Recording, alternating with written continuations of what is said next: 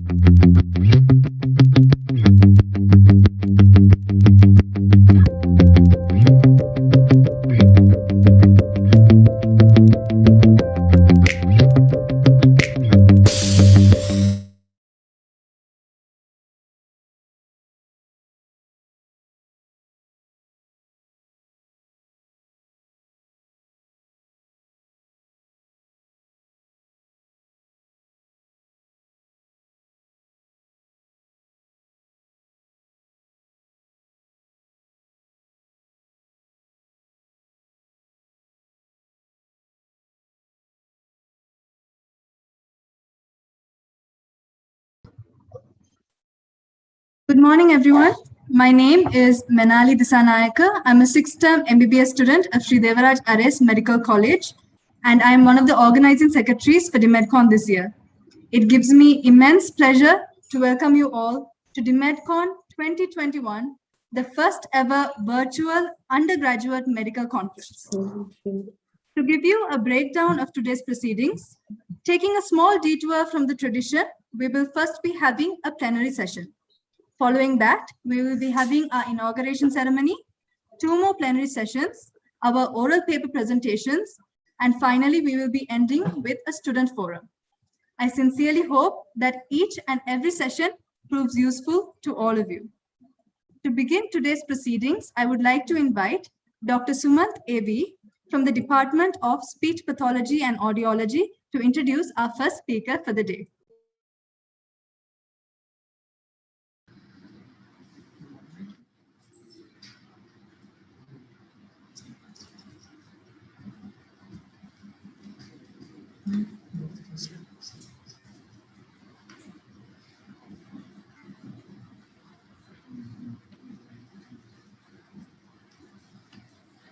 Good morning, everyone. Myself, A.V. Sumant, from the Department of Speech Pathology and Audiology.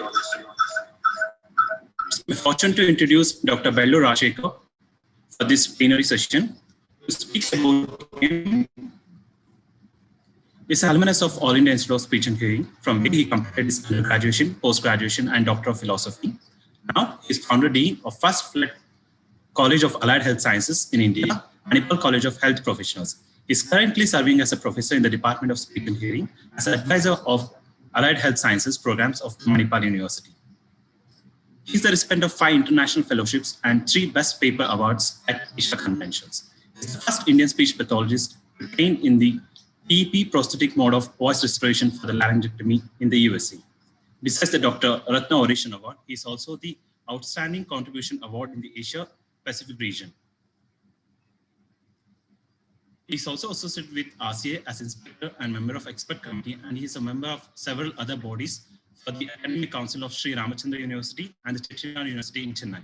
He's also member committee at SDUAHER. He's highly accomplished in the field of research with 75 plus publications in the peer-reviewed index journals and guided several PhDs in the same specialty and related allied health specialties. Now, I request Dr. Bellu Rajshekhar to speak on the topic adaptability to COVID-19 for optimized learning in students. So, please.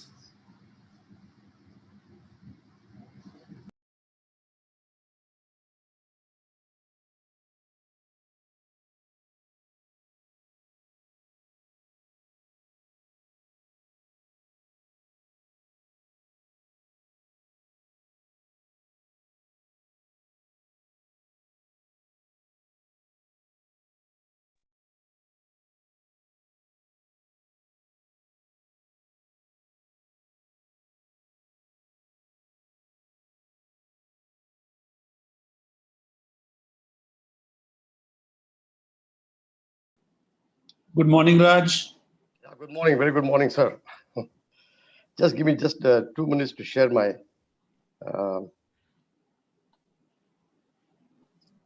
Suman, can you see it now? Yes, we can see Raj. Yes, sir. Oh, okay, I'll just put it in the slideshow mode and start from the beginning. Okay, right. Very good morning to everybody over there in Kolar and also those who are following it online. At the outset, I wish to offer my gratitude to the Honorable Vice Chancellor of SDUAHER, my good friend Dr. Pradeep Gaud Garu. Thank you. Thank you, Raj. And as well as the chair of the organizing committee, Dr. Asha, who I think is the mover and shaker of this program. The number of mails that she has sent to me and the number of times that she has contacted me is a testimony to her dedication and passion to make this happen. Thank you so much, sir. Okay, and for the opportunity to be a part of this DeMedCon and to be the opening batsman. Okay, so and then to face the onslaught of the pace bowlers. I'm sure there'll be many questions coming also. It's an opportunity and an honor for me to start this plenary session. The topic given is adaptability on the COVID-19 for optimized learning in students.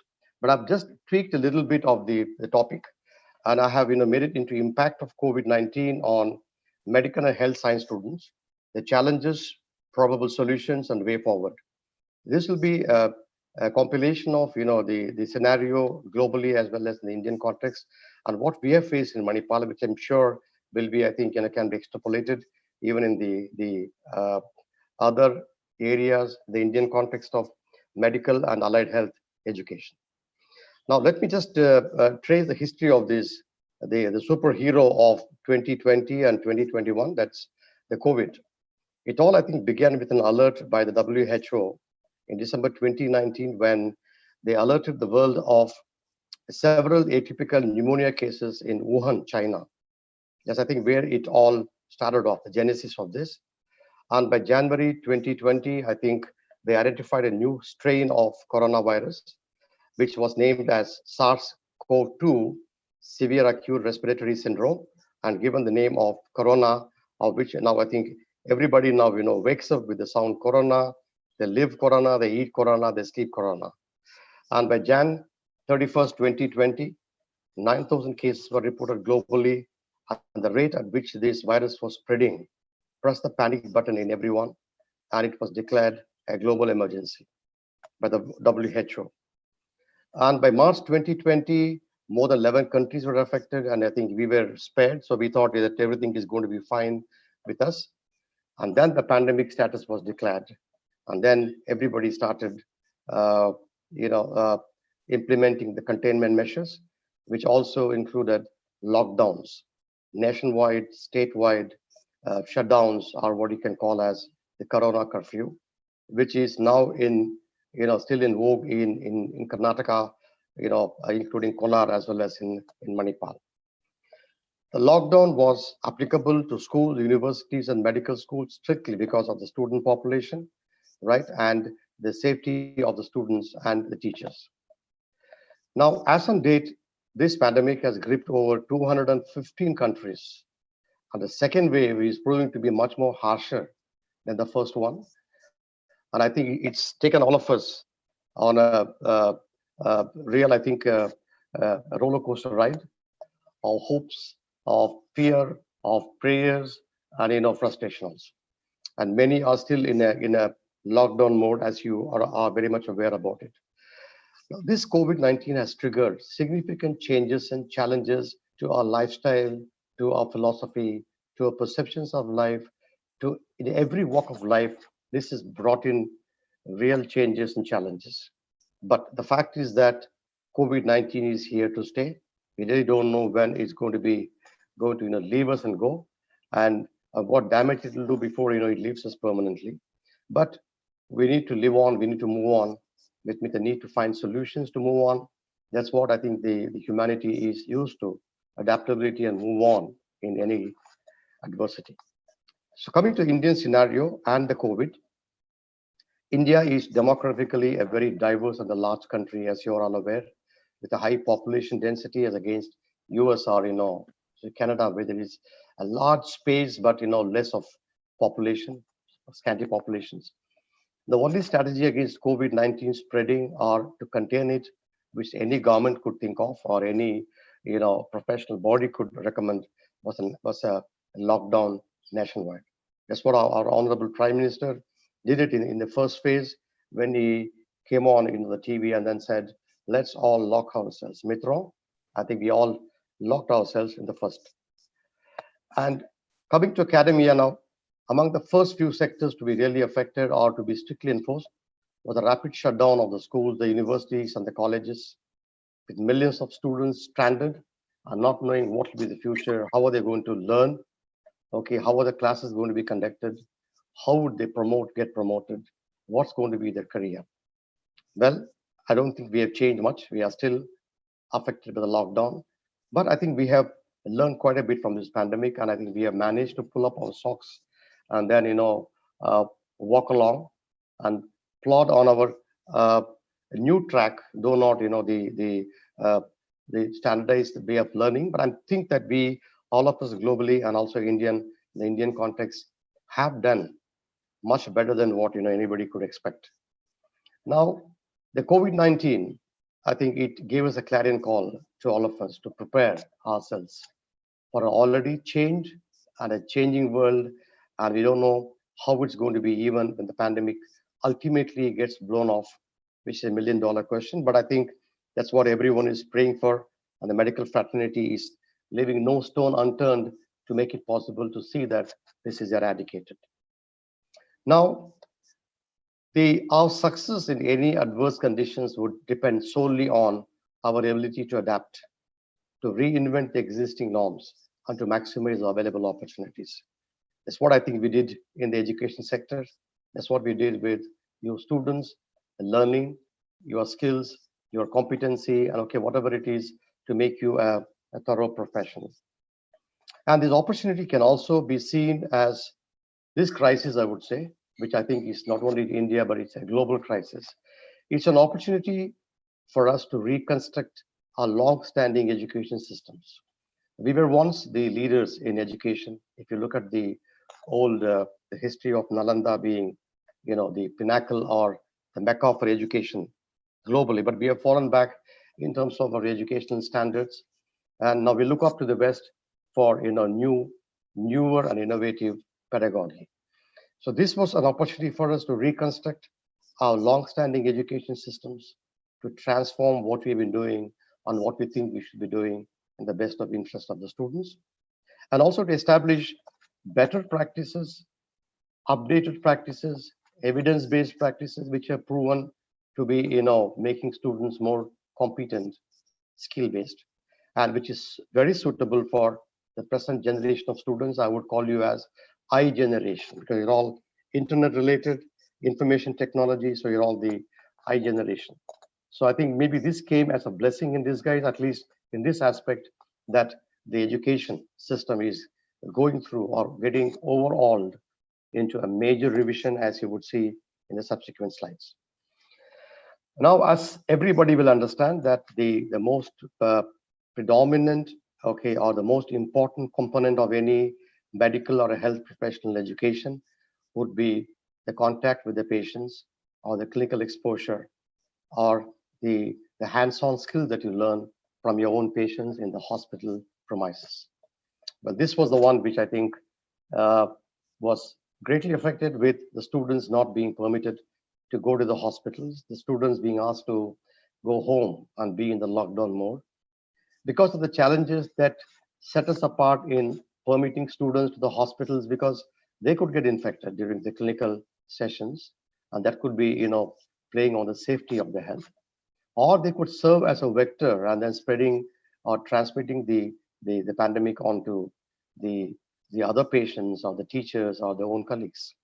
This is a big challenge, and I think we really rightly did by terminating or stopping the visit to the hospitals, barring those who are maybe the ones essential ones and the ones who I think probably selected by each college to be present in the hospitals. So the medical and the HP education, there is the health profession education took a beating because of the clinical exposure being severely affected.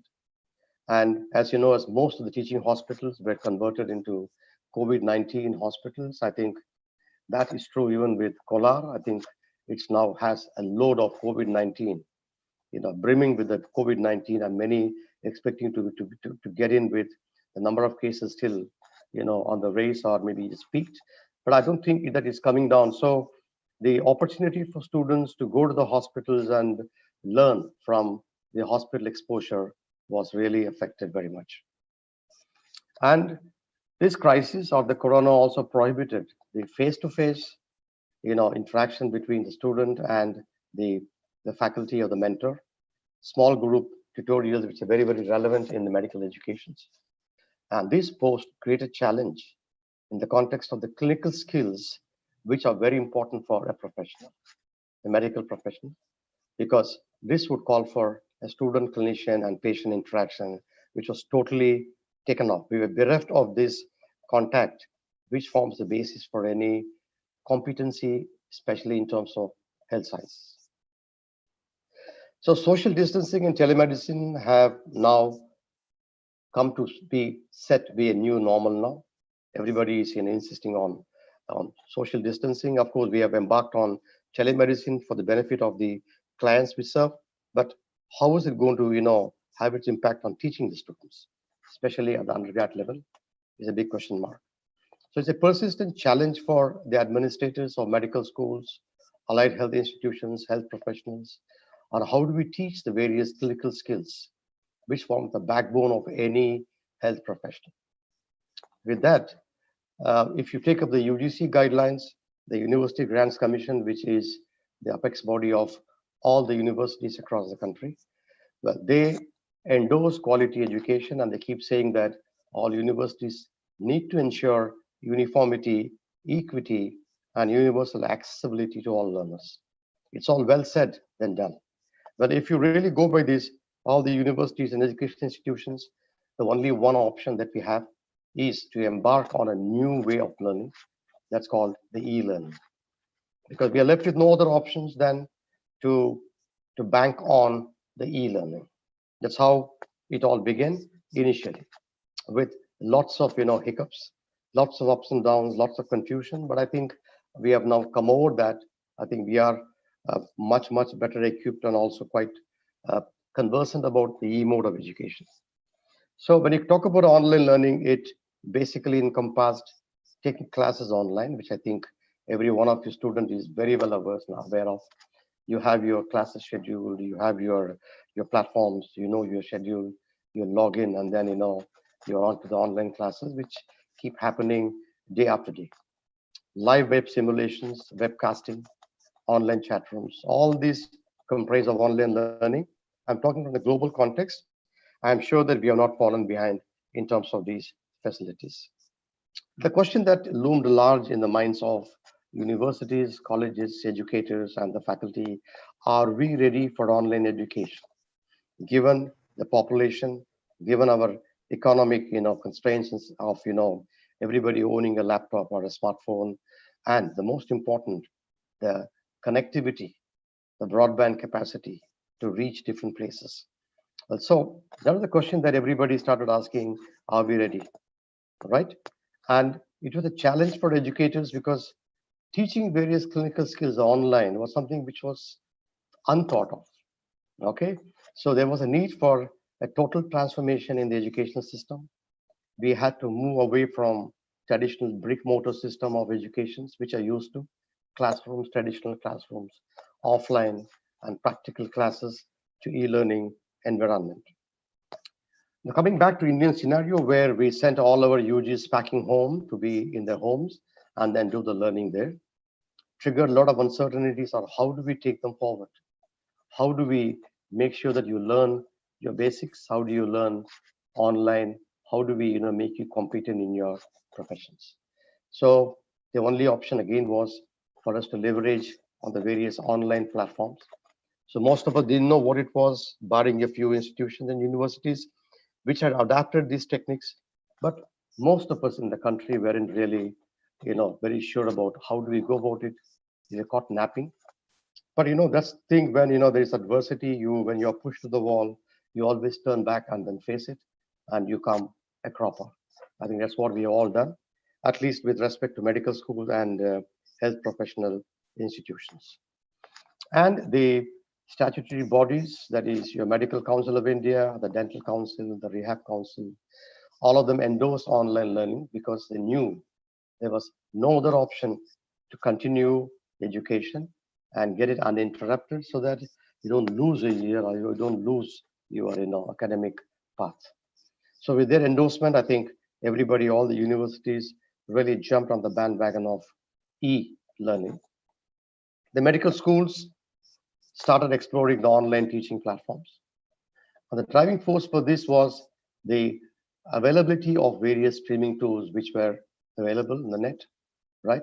It took us some time to decide on the best. I think most of us use some of the common things like Teams or Zoom or Google Classrooms. We use it, but we had the accessibility to these various streaming tools and also fairly affordable internet solutions. I think we are much better than what we were 5 years ago, with 2G, 3G, 4G, 5G coming in, our smartphone technology, advancing day by day. And in reality, if you say, now as compared to the technology education or students in engineering colleges who were already into the online, the opportunity to learn and grow through online was embraced by other professionals, but not so among the medical or the health professionals. So this is a fact which I think all of us have to understand, that compared to the engineering students, I think the health sciences, we weren't really, accustomed to this way of learning on the online mode. It's only initially, but I think we are picked up now. I think now we are, not inferior to any other stream of students in terms of online learning. The outbreak of COVID-19 necessitated use of online learning platforms for medical and health professional students also. And we were very happy to jump onto this bandwagon and then get ourselves accustomed, trained, and then to keep moving. So in this context, I would consider the COVID, at least one good thing about it, that it's a constructive disruptor, I would say. Okay, the disruptor, of course, it disrupted our lives, disrupted everything. But the constructive disruptor, that's the optimistic way of looking at it, is that it gave us an opportunity for restructuring the conventional classroom-based system that we are used to for ages, to the quick transitions of online mode, where you can ensure continuity, whether it rains or sunshine, cyclone, East Coast, West Coast, you keep going ahead with your classes. There's continuity, and you're sure of completion of your academic year. At least I think that way, it can be considered as a constructive disruptor. So if you look at what we were in 2020 to 2021 with the onslaught of the second wave, I think the online education has gained momentum across the universities, across the medical schools, across health professional institutions. And this is what coincides with the newly introduced competency-based medical education by the Medical Council of India. Okay, I think now we are looking at a total transformation to competency-based medical education, which also recommends online mode of education. But of course, this would create new challenges, or it's already created challenges for the institutions and universities. The teachers had to, really ramp up. The teachers will have to really wake up and improve the competency, at least in 3 core areas. One is pedagogy, the teaching skills or the different ways of teaching, technology, to be aware of technology advances and how to use the net, how to use the web, how to use your knowledge of internet, and the content knowledge, because you have to make modules, you'll have to, to upload them. So all these things, were a challenge to some of the old institutions where you have faculty who are, about 50, 60 years, who weren't very, very comfortable in going on the online mode, right? But I think most of us, including me, I think we have picked up the knack, and I think we are quite successful in taking the online class. But it was a challenge for everybody. And the initial challenges, of course, I would attribute to the lack of technological skill amongst most of us. Leave the youngsters. I'm not talking about you guys who are, I generation, right? But others who are very comfortable with the same old way of teaching. The Vice Chancellor, Dr. Pradeep, who was a very important member of our medical education team, will tell you that how at Manipal we were forced to use the slides, how we were forced to make slides, what's the best way of making that. So all that came with, a challenge with a little bit of goading, a little bit of pushing, and all that. So lack of technological skills, poor time management. How do you go on online? What do you do? How do you prepare yourself? Okay, what are the needs? What are the necessities, prerequisites, and a lack of infrastructure, whether we can accommodate all these people on a Wi-Fi system, the campus, right? So all these were initial challenges with every one of us are faced, right? I don't think anybody is an exception, right? But we have braced well. I think we have really made dramatic changes. I think we have used all our resources to do away with the challenges and then convert them into opportunities. So now I wish to relate to your Manipal study, which will be quite interesting because it's something which we have done, which I think will be, I think, generalized and applicable to anybody, can be extrapolated. So we had one of our optometry research scholar doing his PhD. So she, from the Manipal College of Health Professions of the Manipal Academy of Higher Education, which is a university, did a survey on the impact of COVID on the academic scenario. So she contacted all the optometry schools in the country and also a few in the East, Far East, Malaysia, Singapore, and all that. Sent out a questionnaire just to know the impact of COVID on the academic scenario. The revelations from this study, I think, can be an eye-opener, can also give us an impression of what we are going through. And it can rightly be also, can be taken as what is a scenario in our places. It's quite interesting. This study was quite interesting. Just got published last week, right? In a peer-reviewed Q1 journal. Coming to the first, familiarity with the e-learning environment. From the respondents, the analysis was made. So 93% of the faculty switched to the e-learning mode, which I think is a very, very, very promising and a very encouraging sign. Temporary shutdown, only 6% of the faculty didn't know what to do. They were totally, helpless, right? They got into frustration and said, we can't do it.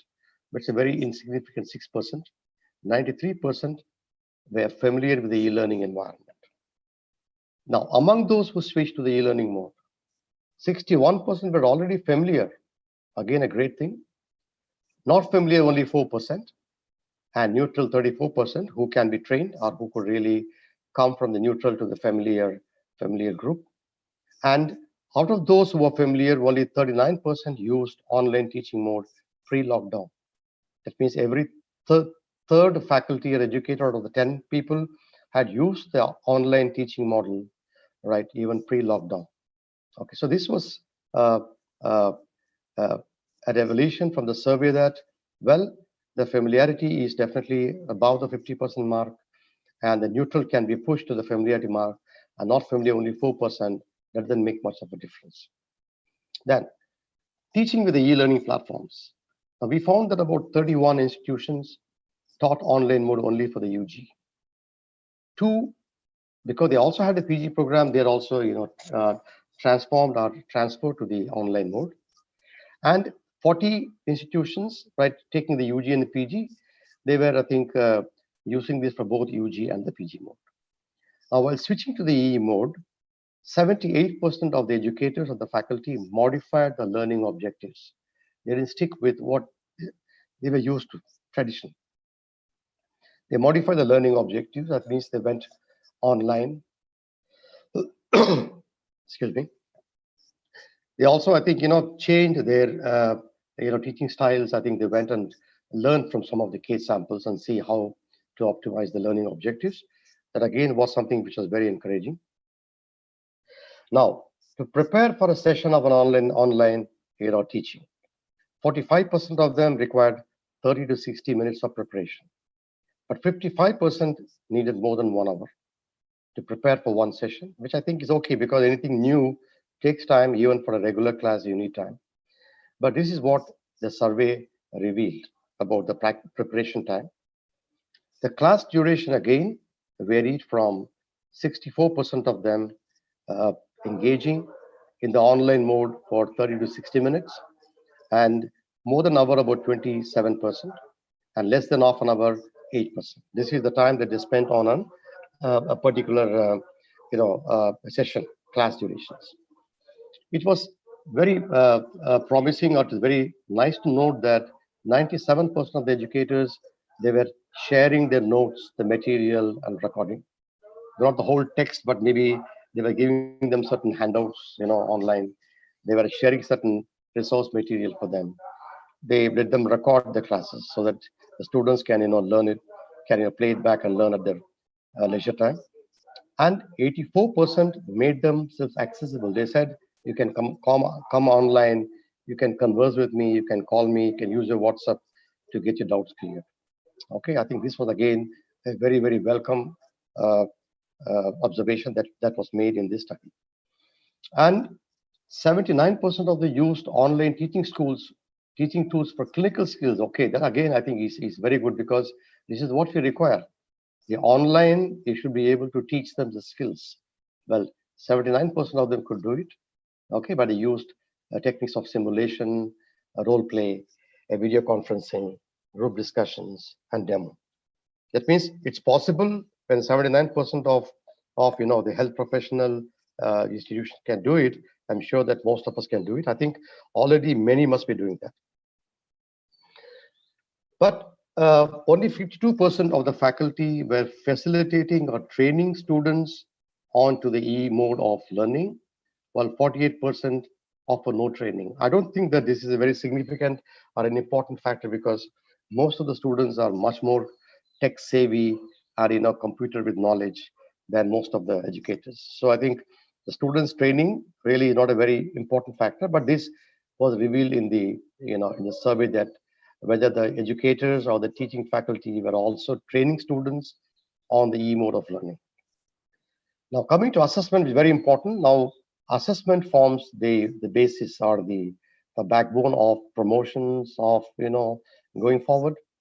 53% conducted online examinations. 43% have not conducted, but I think they wish to conduct. And 41% are planning to conduct. This was the study which was made about 2-3 months back, so maybe the numbers could change. And 59% favored online examinations. 10% were not in favor, and 32% were on the wall, whether to favor or not in favor. But I think a call will have to be taken on online assessment. We have to promote, we have to move forward. We can't just hold the students back. So that's about the assessment.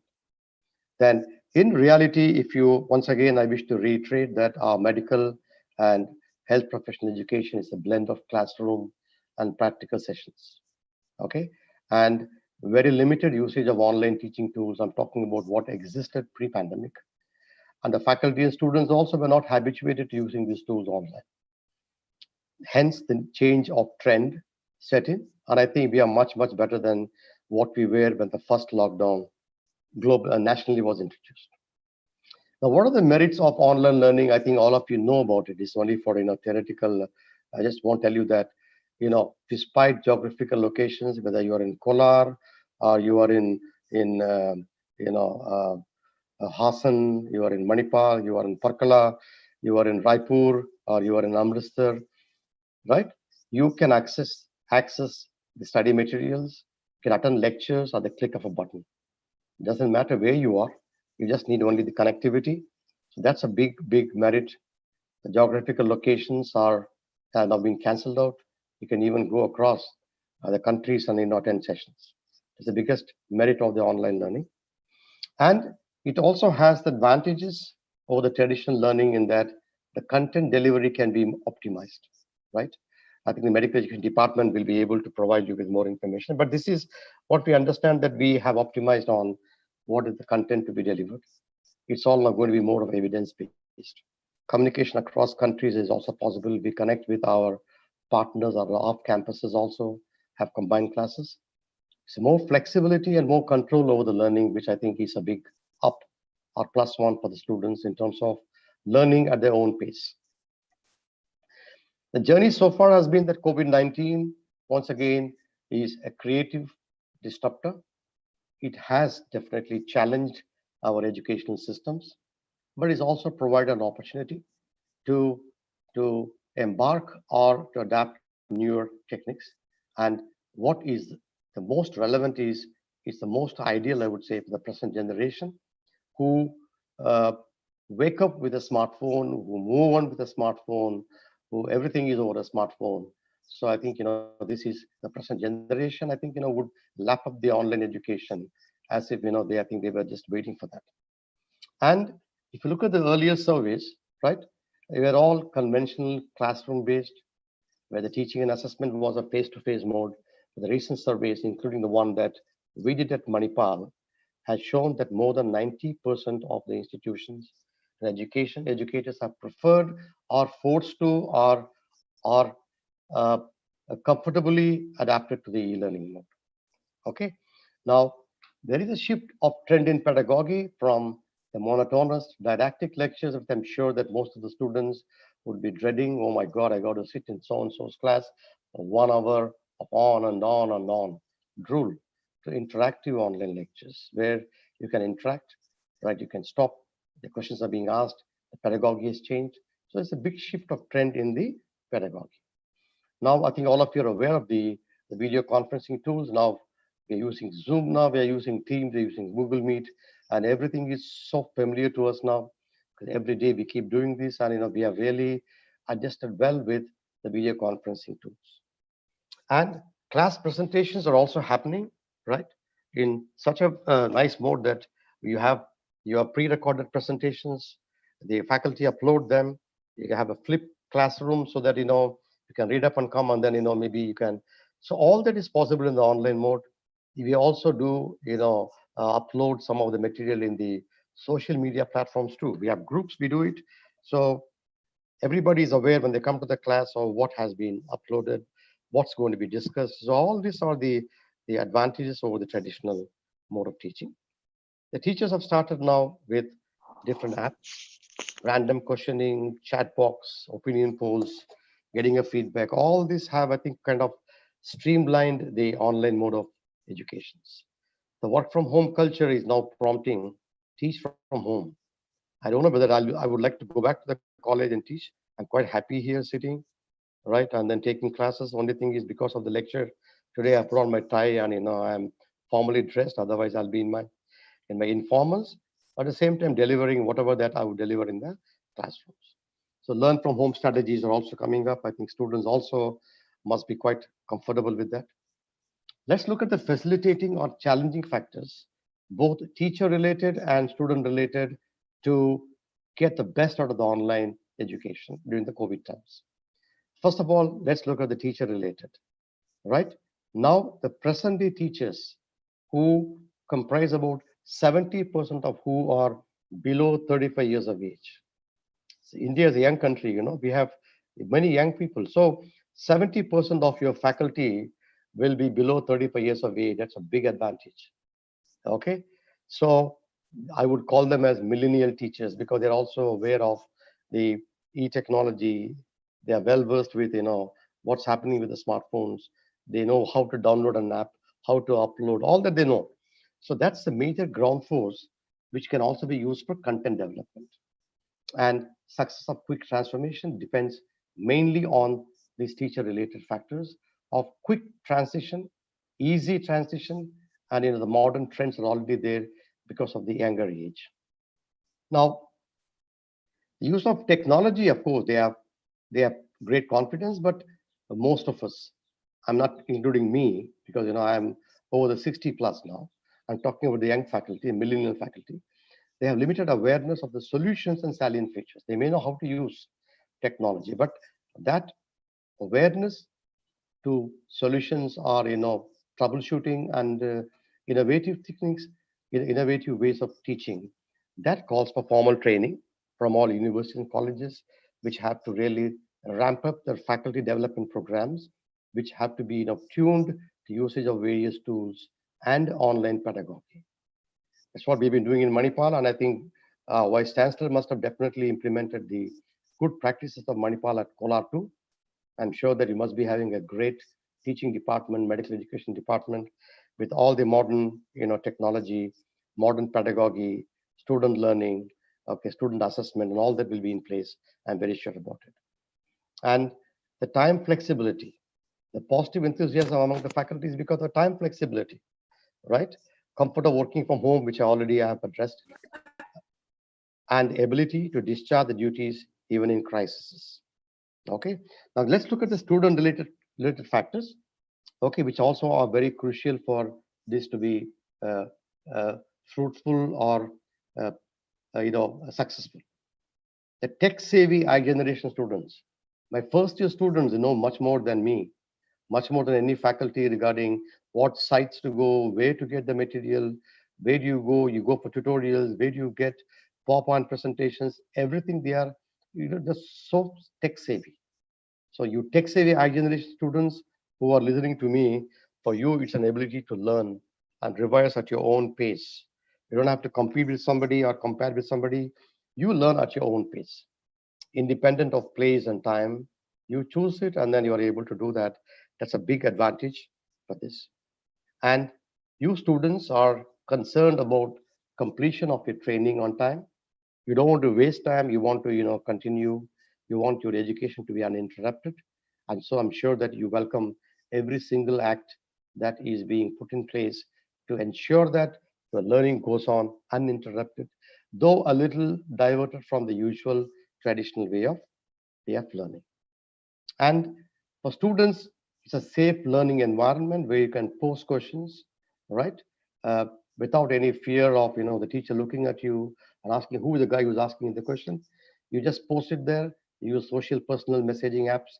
You can pose your doubts, your concerns, everything without disclosing the identity, which has opened up the students interaction in a much better way than in a traditional classroom. Now, so the students, I think your forced transition to the online mode is a definite sure go for I-generation learners. This is what globally is a perception from a study which I've read. I'm sure that Indian students, you too also will be looking for I-generation learning.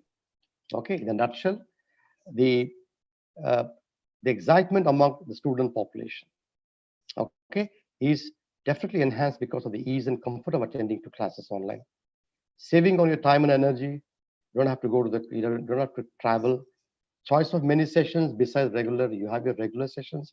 You can also log into any webinar or anything which is happening in your state, in your region, or your even overseas, and then get more information. You can have a live mode, you can have a deferred time mode, you can hear and interact with many faculties. This, I think, has been a booster to the students to learn more. The continued lockdown, okay, will need the academia to continue with the e-learning platform, okay?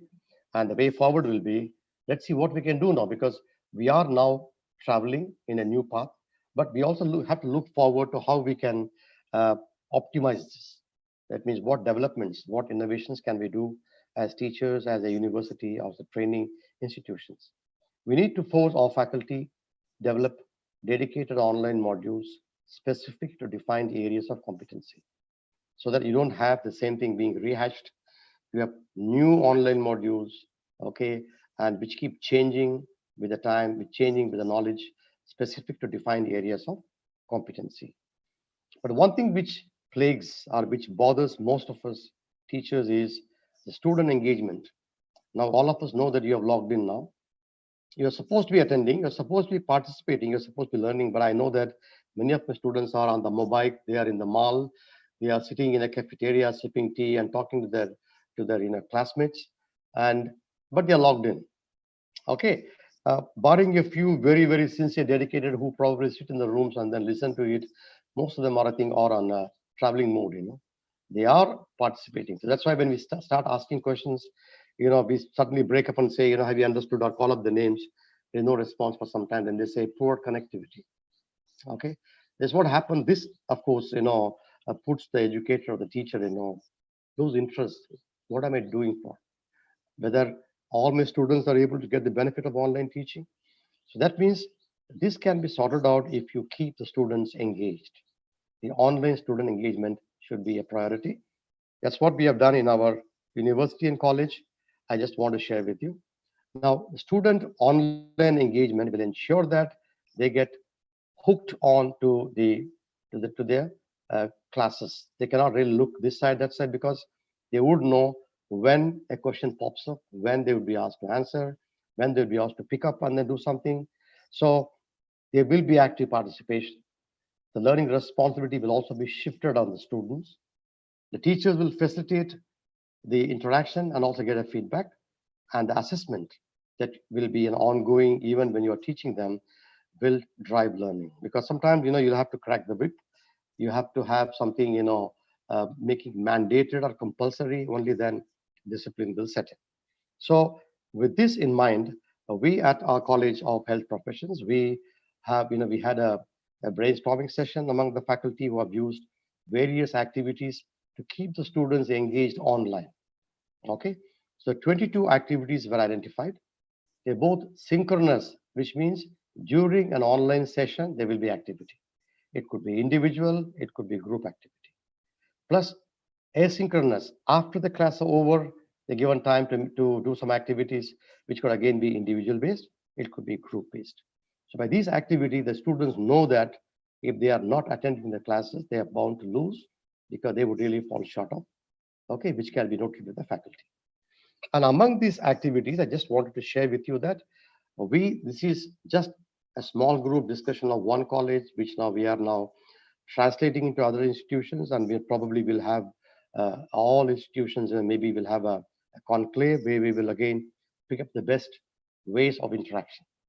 The one that we highly recommend for students and the faculty during online is short test on each chapter, a short video demo. You have a video OSCE. You have an online quiz on every topic. Making a poster, creating a poster as a group task. Now creating an audio message as a podcast, right? And creating educational videos, small, videos on different aspects. All this can become online student engagement, highly recommended. And recommended would be, of course, the case scenarios, the jam, pick and speak sessions. It's all available in the net anyway, all very fun. Puzzle solving, online video and questions, role play, then dumb charades, Pictionary is something, an online reflection from the students. So all this will make sure that the students are engaged, that you are not caught napping as only one person participating, rest are all supposed to be participating virtually, but we don't know really whether they are participating or not. Okay. So to conclude, I think I would say that this pandemic and its disruptions have definitely given us an opportunity for restructuring our traditional, okay, I think this which has been due for a long overhaul, quick transitions to the online mode. Now we have definitely commenced our competency-based learning from the T-steeping model of education.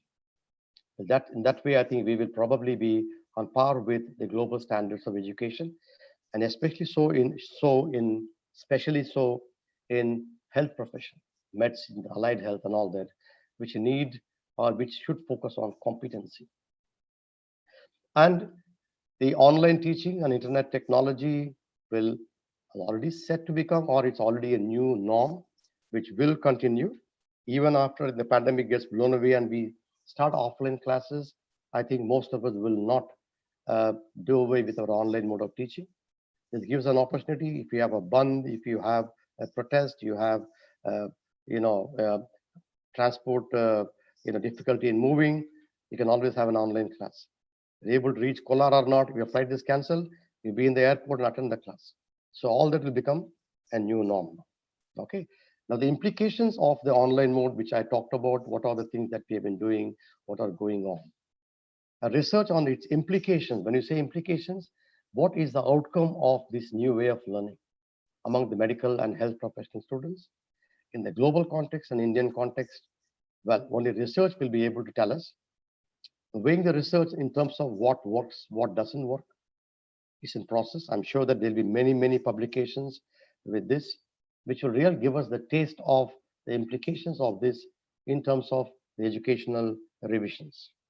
The successful narrative of transition that we have done in many universities, many medical colleges, and many healthcare, health professional institutions. Well, we got to wait for the judgment based on the students' performance, and more so, the quality of the passing out professionals. I would call this batch as the COVID batch. Okay. Now, those of you who haven't gone through the traditional, but who have, hooked on to the online mode, your quality when you pass out as a professional, that will be a litmus test for the success of our online mode of education in this pandemic. And that's yet to be realized, but I'm optimistic that, that would also be, I think, catered to. I'm sure that all of us ensure that, that whatever that you lose in your traditional will be made up by online mode, by the different technologies. So with that, I just wanted to end and then wish you all a very safe and useful learning, right? At the same time, not forgetting the three essentials of, wearing a mask, social distancing, and hand sanitization. Let's look forward to our happy pre-pandemic days with a lot of prayers on our lips and hope in our heart. So that's the end of my presentation. I wish to once again thank the organizers for this opportunity, where I think I really enjoyed sharing my thoughts with you, most of which was quite practical and what we really faced as a training institution, right, both in medical sciences, health sciences, and health professionals. So thank you once again for this wonderful opportunity, and I'm open for any discussions or input from students too. I'm sure that most of I'm sure that there'll be many students who would endorse or who wish to differ with me, who would like to say that whatever you said is all crap. We don't agree on that. Well, I would appreciate even that, because that will be feedback for us to take home and rework ourselves. Most definitely, sir. Thank you very much for your timely and appropriate advice. I'm sure it was very enriching for all of us. We would now like to open the floor for any questions to Dr. Rajshekhar. We encourage all participants to put up your questions in the chat box, and sir will address the same. I think you can take the questions in the chat box. This is Dr. Pradeep here. Yeah, right. Yes. Okay, just take yes, it in. One question has been put up in the chat box, sir. Okay, can you please read that? Surely, sir. Because see, I'm not used to this, because I'm used to Teams, so where's the chat box here? Sir, at the bottom there is the chat. Can you read out, Minali? Yes. Can you read out? Definitely, sir. Rajshekhar sir, the question to you is, sir, what are the proposed changes in TLP process in order to ensure the impact is felt by the student and they're constantly engaged? Mere didactic teaching may not have the impact of the classroom. So what are the new methods and tools to be adopted by teachers to ensure constant engagement? This is a question from Madhushri CB. I think the last few slides, where I think I had emphasized on this, that, you have so many activities which can be performed, even online. Okay, this is to make sure that the students are listening to you, to the teacher. They're not getting distracted. There are many activities which can be done. I think I have, I had shown you the activities also. where, highly recommended, by which we ensure that the students are synchronously they are, with the faculty when he's teaching. So the faculty will post certain quizzes, will post certain questions, or would give one keyword and ask them to interact, ask them to form into groups, which all happening synchronous online. When the session is going on, the faculty could stop for about 5 minutes and say, look, I have a task for you. So depending on whatever that's been discussed or taught, so you got to really answer it. You have a time frame. So we have, such facilities of, of just uploading the questions. You have a time, you have to click it, you have to say yes or no, and immediately you get the responses. We know what percentage of students have agreed to that. Okay, so all that, is being done, on a very regular basis. Okay, that will keep the students really active, and also, train you to think, right? And then maybe recollect your memories, whatever it is. It's being done. I think your faculty must be doing that. There are many activities which can be done. I mean, it's not that, you have to follow whatever is said, globally, but there are certain fun-loving games that even the teachers can, innovate, right? Depending on the ground reality, depending on our culture and, our way of looking at things. So many are there. So many are there. Because, didactic lectures has become obsolete now. Okay. Of course, we do have, because you do have lectures, because, you need to have somebody, give you the information using a PowerPoint. But again, didactic lectures have been now transformed into interactive lectures. You don't see people now talking to you for 1 hour where the student doesn't even open his mouth to yawn, right? I don't think that's a scene now, it's interactive, right? So that's the way out. Thank you, sir. Thank you for your very specific answer. Do any of our other participants wish to pose any questions? The chat box is open.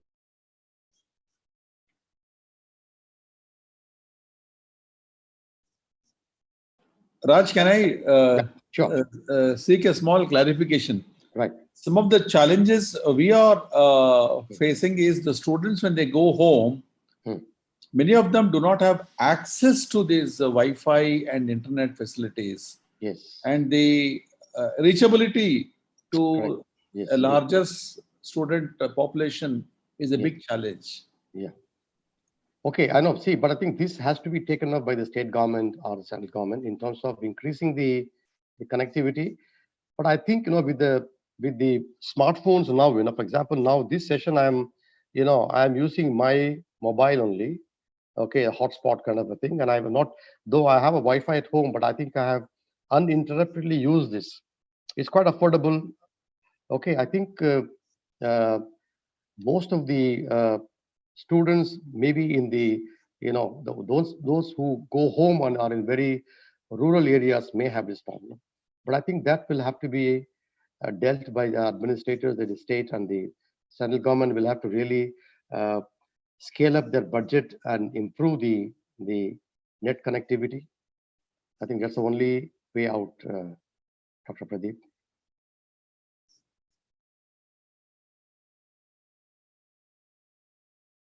Yeah, thank you, Raj. Because even in the campus, sometimes I don't have net connectivity because of the providers of service are very, very challenging for them. The utilization of the bandwidth across the country is very, very high now. Correct. And that is a big challenge unless the infrastructure is mopped up and enhanced. Yeah, that's why, we usually ask them to switch off the videos and switch off the microphones, and only the faculty, is seen on the video. All that is being done, but I think that's not the solution. We need to, really, enhance our net connectivity, and also the strength of the, the net. Yes, you're very right in that. Okay, all the participants, for your kind information, Dr. Pradeep, the Honorable Vice Chancellor, he was a very leading medical education member of our university. Okay, right from the time that we had our medical education unit, he was a part of it. And he, like me, is, we keep exploring on a computer or a mobile. We have many apps which we ourselves have downloaded. I think that way, I think though we are 60 plus, I think we have not lagging behind. Thank you, Raj. I think don't reveal the age now. Yes. Minali, any questions from the organizing team to Rajshekhar? Currently, sir, no, we have not received any more questions also. Okay. In that case, thank you very much, Dr. Rajshekhar. It was truly a very enlightening talk. On behalf of the entire organizing team and our academy, we thank you once again. Thank my you, Raj, pleasure. for your time. Yeah. Thank you. It's my pleasure to be a part of this. I would have loved to be there in person, Kolar, to enjoy your hospitality. But again, this COVID has, deprived all that. So let's hope that the COVID leaves us away so that I can make a trip to Kolar and then maybe, look forward to meeting you all personally. A big thanks to everybody and to all the participants who bore with me for nearly 1 hour. Thank you. Thank you, Raj. Yes, sir. Thank you so much. Thank you so much. Yeah.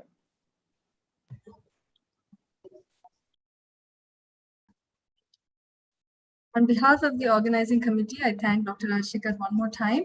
And now we are going to move on with our proceedings. For those of you who have joined late, my name is Menali Disanayakar. I am a 6th-term MBBS student from the Sri Devaraj RS Medical College in Kolar, one of your organizing secretaries for DeMedCon this year. Now, we would like to be moving on to the inauguration ceremony. Before we proceed, I request all participants to kindly keep their mics on mute and their videos off to ensure the smooth proceeding of our ceremony. Thank you. I hand over to my co-organizing secretary, Rahil Mohammed.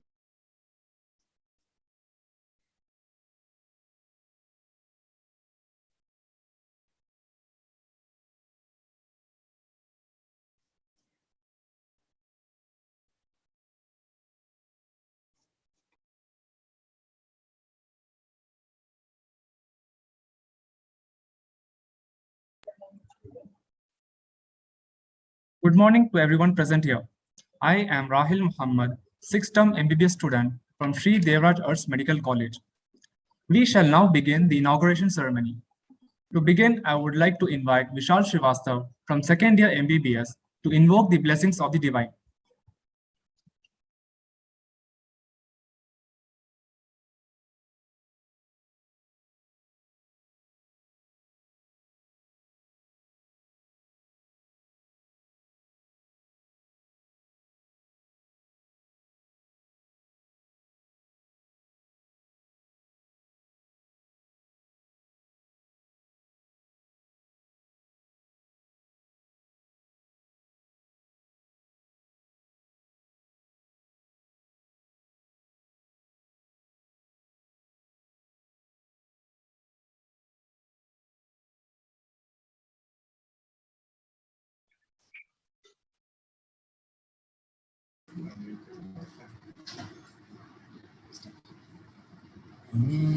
गणनायकाय गणदेवताय गणाध्यक्षाय धीमहि गुणशरीराय गुणमण्डिताय गुणेशानाय धीमहि गुणातीताय गुणाधीताय गुणप्रविष्टाय धीमहि एकदन्ताय वक्रतुण्डाय गौरीतनयाय धीमहि गजेशानाय भालचन्द्राय श्रीगणेशाय धीमहि गानचतुराय गानप्राणाय गानान्तरात्मने गानोत्सुकाय गानमत्ताय गानोत्सुकमनसे गुरुपूजिताय गुरुदेवताय गुरुकुलस्थायिने गुरुविक्रमाय गुह्यप्रवराय गुरुवे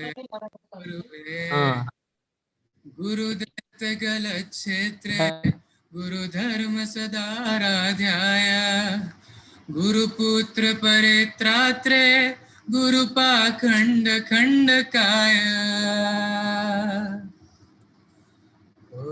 गीत साराय गीत तत्वाय गीत गोत्राय धीमहि गूढ़गुल्फाय गन्धमत्ताय गोजयप्रदाय धीमहि गुणातीताय गुणातीताय गुणप्रवेशाय धीमहि एकदन्ताय वक्रतुण्डाय गौरीतनयाय धीमहि गजेशानाय भालचन्द्राय श्रीगणेशाय धीमहि.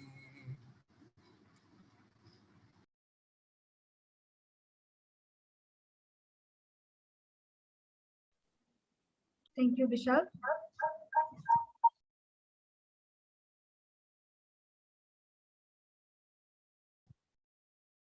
I now invite our Honorable Principal, Dr. P.N. Sri Ramalu, to deliver the welcome address.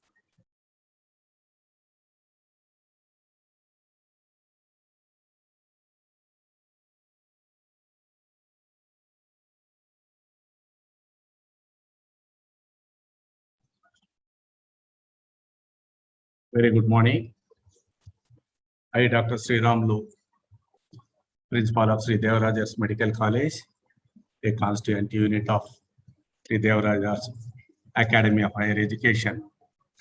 Feel proud to see the overwhelming enthusiasm of my undergraduate students, supported by the faculty in organizing the DeMedCon 2021, despite of the global emergency COVID-19 and especially mucormycosis, many other challenges, and encountering the downfall of the learning opportunities of the students. I am happy to know that there are more than 1,300 registrations, 174 colleges participation, more than 28 states across India, Kashmir to Kanyakumari, and registration even from abroad for this DeMedCon 2021,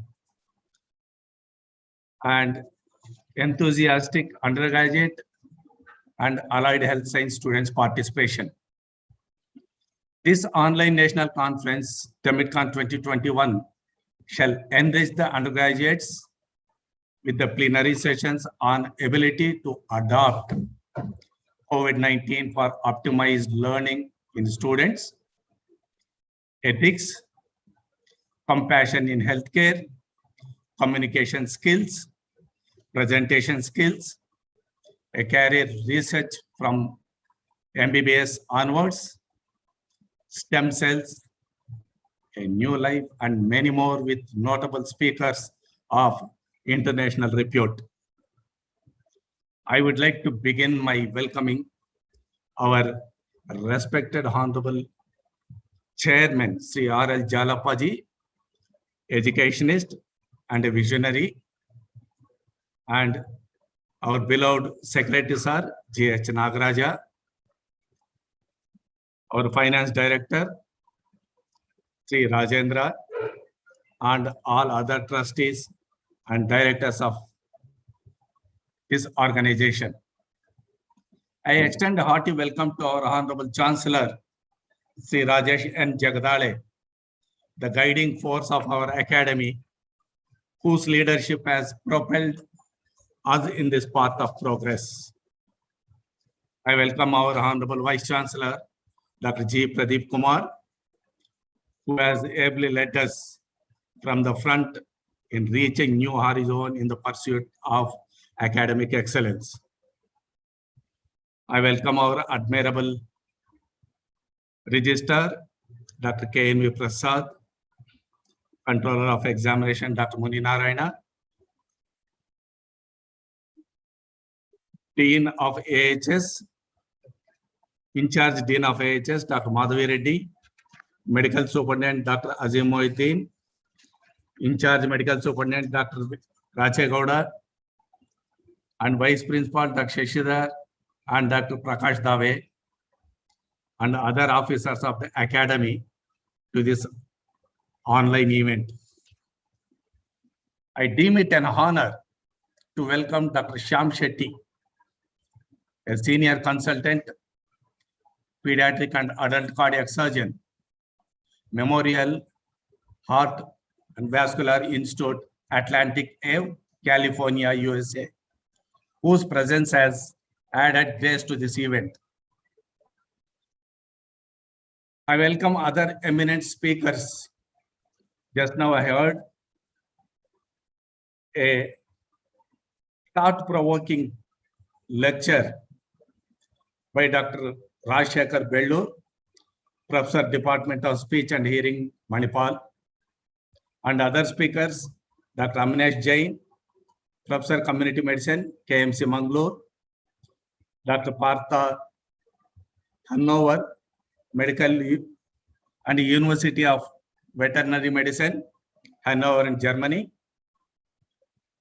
Dr. Sagar, Cambridge Stem Cell Institution, University of Cambridge, and Dr. Komal Prasad, a senior consultant neurosurgeon, Narayana Hrudayalaya, Multiple Specialty Hospital, Bangalore, to this virtual conference.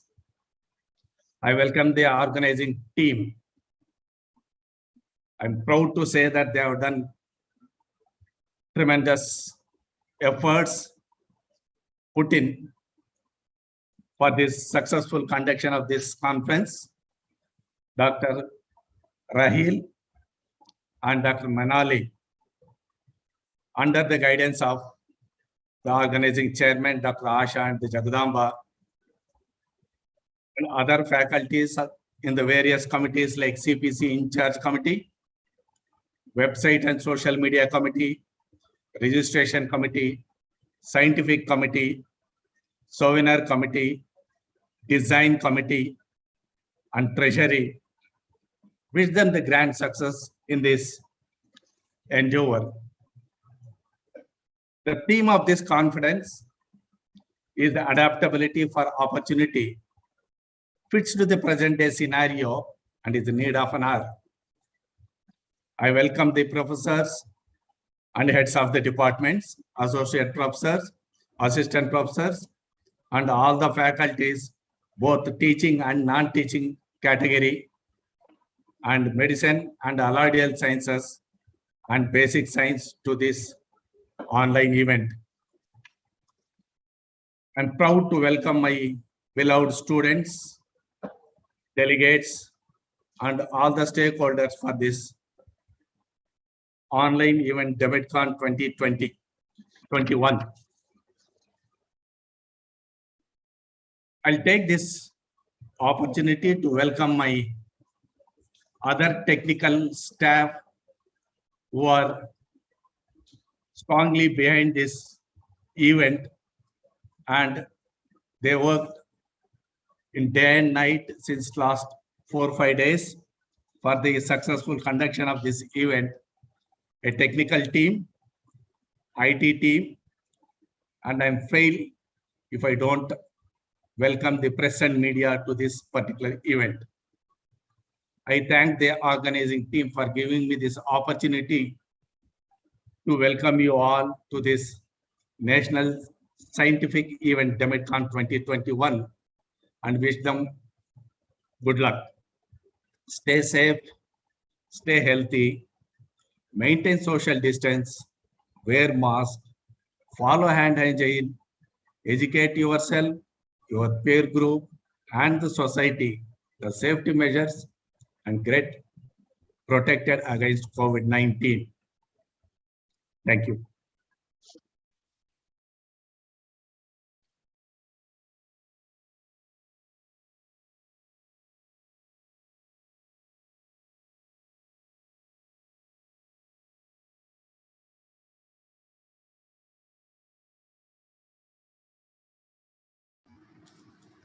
Thank you, sir, for that warm welcome.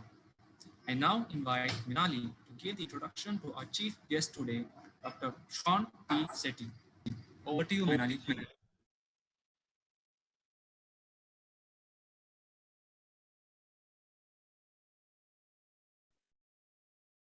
Thank you, Rahil.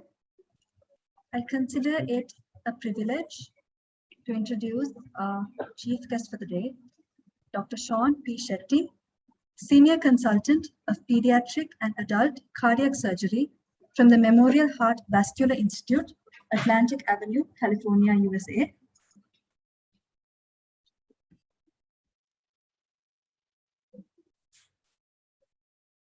Speak about Sir's qualifications.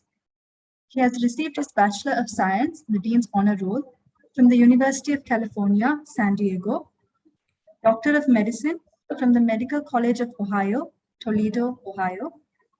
He has completed his General Surgery Residency from the Oregon Health and Sciences University in Portland, Oregon. His Congenital Cardiac Surgery Fellowship from the Royal Children's Hospital in Melbourne, Australia.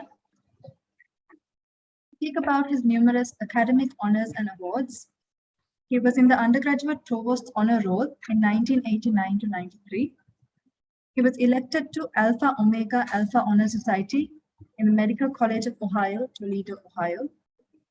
He was awarded the Lifeline Foundation Research Grant Award during his third year of medical school to study vascular biology via ultrasound. He has been placed in the top 3 cardiac specialists of Long Beach, USA, and has been awarded the Rose Award, that is recognizing outstanding service excellence, twice during his general surgery residency. Dr. Shetty has also participated in numerous surgical mission trips to many countries, such as the Sri Sathya Sai Sanjeevani Hospital in Raipur, India, the Philippines Children's Medical Center, the Colonial War Hospital in Suva, Fiji, and the Port-au-Prince in Haiti. He currently serves as a member of many prestigious international boards, such as the Board of Advisors of the Sanjeevani Pediatric Heart Hospital System in India, and the Divine Will Foundation, and the Heart to Heart Foundation. Sir, it is my honor to welcome you today to our conference, DeMedCon 2021, to deliver the keynote address on the topic, Ethics and Compassion in Healthcare. Over to you, sir.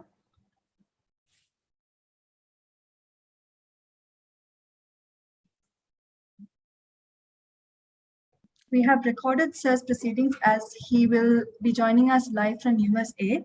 Before we start, sir, would you like to say a few words?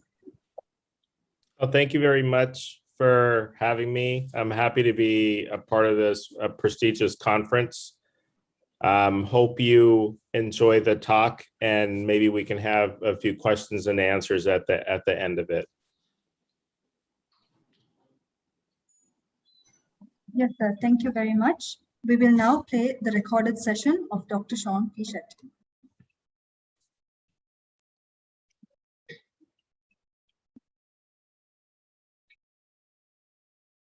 Thank you very much for allowing me to be your guest today. It's a great honor to be with you. And it's always difficult to do these virtual meetings, especially with a topic with compassion in healthcare. But that's the state we live in. So I wanted to once again thank the organizing committee, the Devaraj RS Academy of Higher Education and Research, the Divine, the patrons, the organizing committee, students, and everybody else that's with us today. I'm going to give a talk on a topic that's always a little bit difficult because it's not a scientific topic. It's not one week where we could use facts and talk about how we do everyday things. It's more esoteric. And the title of my talk is The Art of Healthcare, The Future Lies Within. So once again, I appreciate being here today. So I wanted to give a brief overview of this presentation. Some things I think through this, I'm hoping someone gets something that they can use that reminds them of what we are as healthcare providers. And so just a brief overview of why we're discussing this, some historical perspectives talking about such things as the Hippocratic Oath, giving some definitions of compassion and empathy. You know, what do these words really mean? What can we think about as healthcare professionals when we're actually taking care of our patients? And then I'll talk about some examples of compassionate care with the Sanjeevani system and the Sri Sathya Sai University of Human Values. We'll talk about COVID-19 and the role of the healthcare worker, discuss adaptability, and at the end of the talk, we can have a discussion. So I wanted to start with this quote. This quote, I think, really signifies what we're about and what we're talking about and how we interact with our patients and have compassion. And I'm going to have a few quotes throughout this talk just to kind of remind us and about how we should feel and act as a healthcare provider. So this is a quote from Maya Angelou, and it says, "They may forget your name, but they will never forget how you made them feel." And that's true. Someone, when they leave an interaction, when they actually leave that interaction, they're gonna remember how they feel and not exactly what the name of the healthcare provider was, but they'll have that good feeling when they leave. And if it's a positive interaction, they'll have that positive feeling. And it may be just for a brief moment, but this is something that lives with them forever and lives with them, at least for that day. And so I wanted to kind of start. We're all scientists, so I wanted to start with this picture, and this picture is actually MRI. It's a physiologic MRI that shows a mother actually giving her 2-month-old son a kiss on the forehead. And what they found was it immediately triggers a reaction in both of the brains, both in the mother and of the child, with a feeling of well-being. And there's actually the hormones that go with it, dopamine and oxytocin. Oxytocin forms the feeling of attachment. So instantly, without any words, it just that simple action triggered those responses in both of these brains. And because most of us are scientists here, I think this gives us that scientific validation sometimes that we need to know that there's actually something more than just feeling good. There's actually a physiological response with this. And the one thing I did want to also talk about is this next statement that I'm going to discuss. And so, during the past few decades, science has made a lot of inroads into the complexity of the human body, this being one of them. But there's an institute called the HeartMath Institute who's been researching the inner world of the human body for about 30 years. And they've identified a lot of things in the human body. But one of the things they know that all creatures, they radiate an electromagnetic field. And that electromagnetic field is actually caused by the heartbeat. And so through this electromagnetic field, it's broadcast like radio waves to all those around us. So when you're around your family and friends and anyone else you may have a close relationship with, those feelings of the electromagnetic field actually interacts with their electromagnetic fields. And in a way, it's almost communicating through your heart.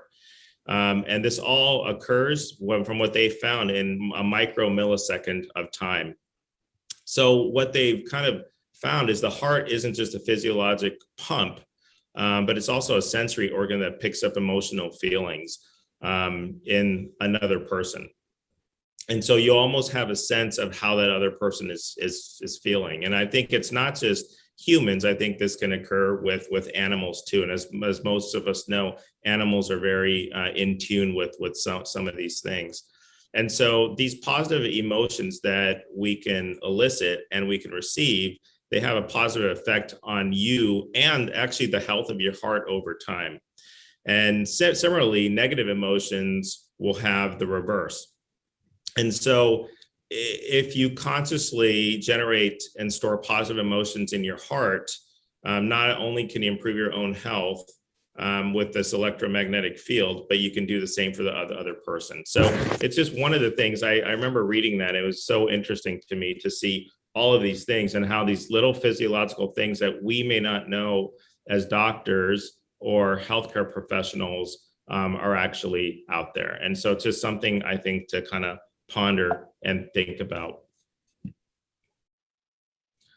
So I'm going to talk a little bit about Hippocrates because as a surgeon, we're very much in tune with our history. And it's really interesting actually looking at some of the stuff with the Hippocratic Oath. And I don't want to dwell on this for too long, but I do want to make some statements. And so Hippocrates is known to say, cure sometimes, treat often, but comfort always. So it's amazing to me that even back in the starting days of our history in the healthcare field, that this was known, that it's actually more the comfort than it is sometimes is the science. And so I wanted to talk about Hippocrates just a little bit. You know, he gets credit for this oath, and there's actually books written on this where maybe he never even wrote this from the beginning, but he actually gave, it's been given his name. And I'm not going to read the whole oath, but I'll just kind of go over some of the points that I think are interesting. So this was written sometime, we think, in 400 BC, but that time of origin is really debated. And like I just stated, we don't even know if Hippocrates actually wrote the oath, but it goes in line with historical evidence that this was written sometime in Greece. And the oath has actually changed multiple times to kind of fit its need.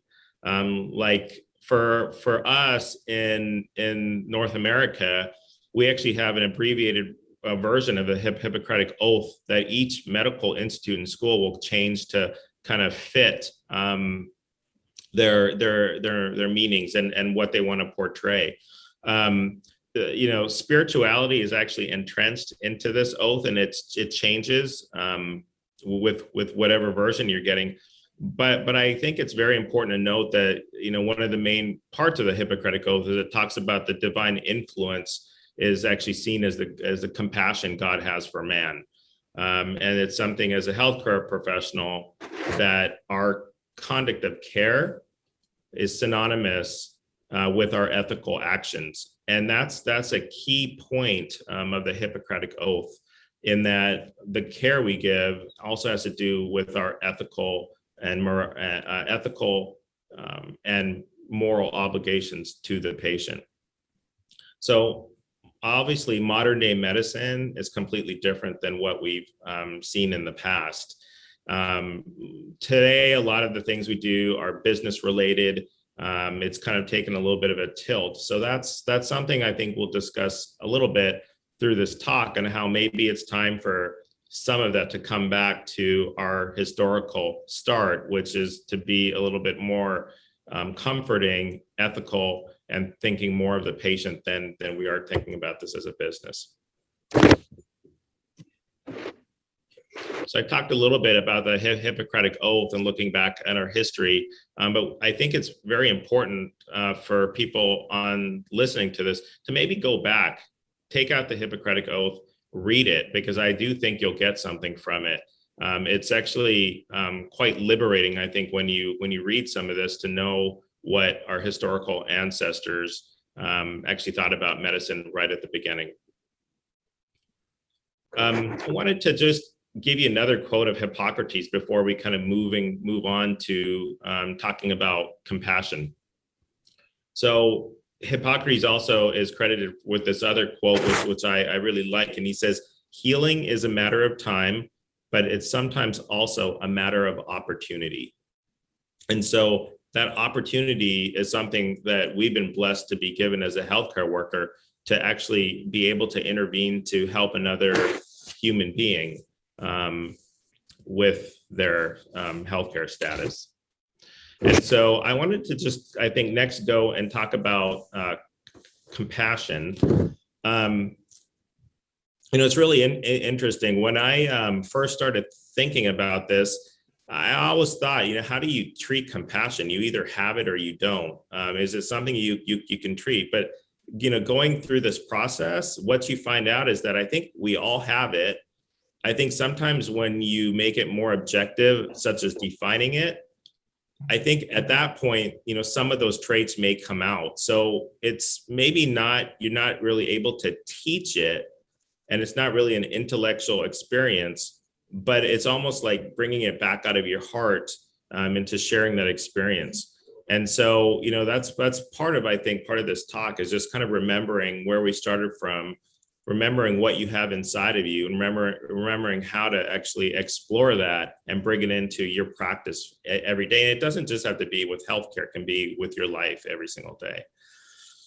So in truth, compassion actually comes from inspiration. And that's one of the things, when you're compassionate, it's actually something active that you have to do. So you have to be inspired to act.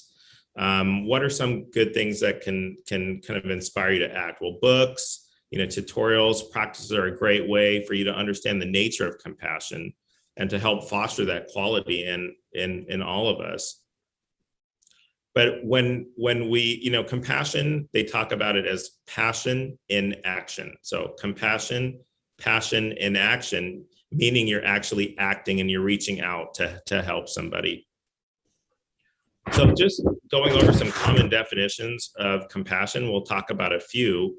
So you have a sympathetic consciousness of others' feelings, and you want to actually desire to alleviate their pain. You can have a strong feeling of sympathy and sadness for the suffering or someone who's had a bad misfortune and wish to help them. You can have the humane quality of understanding the suffering of others and wanting to do something about it. And I think, one of the key people I think about when I think about that last statement is Mother Teresa. She really felt the suffering of the people she was dealing with, and she actually did something about it. Her trials and tribulations are amazing to me when I actually read about what she went through, how she went about it. But she's definitely the ultimate, I think, figure for us to look at someone who really looked at compassion, was inspired, and acted upon it. So you can see, compassion's a little bit more than just feeling sorry for somebody. You're actually wanting to do something about it. You want to alleviate their distress and their suffering. So what are steps we can take to actually categorize this and think about it a little bit more? Well, there's two: being considerate and taking action. So when you're being considerate, you're almost thinking about what if I was in the place of that patient, or what if I, had what they had? How would I want to be treated in that state? And then you're doing something to act upon it. Whether that's just sitting and listening, whether that's actually, trying to comfort them, those are all things that you have to do to kind of fit the situation you're in. So I'll give an example. There's a nurse who's been given the task of putting a peripheral IV line in a patient. But the nurse is in a hurry because she has a whole list of things she has to do, and she's off in 1 hour. So we can give two examples of this. Nurse one comes into the room, the patient's in bed, she's in a hurry. She briefly explains what she has to do. She puts the IV in. She does it very quickly and easily. She puts the dressing on, and then she leaves the room. And then there's nurse two who enters the room. She too is in a hurry, but she greets the patient with a smile. She explains what she's going to do, make sure that the patient's comfortable before she does it, talks to them while she's putting in the IV, puts the dressing on, asks if the patient is okay, and then smile as he or she exits. So if you look at those two things, they achieve the same goal, but they did it in a slightly different way. And I think the fact of giving a smile, talking to the patient, making sure there are no other pain does not really add that much more time to this, but the whole interaction of this is completely different. Whereas nurse one did the duty she needed to do, maybe the patient didn't feel great about it, but the second nurse did those same things, maybe took a couple extra seconds or another minute, but the patient felt very good about that interaction. So I think, looking at those things, there's simple things we can do, I think, on a daily basis to kind of help our patients through this. And we can apply this one scenario to so many interactions that we have, not only with our patients, but also with our colleagues. We can treat our colleagues and our peers the exact same way. So thinking about this, let's talk a little bit about some of the data that's out there. A lot of what I've talked about is our own subjective feelings, but what do actually patients want? So there's a survey in 2018 by an institute called the Barrow Institute on consumers' perspectives on patient experience.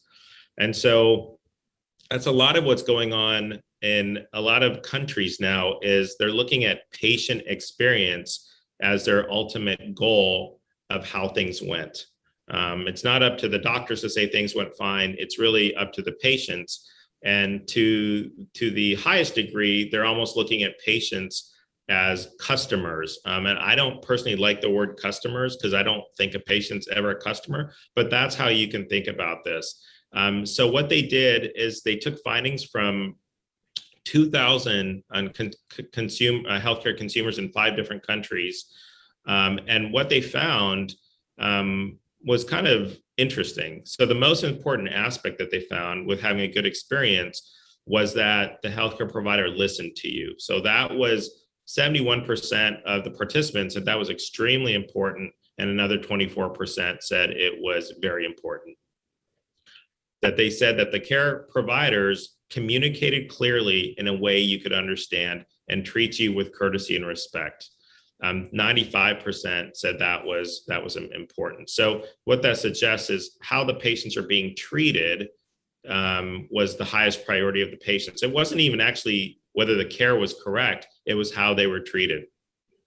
So the other aspects that were rated highly was that the healthcare provider gives you confidence in their abilities. You know, they take your pain seriously, they provide a clear plan of action and how they're doing it.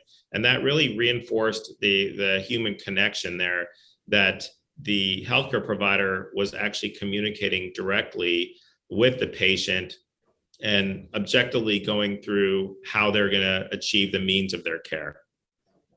So these basic elements in compassionate care, dignity, respect, that's really what patients want when they're not feeling well. That's very important to them. And that's actually what the general public actually expects from a healthcare provider. They want to feel part of their care, and they want to know what the reasons why they're getting that type of care. So, you know, I think that's really important to put things in perspective.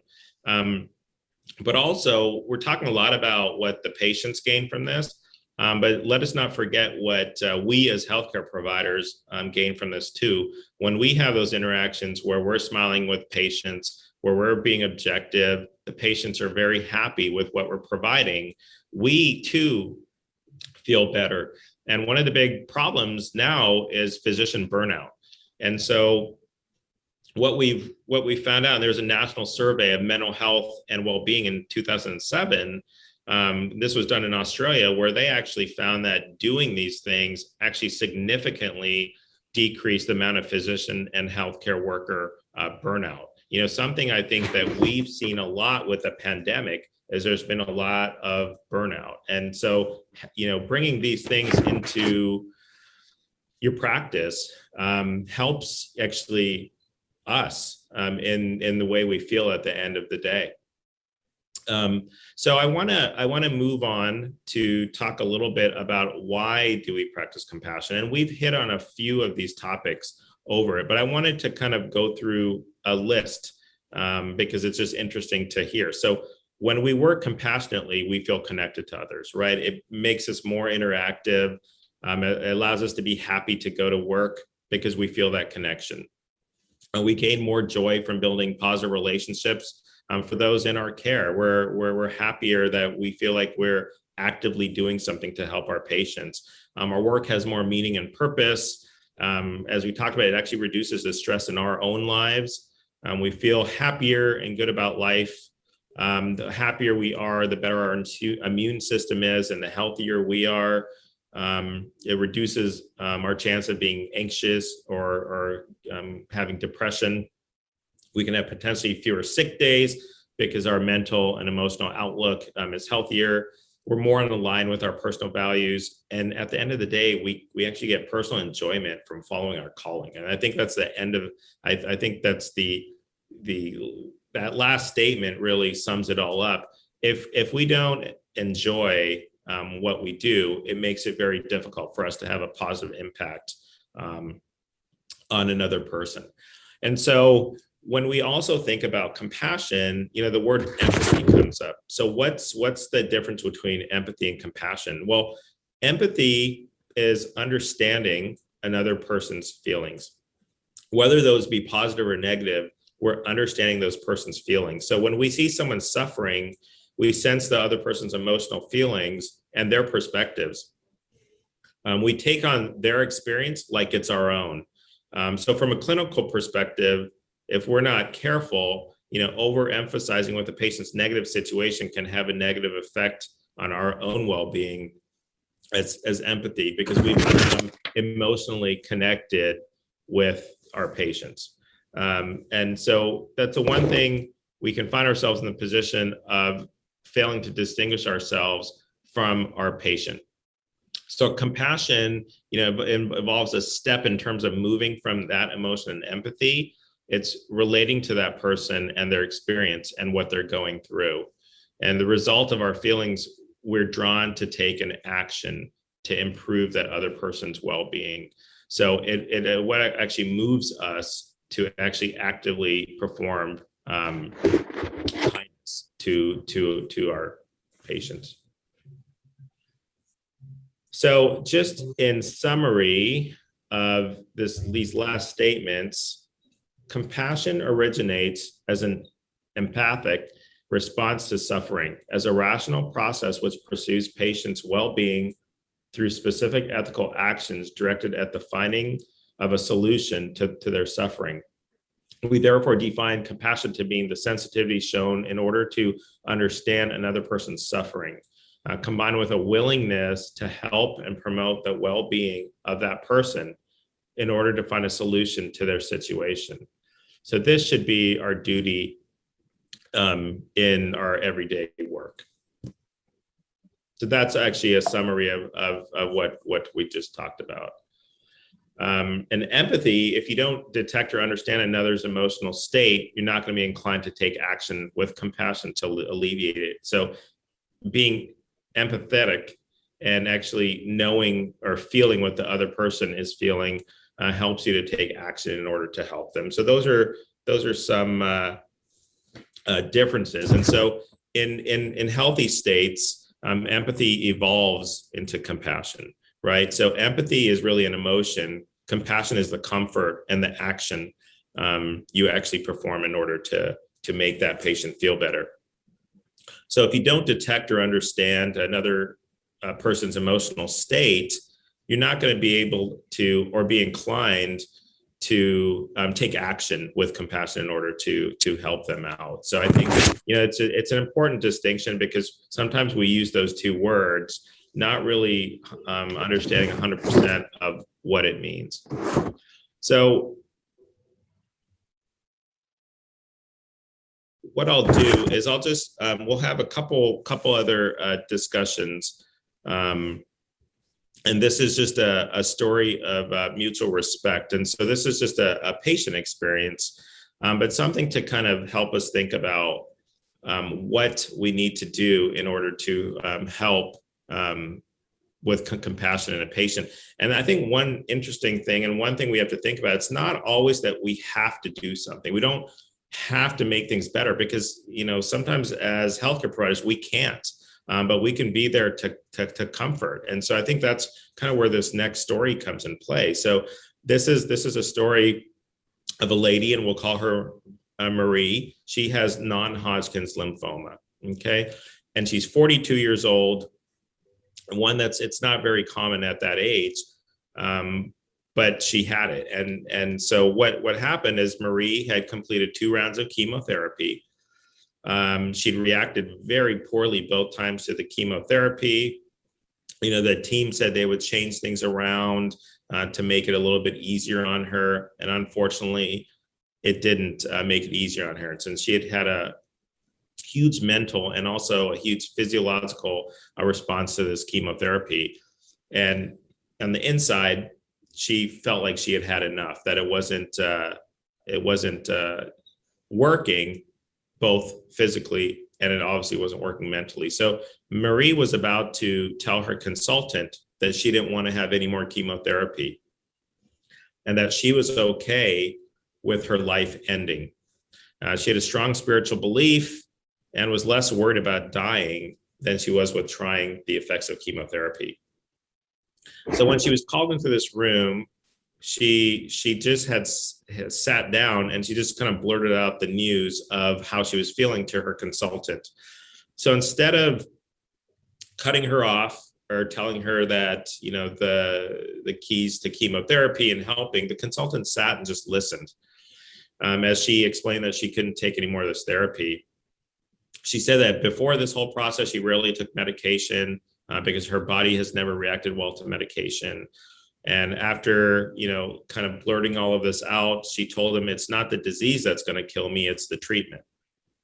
She said, I don't want to have any more of it. I'm done with it. She actually took a breath and didn't know how the consultant would react. But then she said, I actually want to try meditation and natural therapies. If none of that works, then that's okay too. I'm fine with dying. I just want peace. That's what's important to me. Not a long life, but quality of the life I do have left. And I think that's, one point that's important.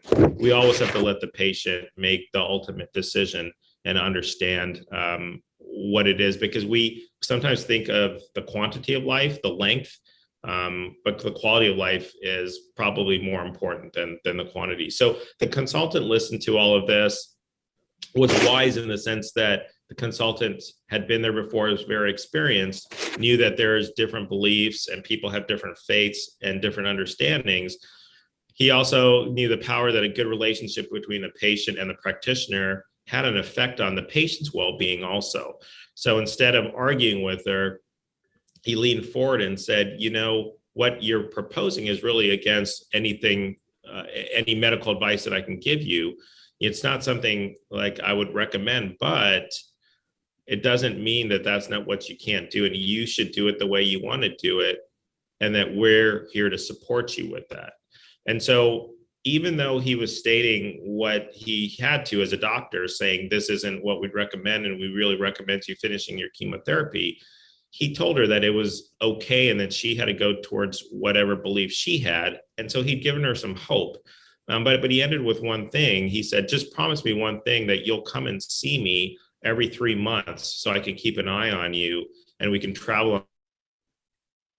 Change your mind through some of this and you choose to recommence your chemotherapy, I'm here for you and I'll always be here for you. And so, the patient broke down, thank you, because she felt like the practitioner had understood her, has stated he's, stuck to his ground in the sense that, we really think you should continue this therapy, but if you don't, I'm still going to be there with you. I'm still going to be your doctor. We'll go through this journey together. So I think, that's one of those things that we can learn something from. We don't always have to be so concrete in the way we do things, not black and white.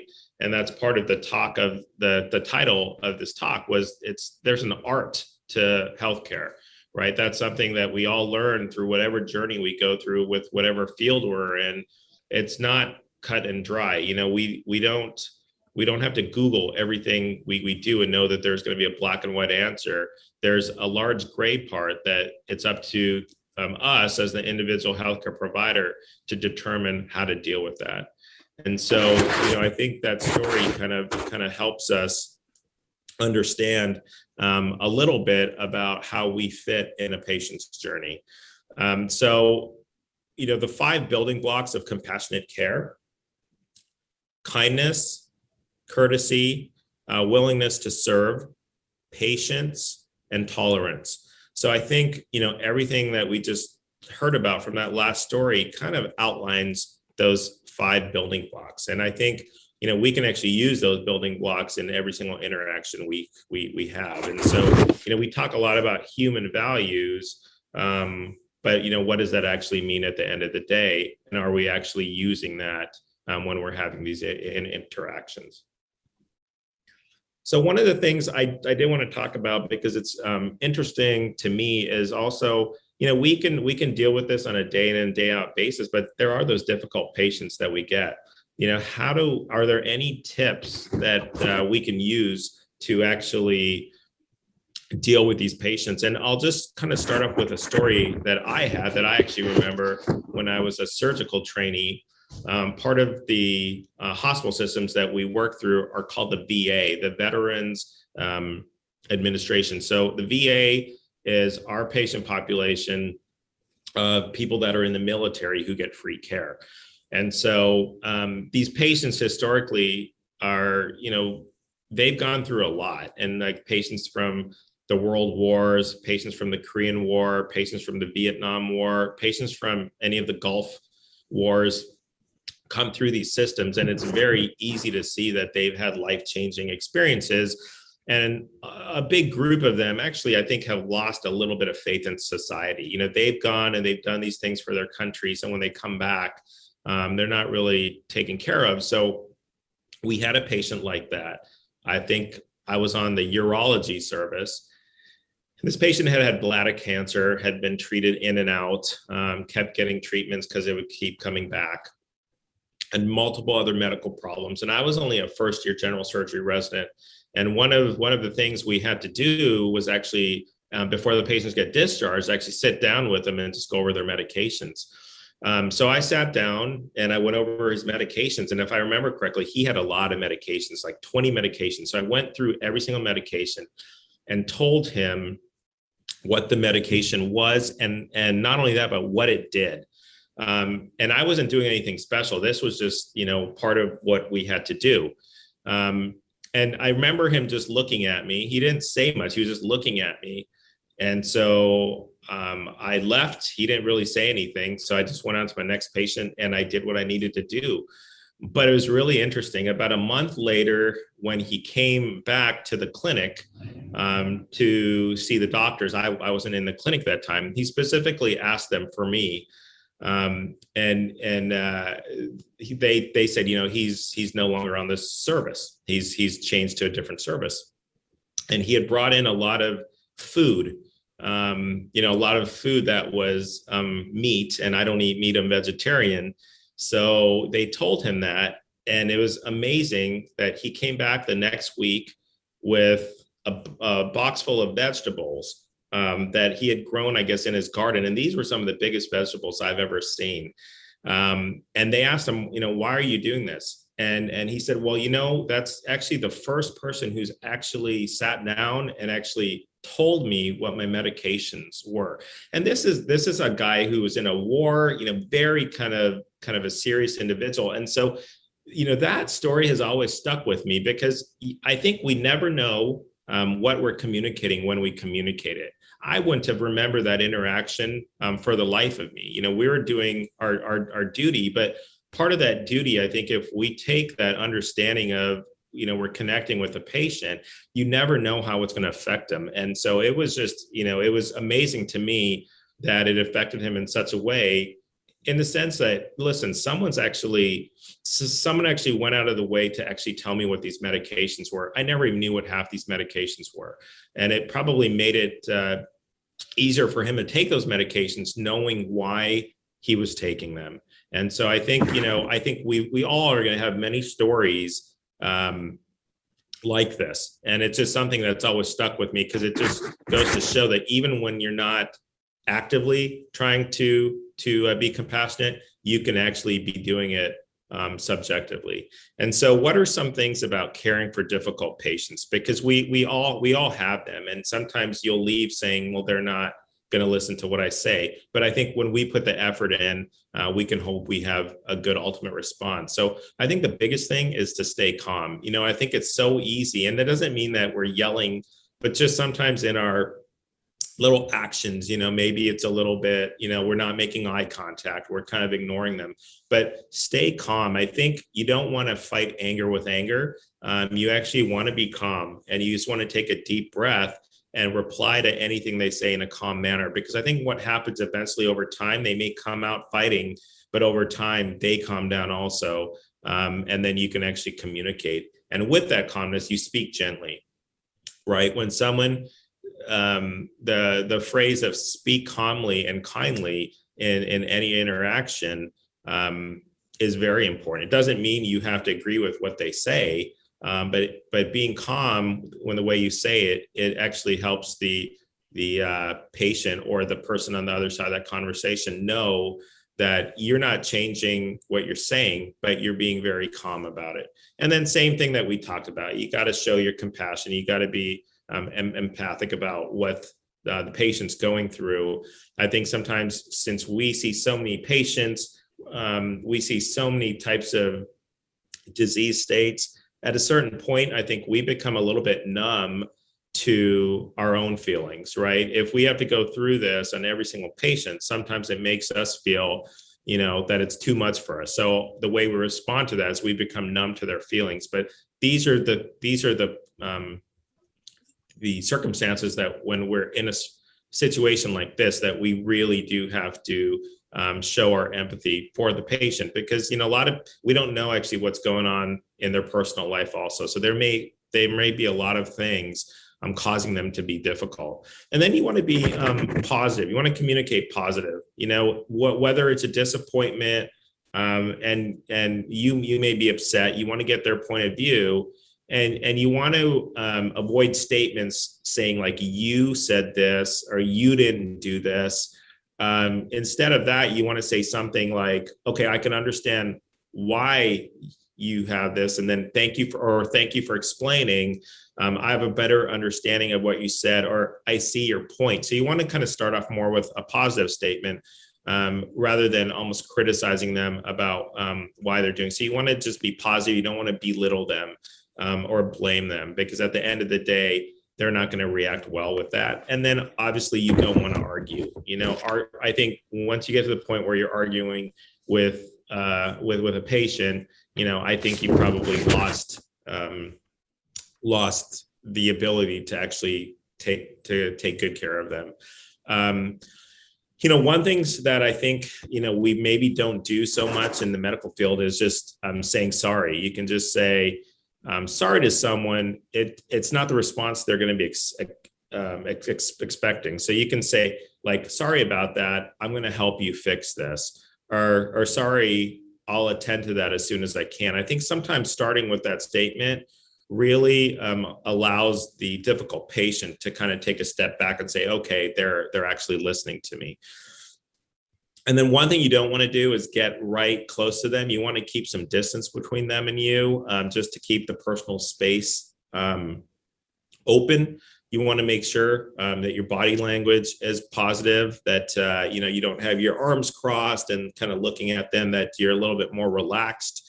You want to be mindful of your eye contact. You don't want to stare at them and make them uncomfortable, but you want to make sure you are keeping some eye contact with them. And then you want to set boundaries through all this. Like, okay, let's discuss this. I'll come back in 15 minutes and then we'll address your concerns, because hopefully we'll both be on a different page by that time, and then we can help solve your problem. So you want to be able to take a step back also.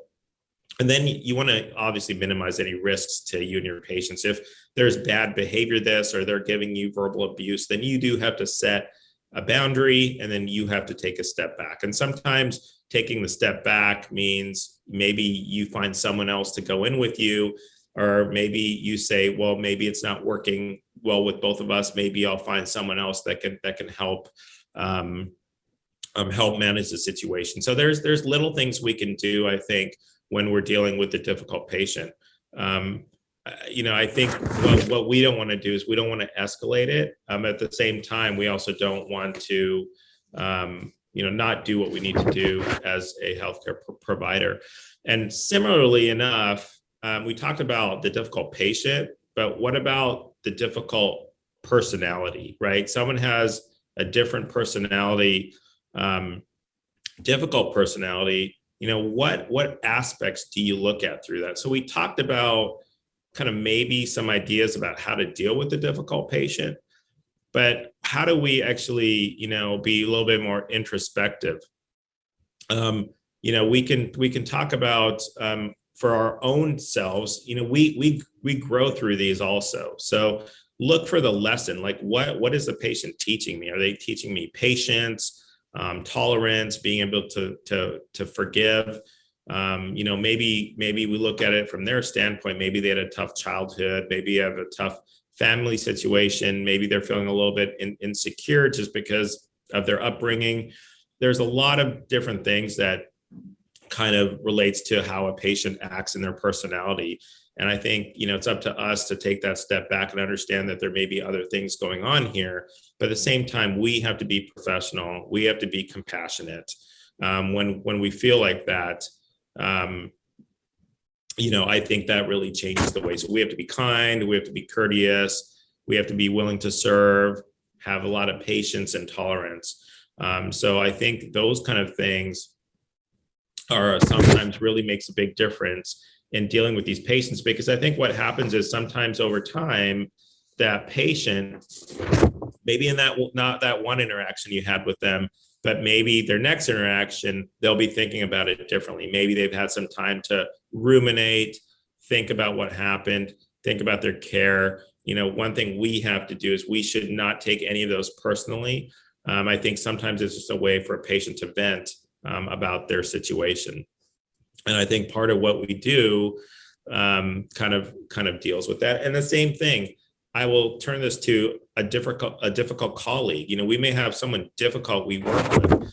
Once again, we have to treat them the same way. We have to understand that maybe there's something going on with them, and you just want to be able to help them out. And I think that's one of the things we forget about a lot of times through this is, the healthcare providers are people too. So we have to be able to help out our colleagues. And I think that's really important for us to do, because sometimes there's no other support system for those people other than the people they work with. And so if they're not getting it in their home situation and they're not getting it at work, it sets up for a really, really difficult life for that person. And so, a compassionate workplace culture is just important. And I think historically, being a surgeon, I know the stigma that the surgeons have back in the day, when they were really, really hard on each other, right? One surgeon would criticize another surgeon. I'm hoping that we're getting to a day when that's not the case, that we're actually helping each other. And I think I've seen that change. I mean, it was different from when my training to how it is now. So I think over time, we've seen that doesn't really gain anything. You're actually hurting yourself when you do that. So I think it's part of our healthcare system to heal also, and we have to be compassionate with each other. So I stated this quote already: healing is a matter of time, but it's sometimes also a matter of opportunity. I think some of what I just said was the same thing. And when he gave that example of that patient in the Veterans Administration, that was just opportunity. There was, it's only a matter of time before you're allowed to be able to do that. And I just wanted to put this up. I think this is really important for us to think about these 5 things: kindness, courtesy, willingness to serve, patience, and tolerance. Think about those things as you're having interactions with your patients. This has always been one of my favorite quotes, and it comes from Hunter Patch Adams. And there's actually a movie, I think a few decades ago, it feels like, with Patch Adams. And that's actually the real Patch Adams. And what he said was, you treat a disease, you can win, you can lose.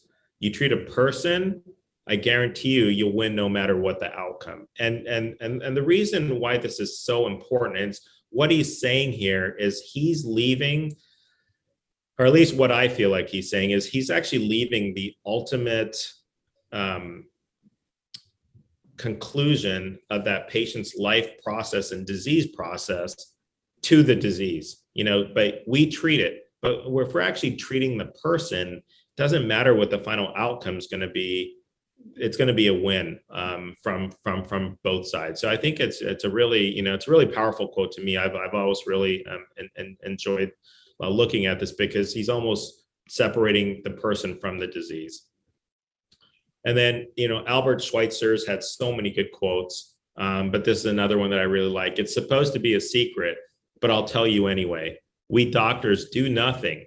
We only help and encourage the doctor within. So there's a lot to that. It's really the patient undergoing their own battle. We're there almost as a support system. I think, we get this stigma inside of us as like, we've done this, we've saved this patient, we've done this, I've done this. At the end of the day, we don't do anything. It's really up to the doctor within the patient. And I think that's a really good quote too. We could talk about this for you can probably have a whole course on compassion in healthcare. And so, as we're kind of coming down to the final few topics, when we talk about, compassion in healthcare, it's hard for me not to, first thing I think about is the Sanjeevani Medical Center. And I'll tell you why. I mean, you can see it right there in the sign in the lower right corner, love all, serve all. A lot of things are being said, oh, the patients get free care. Well, the free care isn't the ultimate thing. That's just part of the compassion. The compassion comes in for the love that the team has for any patient that comes through. So part of that love is actually transmuted in the fact that it should be free care. Why should a patient who doesn't have enough have to pay? That's part of the compassion that comes through this. And many of you may already know about this system. I've been lucky enough to be involved with this from the very start. And so you can see 3 of the hospitals. There's other hospitals being planned. There's other hospitals being built. There's an international hospital, whether you know it or not. There's actually a Sanjeevani clinic we have here in the United States, in the state of Mississippi, which really is hurting for good access to healthcare. And so this is a global phenomenon. I think the care that goes in there that I've been witness to has been, second to none. I can't even compare it to anything else. But what's the reason? The reason isn't for, technology and all these other things. It's actually the fact that, the team really lives and breathes this compassion actively, right? So they're actually showing their compassion actively to every single patient and family that comes through this. That patient and family then has a bigger social structure when they leave. That social structure benefits, whether it's a village, whether it's a community, whether it's a larger family household. At the end of the day, society benefits. So this is one of those things that I think starts with saying, oh, they provide free care. But at the end of the day, it's so much more than that. So, this is an example of, passion in action, compassion, actively being done every day. And, I am just in awe of everyone who works at one of these hospitals, because I'll tell you, it's one of those things that when you're in the West, and so much of what we do is economically driven, to see it happen on this scale and the way it's done is actually a learning experience for us. Okay, so I wanted to mention that, but I also wanted to go with another quote. One doesn't ask of one who suffers, what is your country? What is your religion? One merely says, you're suffering. This is enough for me. You belong to me and I shall help you. None other than Louis Pasteur made this quote. And so I think, to me, that really signifies what Sanjeevani is. This quote really signifies that. So this is just you can see that smile on the patient in the lower right corner. That says it all. I've always said it. I don't know. They don't have to say anything to us. That smile really is all you need. And it's not. There's so many dialects and languages in India. It's not often that you're going to find one that connects. But what I can tell you is all you got to do is look at the eye. So what I said here, now I'm a congenital heart surgeon, so that's why I put this up here. But the future should entail that all children with congenital heart disease should be able to get medical treatment no matter where they live. And I think that's something we need to think about as a greater society. And so even though you may not be able to understand their language or their dialect, and here's, these are pictures from all over the world, all you have to do is look at the parents. When you give them the thumbs up after you've done something to their child, instantly it's that connection with, all you have to do is look in their eyes and you just see the tears flowing in their eyes. You don't need anything else. That's really everything you need. You've already made the connection. They understand where you're coming from. You're understanding where they're coming from, and it's done without even uttering one word. So I think, that's something as physicians that we need to think about. So, part of this talk and part of the theme of your conference is how do we adapt? And I think we'll spend the last few minutes about how we adapt. We'll talk about the pandemic, but part of what's being done and part of a lot of what I've said actually came from a compassionate healthcare course, part of the Institute of Human Values, built out of the Sri Sathya Sai University of Human Values. So it's so interesting to think like we have an institute to teach human values. Can they be taught? You know, there's personal and professional ways where this will help us. And the answer to that is yes. I think all of this is latent inside of us. I think it's just almost waiting to be expressed. Part of the things that you learn, I think every day you can use those things. And I think what you'll see is year after year after year after year, you're a different person than you were several years ago. And I know that's true for me. And my guess is that's true to a lot of you also. I mean, more sensitive to a person's needs. And there's a course with this, and there's actually a course with other human values that aren't healthcare, with parenting, other things like that. And so I think, yes, we can actually learn from them. And yes, we're actually bringing those back. And I think it's up to us in the medical fraternity to help spread that to our colleagues. I think, you know, it's really important for us to take a step back and actually look at this. And why? We've had the ultimate training in this over the last year and a half with the pandemic. I think, you know, before I go into this a little bit more, I just want to share a couple thoughts of the pandemic. So I know everything that's going on in India right now, and, you know, we've seen it around the world. We've seen it in parts of the United States, and it's been terrible. And I think it's really brought a lot of the healthcare fraternity almost to their knees. But what are the positive things we've seen about, not in terms of what's happened in the pandemic, but what's happened to the people who have been involved with patients? Well, you've seen doctors really putting service before their self. So what does that mean? Service before themselves. They aren't actually thinking about themselves. And I said doctors, but it's healthcare workers and, you know, nurses, everybody involved with this. They put taking care of the patient with potentially, you know, fatal disease in front of their own well-being. And I think that's the ultimate sacrifice a healthcare provider can do. I think once you've done that and you've seen it, you're a different person after that. And so the pandemic has really changed healthcare, in my opinion. I think it's been a reset for all of us to think about where we were and where we're going. I felt like we were on this business trajectory.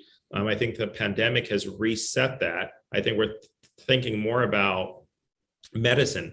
So there is an article in the Lancet. It's called Compassion in a Time of COVID-19. It was published last May of 2020. One of the quotes was, "In some ways, the pandemic has brought populations together, generating an understanding that our health is interlinked and that we could all be at risk. That understanding made it possible, perhaps in an unprecedented way, to empathize with those with the disease and to wish them well out of a clear sense that they could also be us." So almost, you know, we're almost forming that connection, so much so that we're not separate. We're in this together. We're helping it. Everyone's helping. Different nations are helping different nations. Sometimes nations who've never talked to each other in a long time are helping through this because this has affected the whole globe. I think it's really important to learn from this in a positive way, not just the medical aspect of it, but the personal aspect of it also. So also one more statement from this, which I think is really important, was stated in this. It said, "And yet it is worth reflecting on the extent to which our response to the COVID-19 pandemic has been informed by an understanding that we are all in this together, that the virus does not discriminate, and that as a result, it benefits us all to comply with physical distancing guidelines to protect others and ourselves. Our empathy, our capacity to envision that we too could be affected has been a powerful tool in the public health arsenal. but in large part, it is hard not to notice that our empathy is informed here, as it often is, by an appreciation of our own personal risk. We feel regret and feel terrible about those who are suffering in no small part because we can imagine that suffering being our own. And so once again, I think this pandemic has really changed the way we think about healthcare. So how do we, adapt to this? I think that's one of the key words of this conference. How do we adapt? Well, we adapt by looking at what the pandemic has taught us about being a healthcare provider. Our job and our duty is to actually to our patients. And if we're doing that duty and the positive aspects that come from that duty, we should have no fear in the repercussions of, something like this pandemic. I almost feel like we should feel like we're protected when we're doing it for the right reasons. And so I think it's really important to look at the pandemic as being able to change us in a positive way. And so, as we end this, what are our takeaways? There are health inequities. It doesn't matter where you live. You see it, I see it, we all see it. What can we do to help with that? It's not always about health. It may be about, nutrition. It may be about education, maybe about all of these things. I think we need to be better as a society to help fix some of these health inequities. And it could be as simple as just helping one person. You see one person that needs help from their social aspect and you help them. Well, you've helped this whole process. And all of us have that same mindset. I think the world will become a better, more fair place in the future. Compassion, we serve others before ourselves. I think the one thing we talk about compassion, but we didn't, we don't use the word love. And, that's really what compassion is. It's really loving each other, loving our colleagues, looking out for one another. At the end of the day, I think that's what actually makes things work. And then just the quote of service before self. And so I just want to end with a quote from Bhagavan Sri Satya Sai Baba that states, doing one's duty is the highest spiritual endeavor. And I'm hoping by listening to this talk that maybe you've thought a little bit about this. This is our duty, and it actually gets us to a higher spiritual plane. And I think it's something on an everyday basis that we should be thinking about, maybe having some of these tools in order to help us grow as well as helping our patients. So with that, I'll conclude. And once again, I want to thank all of you for being here today. Once again, I can't see you, so it's hard for me to have the interaction. My thanks to the organizing committee and to all of the doctors and all of the students. And please know that if you ever want to get in touch with me, I'll leave my contact information with the team, and please do so. Thank you very much. Thank you very much for allowing me to be your guest today. It's a great honor to be with you. And it's all. Thank you so much, sir, for that enlightening and enriching talk. Once again, thank the organizing committee, the Devaraj RS Academy of Higher Education and Research, the Divine, the patrons, the organizing. Yeah, I'm sure you don't want to hear that talk all over again. Sir, it was actually quite an interesting and eye-opening talk. So I'm sure many students have seen different perspectives and have been provoked to think about a lot of things. And we would like to thank you for taking your time to join us to record the session on that day. And now again from US, you're joining us live. So would you like to share any more remarks or any feelings with us on this occasion? No, I think there's not anything specifically I wanted to go over, other than, if anybody had any specific questions or if anyone had their own thoughts about some of this, I would love to hear them. But I think, even for any of us, when we think about this a little bit more on a conscious level, then I think we bring it into our everyday practice. Sometimes we lose track of this. It's very easy for us to lose track of this. There's so many things that are going on now in this age of the internet. It's very easy to get distracted. So One thing I think we need to do is kind of get back to our basics as a healthcare provider, and form those connections with our peers and also our patients. Yes, sir. In that case, we have two questions that have been posted on our live YouTube stream. Okay. Is how does one deal with failure in patient treatment psychologically and emotionally, sir? Yeah, so that's an excellent question. So it kind of depends what you mean by failure, because I think being doctors and healthcare professionals and dealing with some of the disease states that we deal with, we're not going to be able to cure everyone. There's always going to be those patients that slip through the cracks, or there's always going to be those patients where their disease state actually takes their life. And I think the feeling that we should have, I think, is that it's not the end result that matters the most. It's how we go about it. So, so one of the things I think about is I do heart surgery, and some of the things we do are very complex. And what I always tell our team is that if we're putting 100% in what we're doing, and we're following that patient through, and we're making sure we're on top of things, and if the patient does have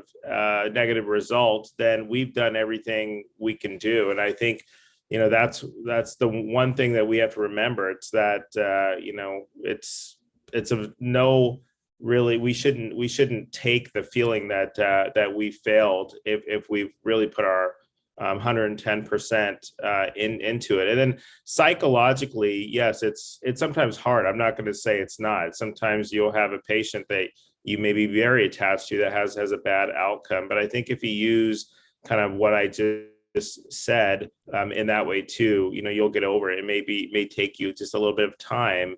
But the one other thing, we always think about the patients that don't do well. We have to also think about the patients that do well. There's those patients you do, and you're thinking, oh, they're never gonna make it out alive, and then they do. It's interesting that we often don't think about those patients. Once they're gone, we don't think about them anymore. So it's putting the positive with the negative. I think when we do that, I think it helps us through the day. Thank you, sir, for that answer. Pradeep, sir, Vice Chancellor, sir, would you like to say something? No, I think, was the second question in the chat box taken? Not yet, sir. Please Shall go I ahead. First? Yeah. Thank you, sir. Dr. Shetty, we have one more question posed by a student. How to deal with patients who emotionally get attached to the doctor?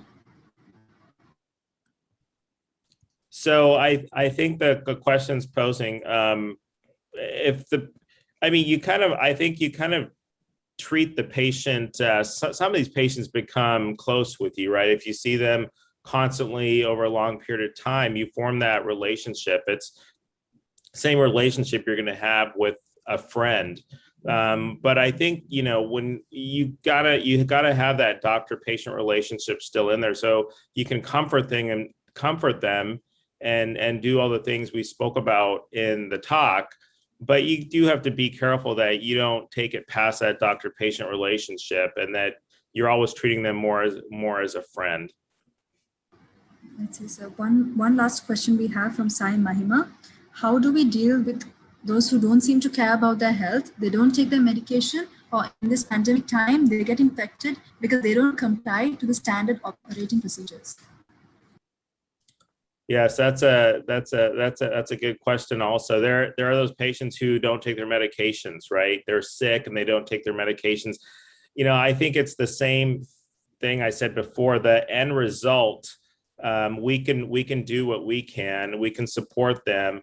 I think one of the things is sometimes instead of coming through things with the exact same response, meaning we just say, well, you have to take this, but it's going to help this and that.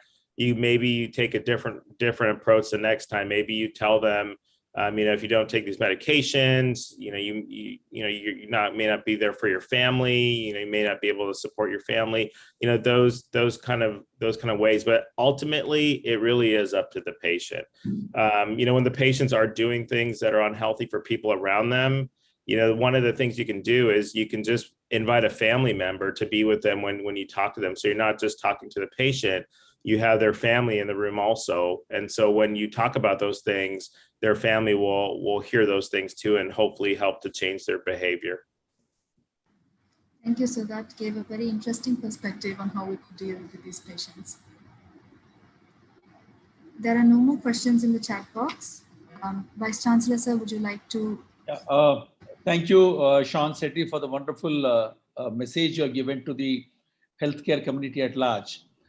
The challenge we are facing is trying to measure the unmeasurable. The thing is, these are all units to measure these values and attitudes are very difficult. A lot of subjectivity comes into it.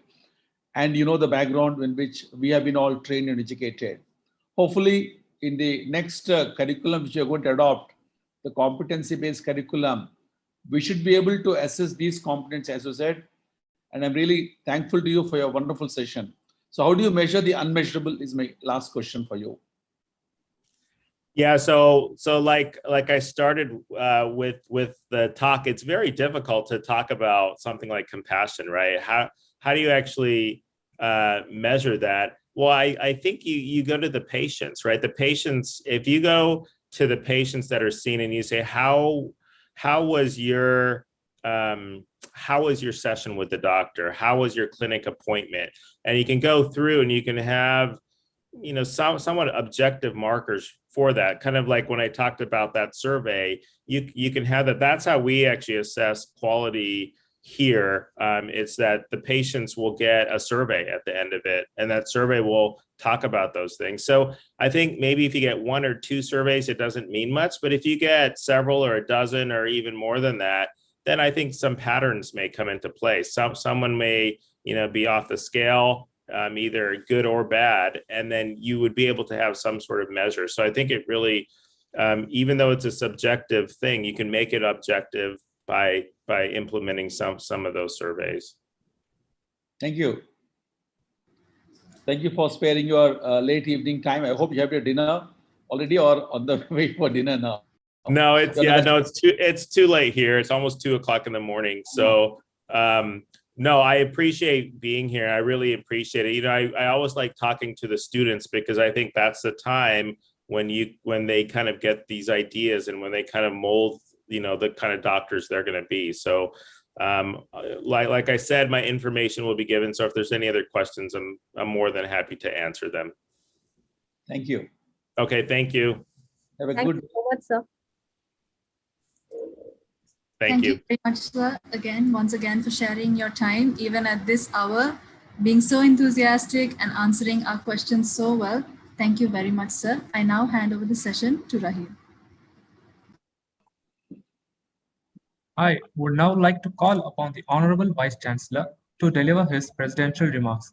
Sir, I invite you. Can I share my screen? Yes, sir.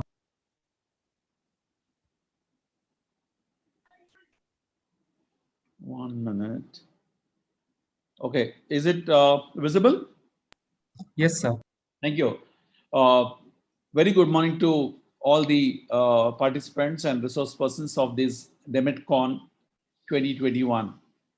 I, on behalf of my team of the DeMedCon 2021, would like to extend a very warm welcome to all the participant resource persons and my colleagues on this campus. Dear friends, as you're all aware, we are going through this massive corona challenge, and I would like to take this opportunity to salute all the global healthcare corona warriors who have been doing a tremendous job trying to save lives, give value to lives of people. Now, we are all aware that corona does not have limbs nor wings, and it does not move on its own.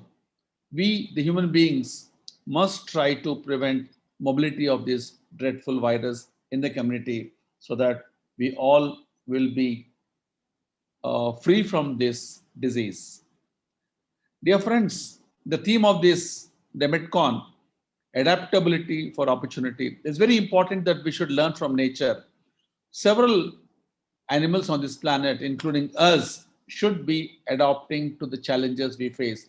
If we can't, then we will not be able to survive, because opportunities arise out of crisis. Every crisis will teach us a new challenge.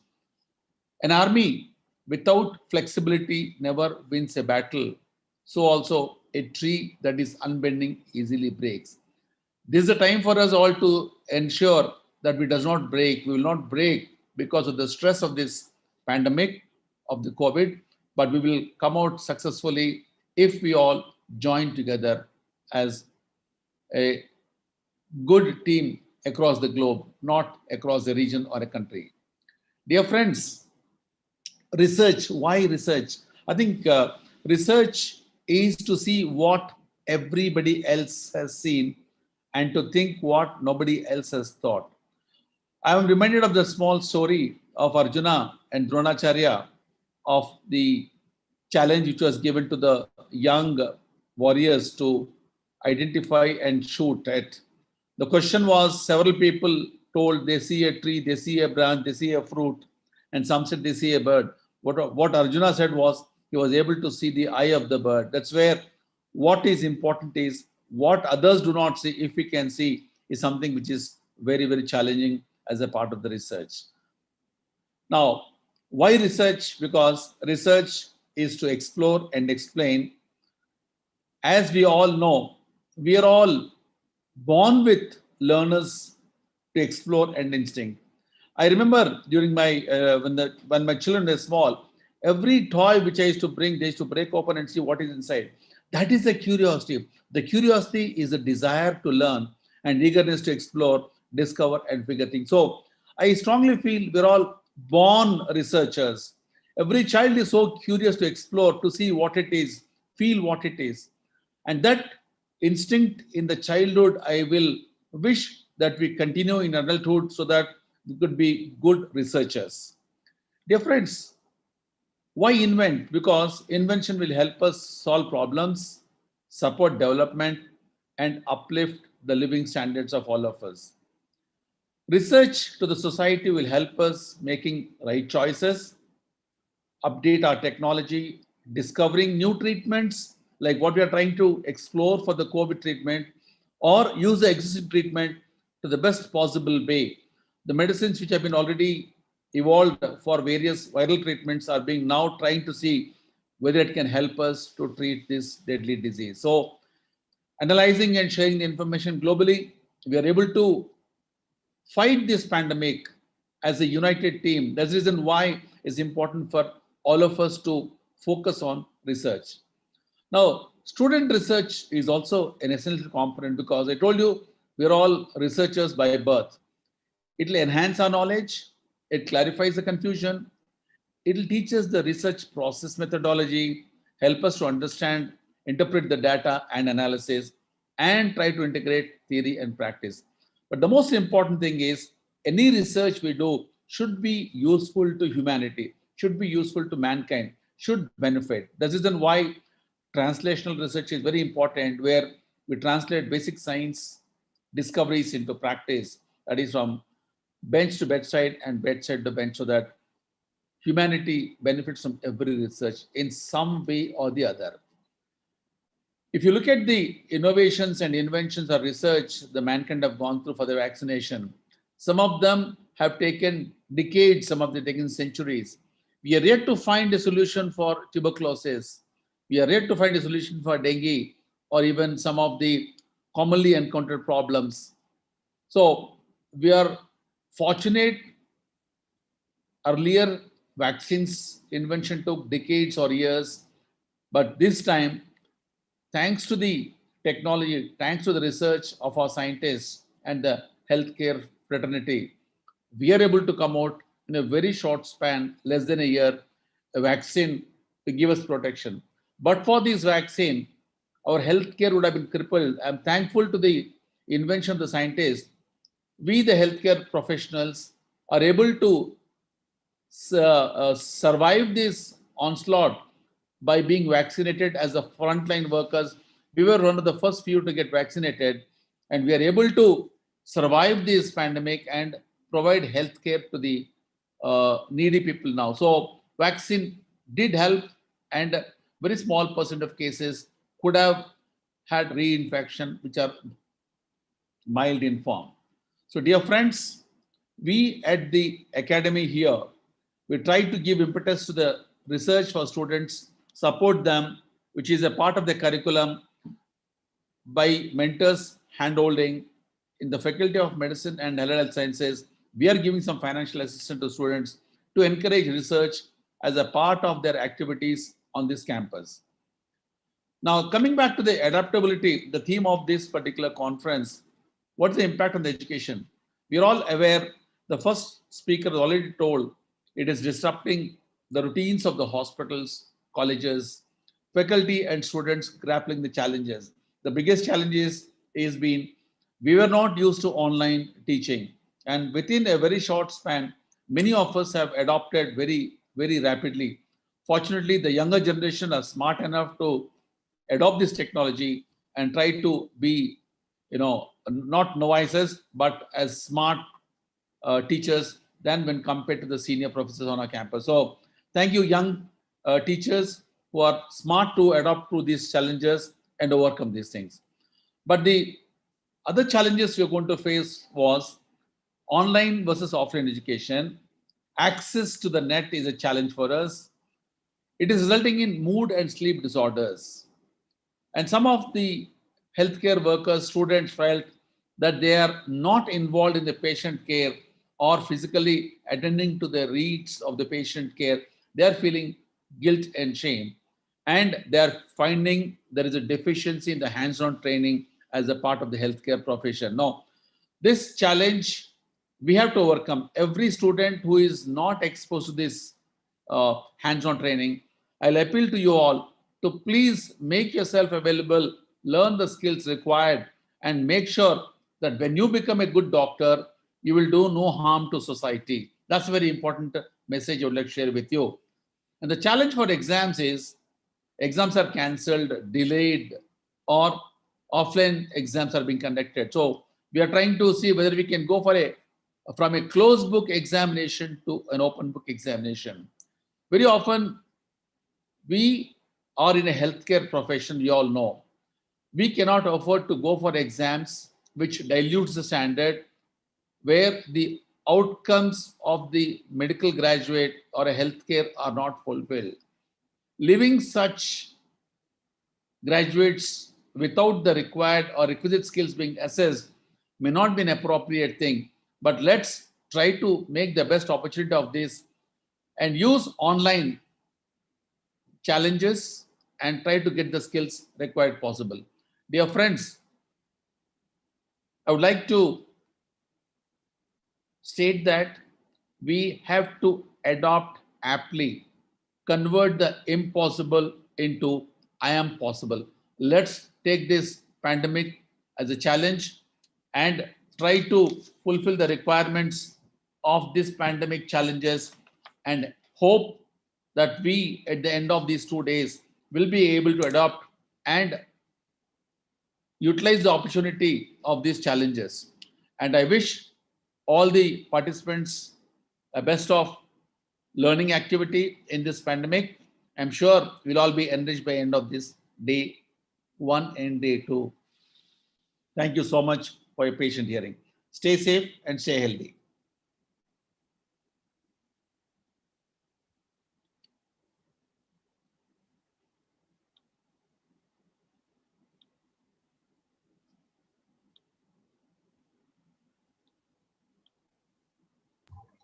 Our Honorable Vice Chancellor, Dr. Pradeep Kumarji, I thank you for your encouraging and inspiring words. I now call upon Minali to deliver the vote of thanks and close the inauguration ceremony. Minali, over to you.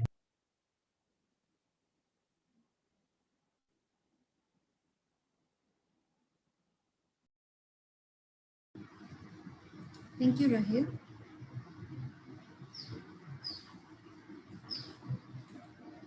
I am extremely honored to be delivering the vote of thanks on this wonderful occasion at the end of our inauguration ceremony of DeMedCon 2021.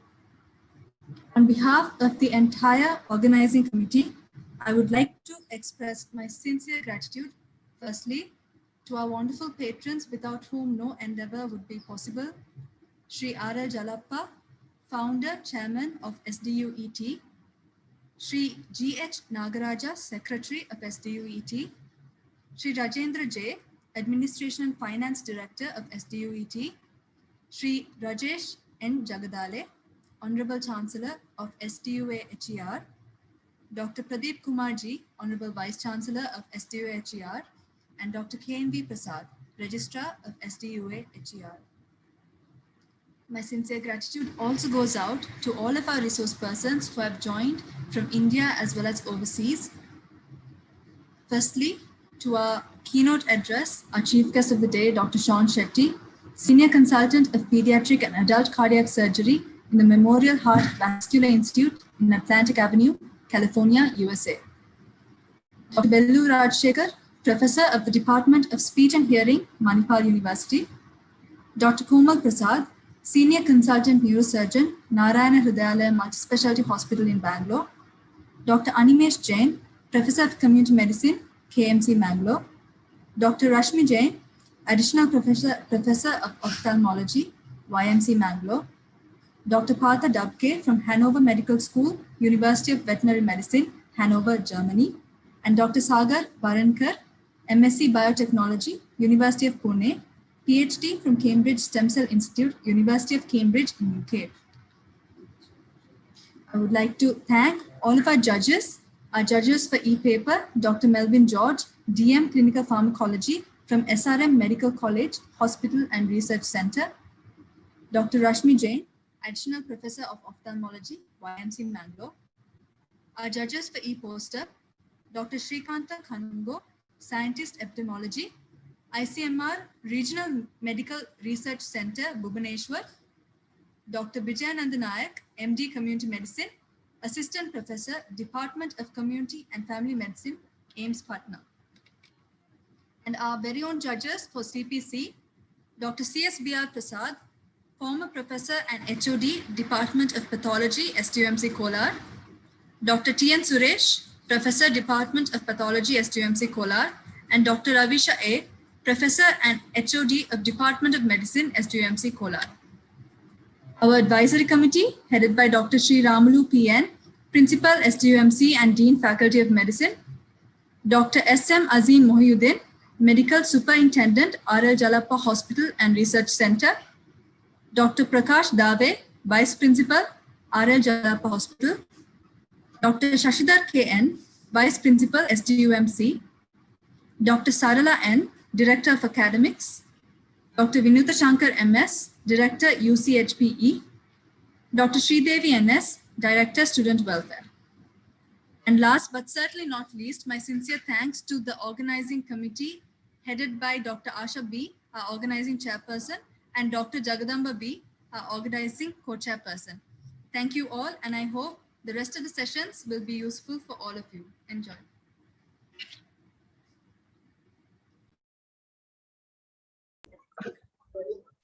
Thank you, Menali. After that wonderful inauguration, we now move on to the next scintillating speaker, Dr. Komal Prasad, and I invite Dr. Ashwini NS from the Department of Anatomy to introduce him. Ma'am, over to you.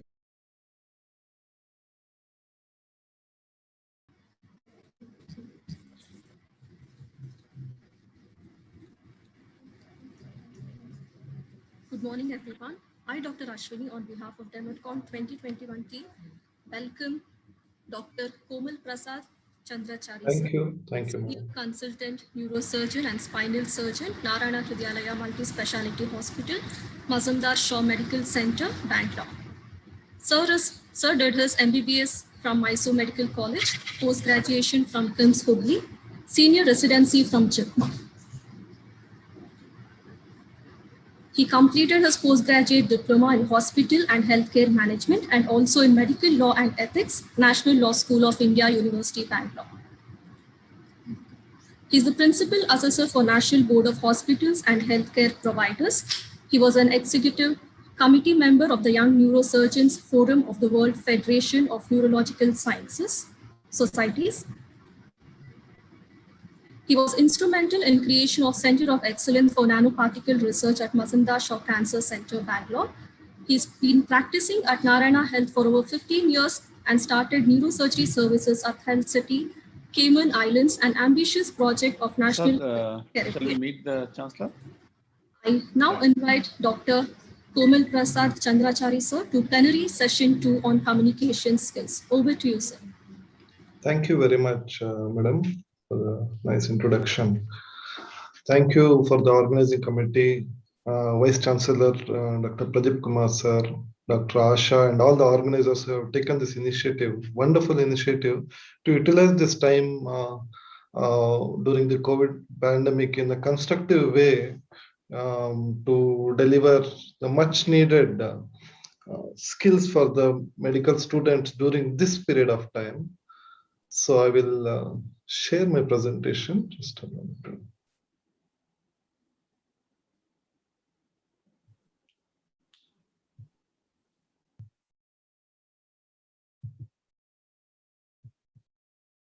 Yes. Able to see now? Need a feedback? Yes, sir. We are able to see your screen. Yes, that is communication. Without he confirming, I can't go forward. Okay, so the communication is the topic of the day, and most important skill a doctor should have to have a successful career as a healer. Okay, for anybody in medical profession, this doctors, paramedical people, I see some of the physiotherapy people also in the audience. So it's an essential skill for anybody who deals with healing people, right? So communication is a two-way process, as we just saw. And in this pandemic times, you realize the importance of having an interaction, having a response, reply. Unless he said, yes, I couldn't go ahead.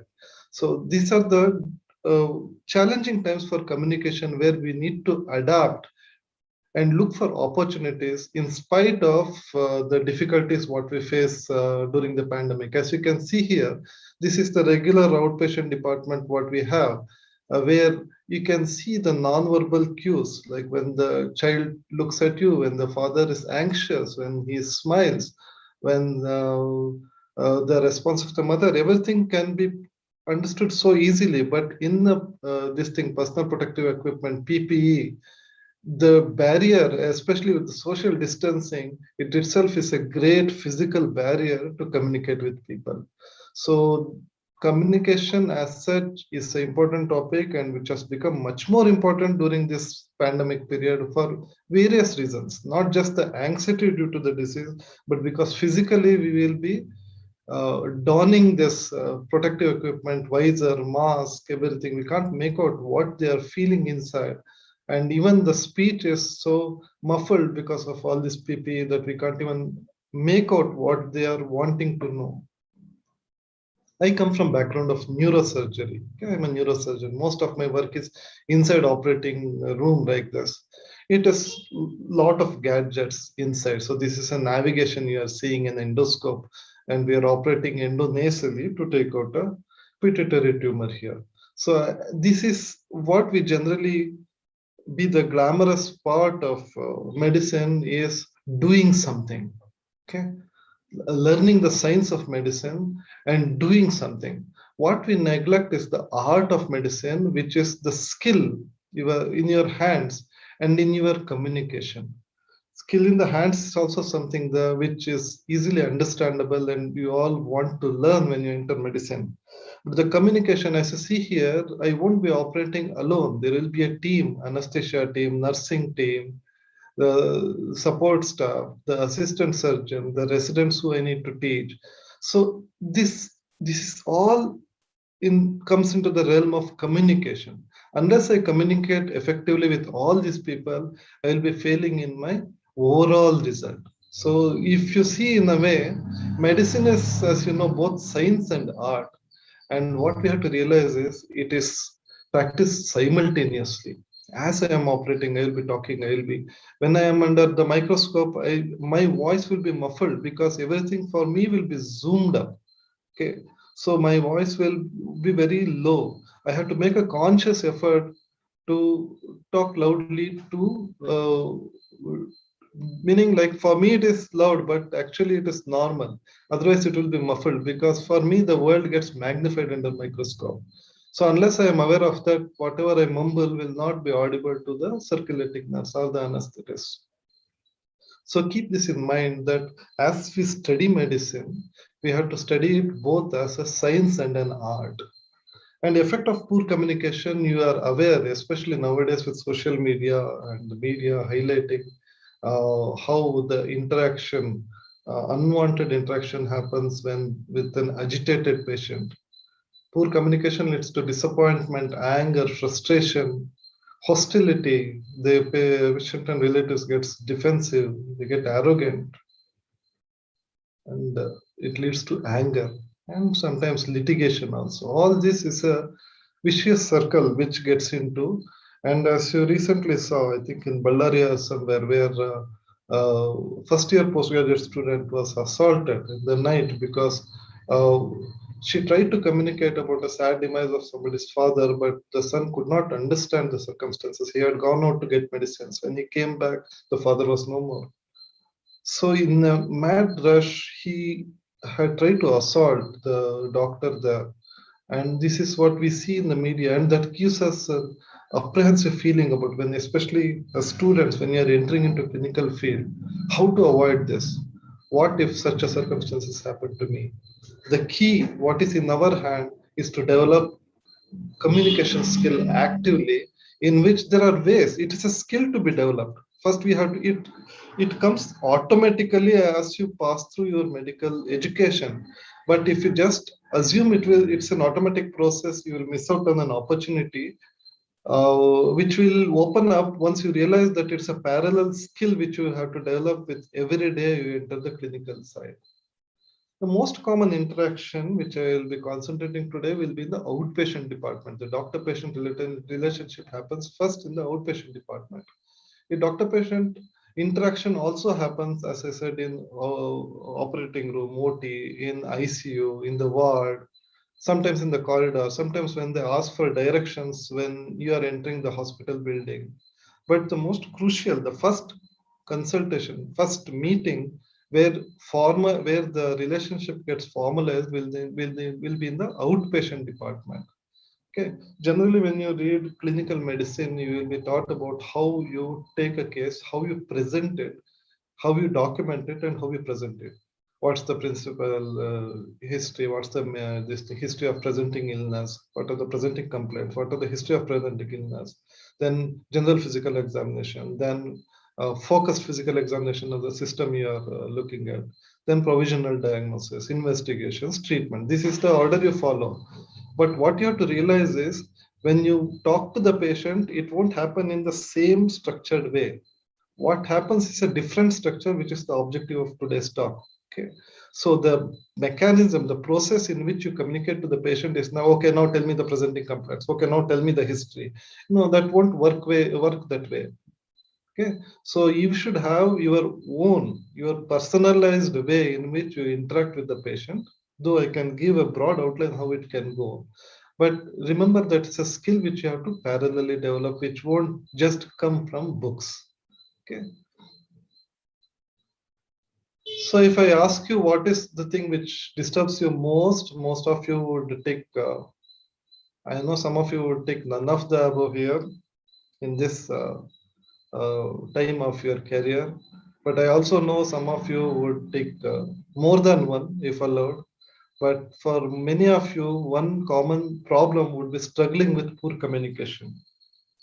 Because all these years when you studied hard in academics to get into medical school, and even in your preclinical side, it was much more only about reading books, understanding material, and explaining it to the examiner either in theory or in practical viva voce examinations.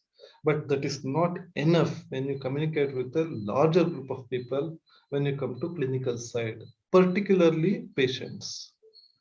So we'll understand, we'll try to take out that fear and try to imbibe some good skills in which we can communicate more effectively with each and every one on the clinical side. particularly with patient and relatives. So if we see communication, we generally understand that what happens is me, the sender, will have some thoughts in my mind. I will encode it into language. Initially, when it was thought, it was just thought. It didn't have any structure. Then I encode it into language, English language, sometimes Kannada. So, and then once I encode it, I will send a message through my mouth, through verbally. It's one way. There are other ways of communication. It can be non-verbal, it can be texting, it can be SMS or WhatsApp message. So here we take verbal example. I say hello. That message is the channel is audio channel, voice channel. It goes and reaches you now through internet because this is a Zoom meeting. Then once you hear it, you decode in your brain, and then you make meaning out of the thoughts. What meaning you make out is also affected by the noise, which is physical noise. Maybe my system is at fault, or your system receiving is at fault, or there is some noise outside, some construction or some vehicle movement, or somebody wants to meet you, or somebody wants to call you out for a coffee. Okay, now one session over, come, we'll take a break and come. Or it can be psychological barrier. Okay, I need to eat something. It was a busy day. I have not taken my breakfast, like that. These are all psychological noises. So if you just assume this as the structure for communication, you will miss out on the active aspect of the receiver, who is an important person. Like the initially when he said, yes, sir, it's seen, now we can proceed. That we will miss out. That feedback channel we will miss out. So we'll have to consider communication as an interactive process between two people, between sender and receiver. Both are senders and receiver. It's a volley between these two people of words, verbal, non-verbal kind of interaction which happens. And finally, a meaning is kind of, it becomes, both will agree to what they want to be understood between them. So that's a physical context and psychological context we'll have to understand. How it happens inside the brain, this is a magnified image of those two things in the front. They are the optic nerves. This is a blood vessel which has ballooned out there called aneurysm, which may rupture out any time. It has ruptured, and that's why we have opened up in this case. But what I mean to say here is our exposure to the world is only through our senses, predominantly optic nerve, what you're seeing here. Our brain is designed to generate a reality and function in that reality. What does that mean? Like, is there something, like we generally assume that there's a world out there, but try closing your senses like in sleep. There's no world out there. The world is generated by your brain through inputs from your sense organs, predominantly vision and this thing, verbal, through audio. And our experience of life is generated by the brain. 20% of visual experience and other senses experiences of product what comes into our eyes and other sensory systems. What that means is 80% of the neuronal patterns are already stored. Okay, this is one more Zoom meeting. You have had similar Zoom meetings many times in the past. You know what to expect out of. You know how to disregard that vehicular movement outside. You know how to disregard some extra slide what I have put. Okay, so 80% you have some, based on your past experience. The brain is a very efficient engine in that way. It just takes out every unwanted thing, and it only 20% of what is happening right now will be processed into information. It happens even during your viva voce examination. It happens even when you are interacting with your friend. It happens when you are talking to the patient also. Keep this in mind. So these are some nitty-gritties of how the communication, the anatomy and physiology of communication. Unless you understand this, you will miss out on garnering the skills of communication in an active way. Okay, so it's a transactional. The communicator will communicate with another communicator. It's a feedback process. There's a social context to it. There's a relational context. The relation right now I have with you is to impart some knowledge which I have gathered over time. The cultural context, the physical, psychological context, the barrier, what I said. The PPE is a good example of physical barrier. If I had a mask over my face, part of what I am speaking right now, even though it is Zoom, would not reach you in an efficient way. The social context, people will come from far off places. People will come from various, especially in a multicultural place like India. So they will have their own cultural beliefs, cultural experiences. Some people wouldn't have seen an air-conditioned room before they had come to your outpatient department. So they may feel extremely cold. That may be a barrier for them to open up. And that feeling, like in Canada, one of the son was telling when he brought his elderly mother to operate, ಹಾಗಿದ್ರೆ ನೀವು caesarean ಮಾಡಿ ice ward ಅಲ್ಲಿ ಇಟ್ಬಿಡ್ತೀರಾ sir? That was the major worry for the son and the mother. For him, every surgery is cesarean because that's the only surgery he has heard of in his village. And his worry is his mother may get frozen in ice ward. Ice ward is ICU in his language, what he has understood about hospitals. So he's worried that what will happen to the poor mother. Much more about the brain surgery, what I am, if I want to explain about consequences and this, he's more concentrating on the chill what the mother would experience. So I have to enter into his world. What I mean to say here is, by this volley of words and interactive dialogues between two people, a world is created. I come from a world. I have a world in my view. What gets solidified with my interaction with my friends, colleagues, parents, children, the same street which I walk around, same people. So we all share a common world, looks like. But when a person who comes from a different world altogether, meaning like for him, the world is his village, his context, his relatives, his agriculture, those things. So we'll have to match up these two worlds and understand what it means, what the disease means to him in his world. This is where we get into conflict when we feel that, okay, why people are not getting vaccinated? Why people are not wearing masks? In our world, it's uniformly understood in all our WhatsApp groups and our colleagues, our hospital. It is so easily understandable. But for him, for a person who is very remote, where none of the villagers have ever worn a mask, none of them have taken a vaccine because it's not even available. So there needs some nudging, understanding to make him understand why it is important. Okay, that is creating a world together. That's why we have to understand communication is transactional. And sometimes like this, breaking bad news is another component in outpatient department. As soon as this 56-year-old male with 3 months history of weakness in upper extremity and difficulty in reading and calculation, he is an accountant. He has difficulty in calculating simple mathematical problems. So that's when he got alarmed and he developed this upper limb weakness also. He comes with the scan only with the problem that I have no other problem. So this calculation is a problem for me because it comes in the way of my work. So you see the scan. As soon as I see the scan, I realize it's a bad tumor which is growing in the brain, probably a glioblastoma, and his life expectancy is most likely less than a year. How to disclose this bad news to him? This much more commonly happens in intensive care unit when you talk to the relatives. Breaking bad news is one more important aspect of communication, which you will learn a little later when you enter the clinical side, particularly relevant during this COVID times, when people see deaths for the first time in their lives, even though being in hospital, being in profession, nursing, physiotherapists, doctors, it doesn't mean that they would have encountered death so often in such a dramatic way earlier. For them, it's they have to overcome their own emotions, their own getting kind of like getting a sense of what is happening within themselves, and then make the people understand who they need to communicate with. So I will give you a tip today of how you communicate. So to start with, you can take this as a mnemonic. This mnemonic I came across recently when I saw, you would remember one Professor K.K. Agarwal, who recently expired because of COVID, who used to come in the TV more often in last few days, who gave real authentic information about prevention and what needs to be done. He infused confidence in people, but unfortunately he is no more today.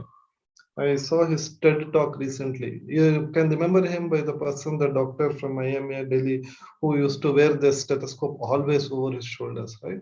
So he has given this mnemonic in the TED talk. First thing what you need to do when the patient walks in is acknowledge, thank you for coming, so good morning, or some kind of, once with invite them with a smile. Yeah, they've given you an opportunity to talk to people. Let's remember, it's not natural for people to talk to somebody totally unknown with their most intimate problems in life, of their family, of their body. We hesitate even to talk to our close ones, that they have to open up in front of the doctor. So you acknowledge that opportunity which is bestowed on you by the society. Say thank you, say welcome, so sit down. So my name is so and so, I'm Dr. Komal Prasad, I'm a neurosurgeon here. So I am, by your address, I can see you have come from Assam or from Chikmagalur. So now tell me what's your problem. Then listen. Now Vice Chancellor sir also spoke about this thing, Bhagavad Gita. In Bhagavad Gita, what happens? It has 18 chapters. Some of you would be knowing. Whole of first chapter, what Krishna does, will listen. He will listen to Arjuna's problem. Okay, that's how important, without uttering a word. And if I ask you how long would the patient go if I just don't interrupt any time, how long would the patient this thing? Before that, I will ask you, how long would it take before a doctor interrupts when the patient start talking? Okay, sir, it all started 3 months ago when I was riding my scooty and suddenly a dog came in between. So this is how it starts. Okay, tell me when the headache started. So the average time taken for the doctor to interrupt is calculated to be 18 seconds. How bad it is, right? On the other hand, you will be very busy, you have limited time, you have 10 more patients waiting in OPD. How to manage if you just don't allow him to tell the crucial aspect and allow him to talk indefinitely? How long would an average person take if you left alone? When that was calculated, and that average, you will be surprised, is only 2 minutes. After 2 minutes, any patient, reasonable patient, will be exhausted of what all he needs to say. But he will have a full confidence in the doctor and full satisfaction that he has told his part of the story fully, what he had come prepared with. So first aspect is listen. After listening, you will make a brief note, you will do an examination and then explain. Okay, this is like this, how in his, now you know his language, his cultural background, his priorities. So then you explain the disease process, what is happening to him in his own understandable language. Language not just means Kannada, English, Telugu, Bengali, like that. It's also about the cultural context to it. After that, you recommend, in my view, I feel you may require a surgery for your lumbar disc problem, but we can as well wait for 2 months and see how it goes. And only if there is any worsening, you can get operated. It's not compulsory to get operated right now. That's the recommendation, giving options and allowing him to choose. And in my view, it's a good idea to wait and watch, because with this COVID time and all, it's not a very crucial surgery and you are not having a serious issue. So I would recommend you to wait and watch for 2 months. Come back after 2 months. So that's the recommendation. And after that, you will thank him for giving an opportunity once more and ask him to meet after 2 months or even earlier if there is any problem. So this is the alert. You can remember it as acknowledge, listen, explain, recommend, and thank. So these are the listening aspect which I just told. You have to attentively listen, try to understand, provide feedback. Is it? What happened later? Okay. Even I would have done the same way. And remember, because this you'll have to write down. You'll be in a worry like, what if I miss out? Okay, now tell me again, tell me history, principal complaint, what is history of presenting illness. So you'll be only thinking of what you write down, but this is, it comes in a different way from the patient. Yeah, so remember what they're telling. So be an active participant and don't allow the responsibility only on the speaker to make you understand. You have to give an active effort. So what are the skills? Body language, sitting forward, eye contact. I am making an eye contact with the camera right now. I am sitting forward in my chair. So even when you are next to, even in the ward, it makes an impact if you sit next to the patient. Nodding head, like that. And then, okay, go ahead. That's the encouraging words. Open-ended questions. Okay, then the headache stopped after taking one tablet, no? So like that, if you insist on getting a yes, no answer, then they will falter because they will feel obliged to say yes many times because the doctor is asking. So you have to just ask what happened after that, how did that tablet given by that other doctor work? Like that. These are open-ended questions. Don't judge. Don't say, oh, you got operated for this. Oh, why did you get it done? So you went for head massage by that this thing person who practices quackery. No, no, no. Shake your hand in disapproval, head in disapproval, raising your eyebrows. These are all something which will be very giving a negative feedback to the patient. Don't do that. Restate, paraphrase to get your history of present illness. Here you need to nudge to get the actual important part of it and taking out what is not important to the narrative of the story which is related to his illness. Encouraging words, reflect what is happening within you. And then you legitimate it by telling that, yes, even I would have done the same thing if I were in your position. What the patient wants to know when he walks into outpatient department is something which you need to concentrate. So he just wants to know what is this happening? And second is it serious? How and why did it happen? Will it go away? When it will go away? Is there anything we can do like medicines or surgery or whatever to help it go away? So these are the 5 important questions every patient who wants to know. And unless he gets an answer, okay, I have done your examination, now you go and come back after next 1 week, take these tablets, it won't satisfy him. You have to explain to him that what is the problem. Okay, it must be sprain in the back muscles. Is it serious? Most of the time it's not serious. It goes away on its own with medicines in few weeks time. How did it happen? Probably that that hump which you jumped over in your two-wheeler probably is the cause. By what you said, I mean, I feel that's the cause of it. It will go away definitely, 90% I would say. But in case if it doesn't go away, you come back in 5 days after taking medicines. That's the safety net, which is last important question. Always don't forget about the safety net. So I would say 90% of the time everything goes well, but there's a 10% chance it may be due to a disc problem, which is quite serious. We need to evaluate if the pain persists. Don't forget to come back after 5 days after taking medicine. Or call me and come back in 3 days if the pain progresses. So that's the safety net you'll have to always think of. So this is the alert mnemonic you can keep. Acknowledge, listen, explain, recommend, and then thank. Then intensive care unit, patient will be moribund, patient will be like this. So in the whole pattern in intensive care unit for an inpatient will be different. For that, I will give you another mnemonic to remember. Here, what happens is when you're seeing a patient, you're going to examine a patient. He is admitted in a pulmonology ward. So suddenly you have gone to examine, take history, and suddenly you feel he is breathless. So you have to call the consultant. You will go through the notes, and then how will you talk over the phone to the consultant? That's a very important aspect of communication which you have to learn. Sir, this patient, sir, breathless, sir. So that will be very crude way and illogical way and impractical for the consultant to understand what is happening. First, you have to say situation. Sir, I am Dr. So-and-so, or intern posted in this ward, or a medical student who came to examine this patient, your patient, Mr. Devaraj, who is in second floor high dependence unit.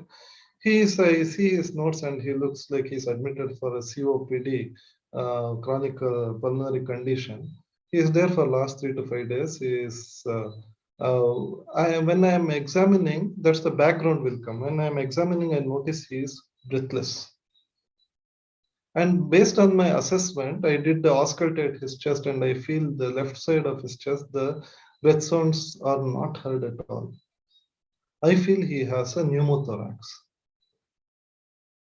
So once you have, you may be wrong, but you are concerned that if you miss it out, it will be injurious to the patient.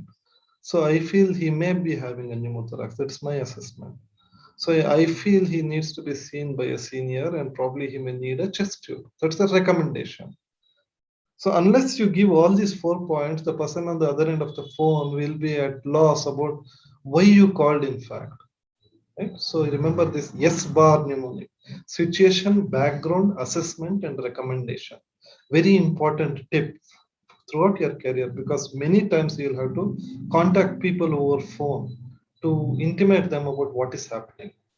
And other aspect is that it's a teamwork, as we can see here.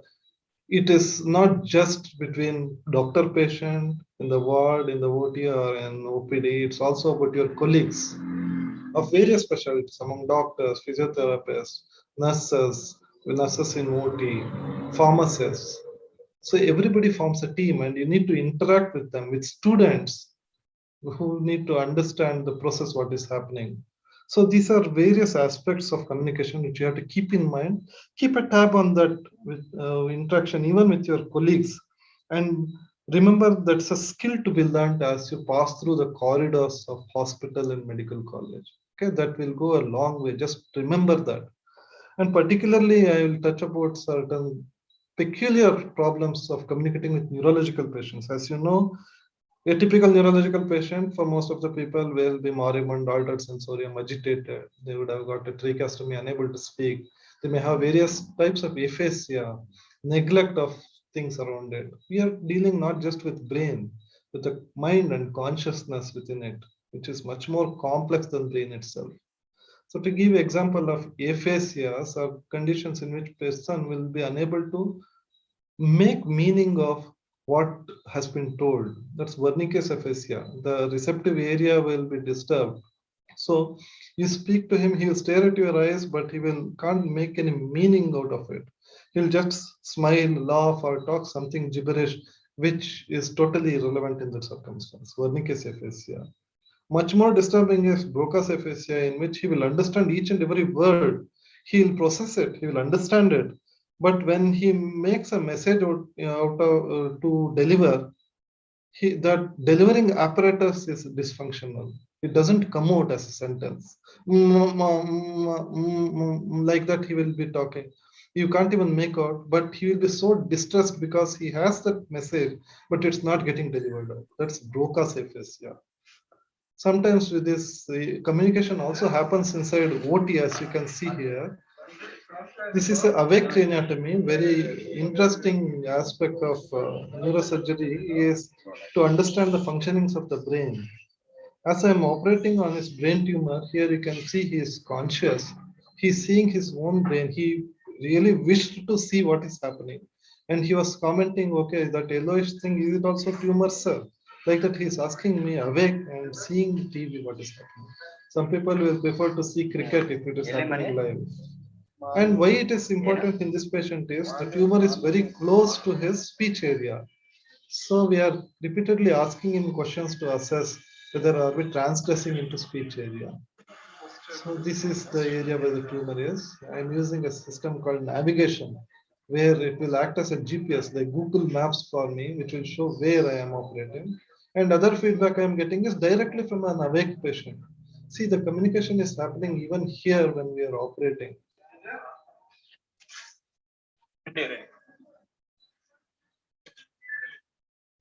He's moving his limbs to give me a confirmation that we are not transgressing into motor area, as well as by talking, by telling and talking, making simple arithmetical problems, solving that, and telling about his life like that. These are the peculiar problems as neurologists, neurosurgeons we'll get into. That's when we realize the world is different for each and every person. Each one of us have our own neurology by how we are brought up, how we are understood life. So you realize that we live in different worlds. Like this patient with hemispatial neglect because of stroke, for him, half side of the world does not exist. If you ask him to draw a dial, he will draw only one half. If you ask him to draw a flower like this, he will draw only one half. House, only one half. If you ask to bisect a line, it goes to one side off. If you stand on one side of the bed, he will not see, because for him, that part of the world does not exist. He can communicate normally when you go to the other side. Peculiar things. So that belief that we all work and interact in the same world is something which you need to question yourself.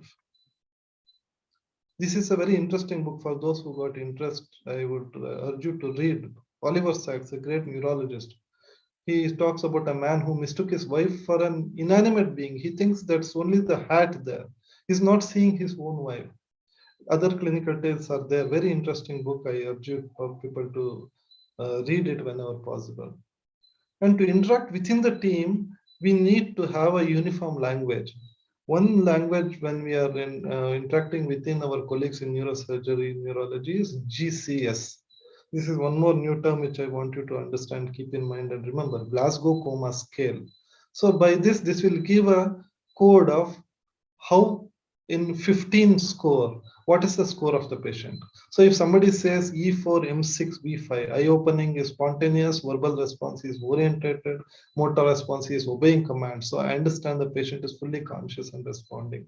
So we give very important this thing to verbal response, how he interacts, whether orientated in time, place, and person, or confused, or he is able to utter once few words only, or only mumbling sounds, or none.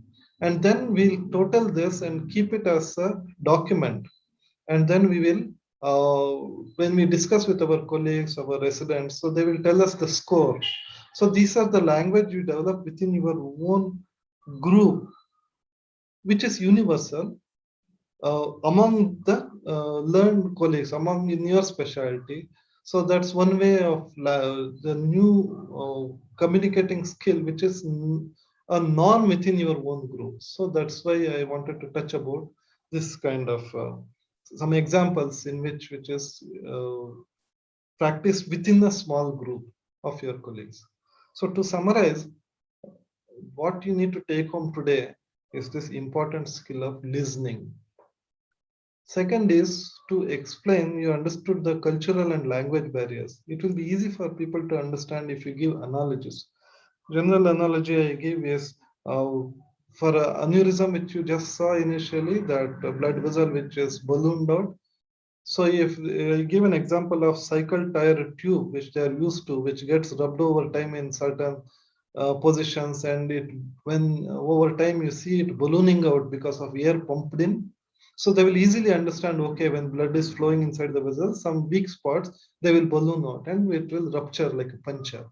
So then they will understand very clearly what is happening inside. If I just say aneurysm, or even if they Google, they will be having difficulty understanding. So I said I was working in Cayman Islands long ago.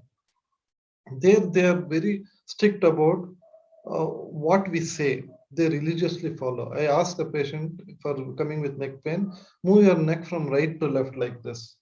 Right? Okay, sorry. First right, then left. She did like that. Then as usual, as I do in India, I told her that, okay, now you move your neck front and back, like this, like this. This is what I meant. Most of my patients do like this in India. But she has done right and left, and she has kept her neck like that, waiting for me to tell her to bring it back to neutral position. And she is annoyed. I am telling to move front and back. How will I move my neck? So this is the cultural barrier. It took some time for me to understand. I should have told her to bring her neck back to neutral position. Remember this, because it's not as simple as humorous as it looks. These are all real barriers. And I gave you some toolkits to work on, like alert and S-bar, which you need to work on. And the last important thing is about personal reflection.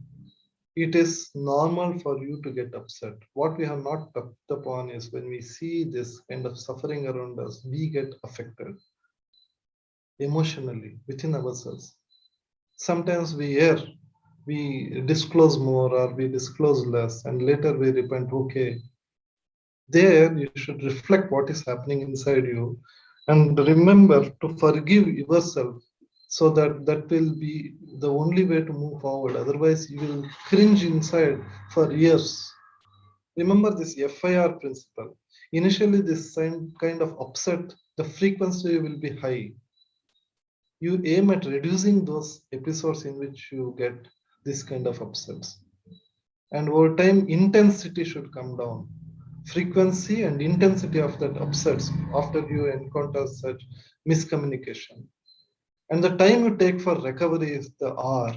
Okay, so the time you take to recover back to normal, before the next patient comes in, you will be back to your baseline. That's the ultimate thing which you have to aim at. So this is the FIR principle for your own personal benefit, to deal with upsets, particularly during these pandemic times. Okay? That's the other part which I needed to touch about. So communicate, care, and cure. And this smile, as you saw even earlier, is the best reward which you get out of this whole journey. And you will feel so accomplished and so blessed when you see such a smile at the end of this whole journey of the patient when he's with you. Thank you very much. So this I have given a gist of the communication and tips for you to take throughout your life. So now it's open to question, and if you have time, I am ready to take few questions from you because it's an important part to interact. Thank you so much, sir. Thank you so much, sir. We now open the floor for question and answer session. If any of the participants wish to ask questions, they may put it in the chat box. We have one question to Dr. Komal Prasad. Yeah, please. How do doctors persuade chronically ill patients to continue their strong medications when they have already decided to quit and requested you to let them free so that they can enjoy their last few days? How do doctors persuade chronically ill patients to continue their strong medications when they have decided already to quit? It's not just medicines, it's a common situation. Okay, sometimes it will be a crucial surgery which will be life-saving or which will prolong the life. Sometimes it will be very important medicines which they need to take for long, chemotherapy if it is cancerous tumor. So the question is, what if they feel they need to quit? They feel they're not going ahead with surgery. You explain the benefits, you will involve the family, you will talk to them. Maybe because particularly in neurosurgery, neurology, it's the brain which you are working with. So maybe because of the organic reasons of the tumor in the brain, he may be not understanding the situation. In that case, you will also involve the near ones in the family, explain them, take it in writing, document that, okay, they need to explore other possibilities or want to go home. Then we'll respect their decision. As I said, you give options. You tell the benefits and disadvantages of choosing any one particular route. And that's when your job gets over. So there's a way of transactional analysis. Parent, adult, and child. You have to always remember when we talk to anybody, we'll be honing a role as a parent or as a child. No, what to do now? It's already time now. You have to go to coffee now. Then next session will start. Then if you ask like this to your colleague, who is sitting next to you, then you are acting as a child. The child part of you opens up. Then you don't worry. It's an interesting session. We'll wait for the next session. Then we will go. Then I'll take you to coffee. We'll go out and have coffee together. Then you are acting as a parent. The same thing happens even when you're dealing with a patient. It's normal to take up that role as a parent, to paternalistic attitude. So that is something which you'll have to recognize in your mind and try to avoid that, because that is not a very healthy way. In most of the times, it has to be like an interaction between an adult and an adult, giving equal importance to his feelings and thoughts. Okay, that paternalistic attitude will come when you feel the patient is unprivileged because of his circumstances, understanding, language, finance, or whatever reasons. And you try to impose your thoughts as a parent to him because you feel that is right for him. So you need to recognize what is happening and consciously try to come to that adult transaction level. That is when he will say why he is choosing that path. Then you say why it is not good for him. Then he may change his mind. Understand? Thank you, sir. Yeah. We have one more question posted by Dr. Sridevi NS. Yeah. Up to which level can a doctor be a part of the decision making in a patient's treatment plan? Yeah, this I partly explained the same thing just now. So it is about giving options. You'll have to be what options will be there. Okay, that you can take this chemotherapy, but you will lose your hair. You will have gastrointestinal upsets. You can choose radiotherapy. Then if radiation goes on, then it will be for 3 months. You'll have to stay in Bangalore. You'll have to come daily, 5 days in a week. You'll have to go inside a huge machine, 30, 40 minutes every day, like that. So you explain what will happen. And now the benefits of radiation is it will prolong your survival for so many months. It will, if you take vaccine, there's a chance that the infection, though it can happen, it will not be as severe as it would happen otherwise. So by explaining and clearly demarcating 2-3 options in front of the patient, so that's the level you need to give them options. Okay, so eventually at the end of when you recommend, the recommendation is not, okay, either you get operated or don't see me from tomorrow. So that is not the attitude. You give, okay, so you feel you won't get operated. So in that case, this and this is going to happen. That's okay. Some people have done that, but some people have got into trouble. I would say 20% would get into trouble within 2 weeks' time. So that way. But at the end point, you keep in mind that you have to give options and give radical answers to their questions, meaning a rational answer to their questions about what will happen if you choose one path over the other. How do we convince a patient to undergo a treatment procedure which might be somewhat adverse to the religious beliefs and traditions? See, that is not always possible. See, sometimes it will be very simple ones, like we shave head. Sometimes we shave, particularly in head in neurosurgery, generally we will not cut the hair. So most of the times we'll keep it that way. But in the neck surgery, sometimes we need to take out the beard.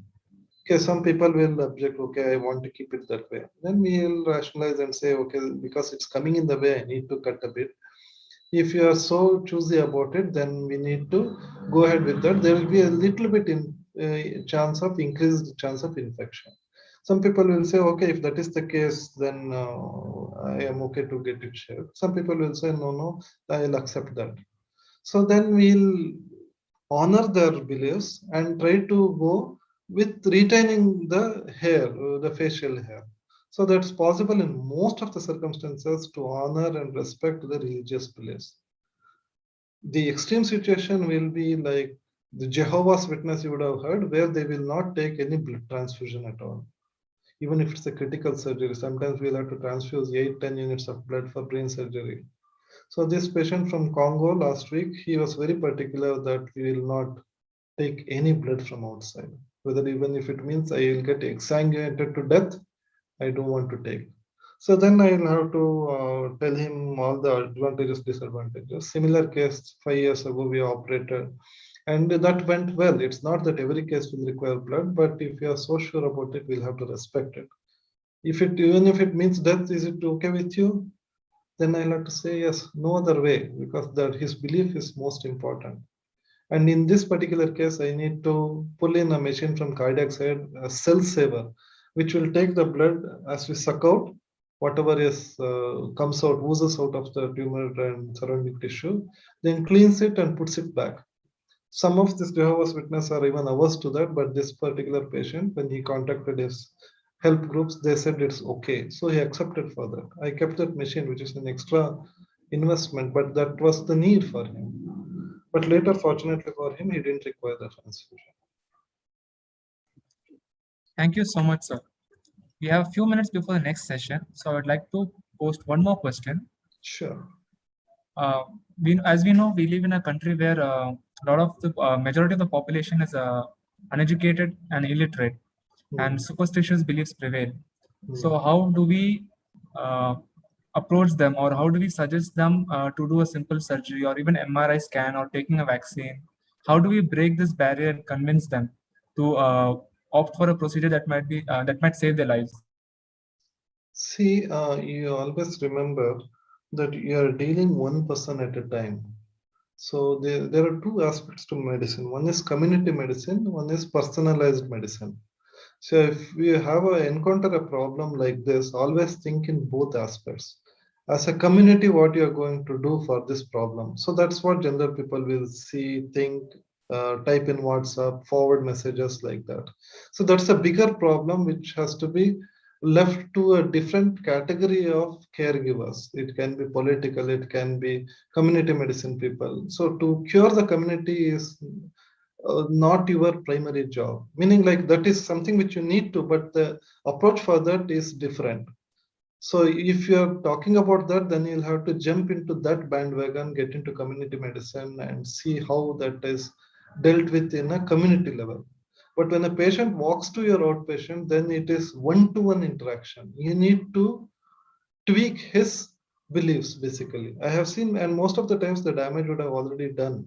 I've seen a KSRTC bus driver who had this, what's that, marks, that burn marks, scald marks throughout his head, hundreds of the, throughout his hand, whole upper limb. When he's driving, he's having that severe electric shock like radicular pain.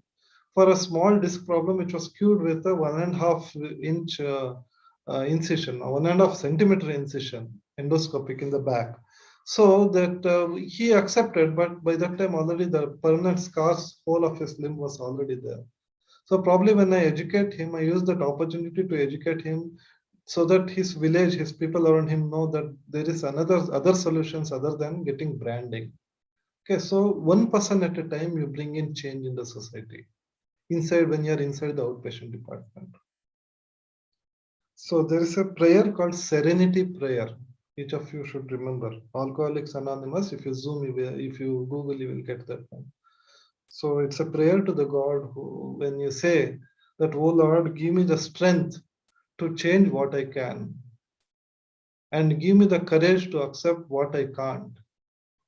And most importantly, give me the wisdom to know the difference between the two. Otherwise, you will be a psychological wreck. You have to know there are two things, some things which you can change, some things which you can't. And the wisdom is to understand the difference between the two. That's when you are dealing it at a macro level. Thank you very much, sir, for all of your answers. I'm sure they clarified all the doubts of our participants. Thank you once again for your time and for your enlightenment.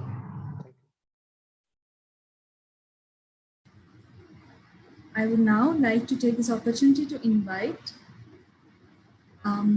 Dr. Ruth Sneha from the Department of Psychiatry to introduce our final speakers for the day.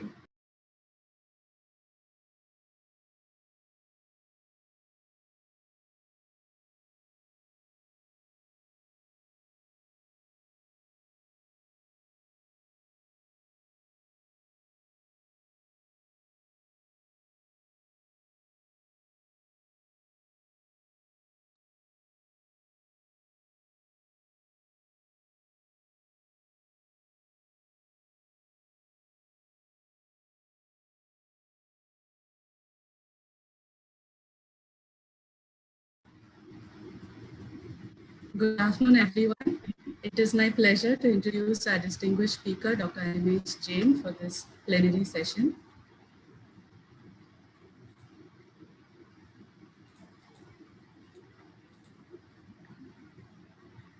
Dr. Animesh Jain completed his MBBS from Kasturba Medical College, Mangalore in the year 2001. He did his MD in Community Medicine in 2004. He has specialized in bioethics and medical ethics from the Center of Ethics, Yenapoya University in 2013. He was also awarded a fellowship in FAMA from PSG Coimbatore in 2008.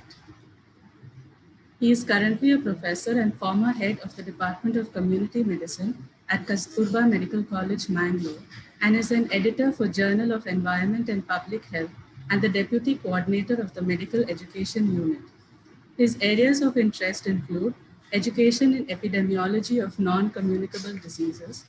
He is an expert in medical education, bioethics, and medical ethics in epidemiology. He is also the head of the Mangalore unit of UNESCO Chair in Bioethics.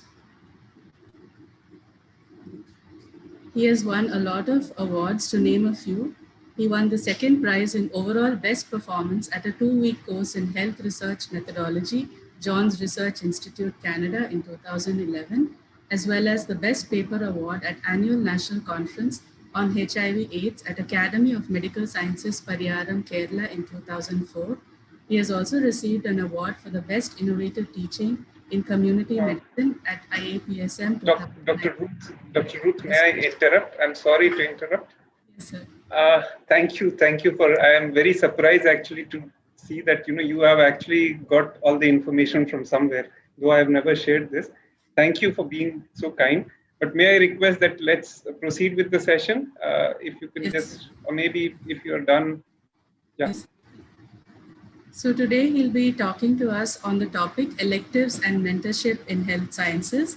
And we are also very happy to have 5 of Sir's students with us as panelists today. We have Dr. Tara Rajendran, Dr. Shagun Tuli, Dr. Nandan Padmanabha, Dr. Siddharth Shankar, and Dr. Jane Mendonca. So we welcome all of you to the session. And I now hand over the session to Dr. Animesh Jain. Thank you, Dr. Ruth. It's a pleasure, again, interacting virtually. And I thank these Sri Devaraj Academy of Higher Education and Research and the organizing team of DeMedCon 2021 for giving us this opportunity. And I also have been with you since morning 10 o'clock. I have been listening to some of these sessions, and I've also heard the inaugural addresses, including that by the principal and the presidential address by Pradeep sir, who's always been one of the persons who I've always admired and looked up to. So thank you so much for this opportunity. And without further delay, let me just try to share the screen. And I'm happy to see that my students are also joining us. I see Nandan, Shagun, Tara, and Jane already. I think Siddharth is also there. So yes, so all of them are there. I would just share these slides.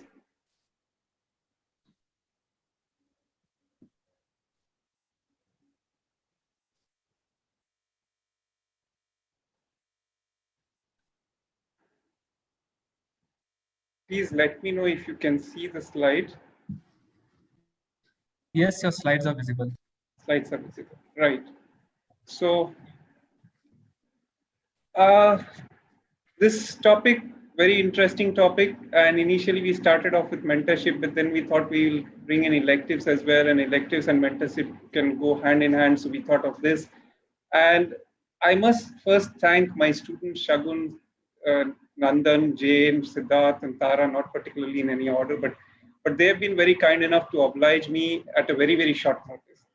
I just reached out to some of them yesterday afternoon and evening, and they've been very kind enough to come on board. I will tell you why I thought of them in a bit, and I will also show their credentials, but I'm sure that with them being involved, this session is going to be very different from what we had initially thought of with. And I really appreciate Dr. Asha for helping me to coordinate with these students and then also allowing me to take the liberty to get them on board.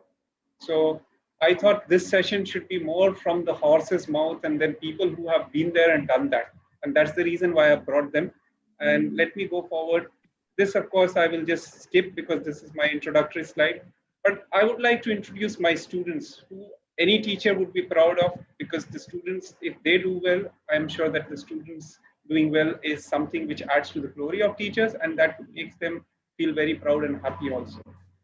So we have Jane, and Jane in 2014 batch was the best outgoing student of KMC Mangalore. She's been a gold medalist in multiple subjects, including general surgery, community medicine, anatomy, and physiology. She's had elective experience at Weill Cornell Qatar campus, as well as plastic and reconstructive surgery in the Maastricht University, Netherlands. And as leadership opportunities came by, Jane rose to the occasion. She has been the lady representative in Student Council of KMC Mangalore, and she's also been the general secretary of the Students Club, which was a surgical club which was floated by the students. So A Cut Above it's called, and she was the general secretary. Shagun was one of the co-founders of that. Her areas of interest are medical education and surgery. And Nandan joins us as well. So Nandan is now headed to actually Harvard Medical School very shortly because of the pandemic and the lockdown. He's been held up, otherwise he would have been there already. So he is incoming PGY1 anatomic and clinical pathology at Beth Israel Deaconess Medical Center at Harvard Medical School. He has multiple achievements again. At a student level, this can be, something which anybody would envy. He's been author of multiple papers, which you see. So he's got original article publications, 8 in number, of which 4 he has as first authors. He's attended 5 conferences. He was selected based on his academic performance to go for an exchange program at University of Aberdeen in Scotland, UK in 2018. He's also had some clerkship experience by visiting the international medical student, as a medical student visiting the University of Illinois at Chicago in September 2019. He's had some awards to his credit as well. We have something known as Praise Awards, that is for the students who excel in publications. So obviously with his credentials, he got that award in 2018, Publication and Research Award Incentive for Students to Excel, that is praise by our university. So that Nandan had got.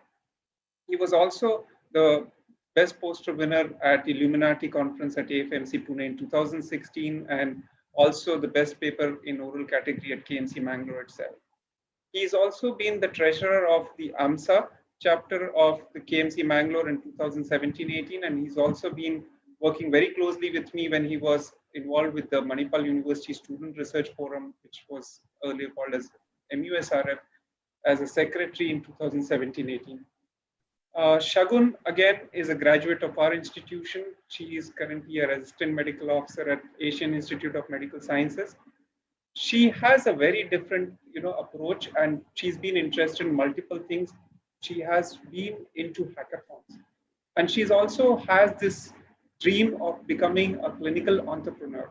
And she's already a clinical entrepreneur in residence with Janitri, and she's an office manager with Student Network Organization, which works closely with FAMER and the Network Towards Unity for Health.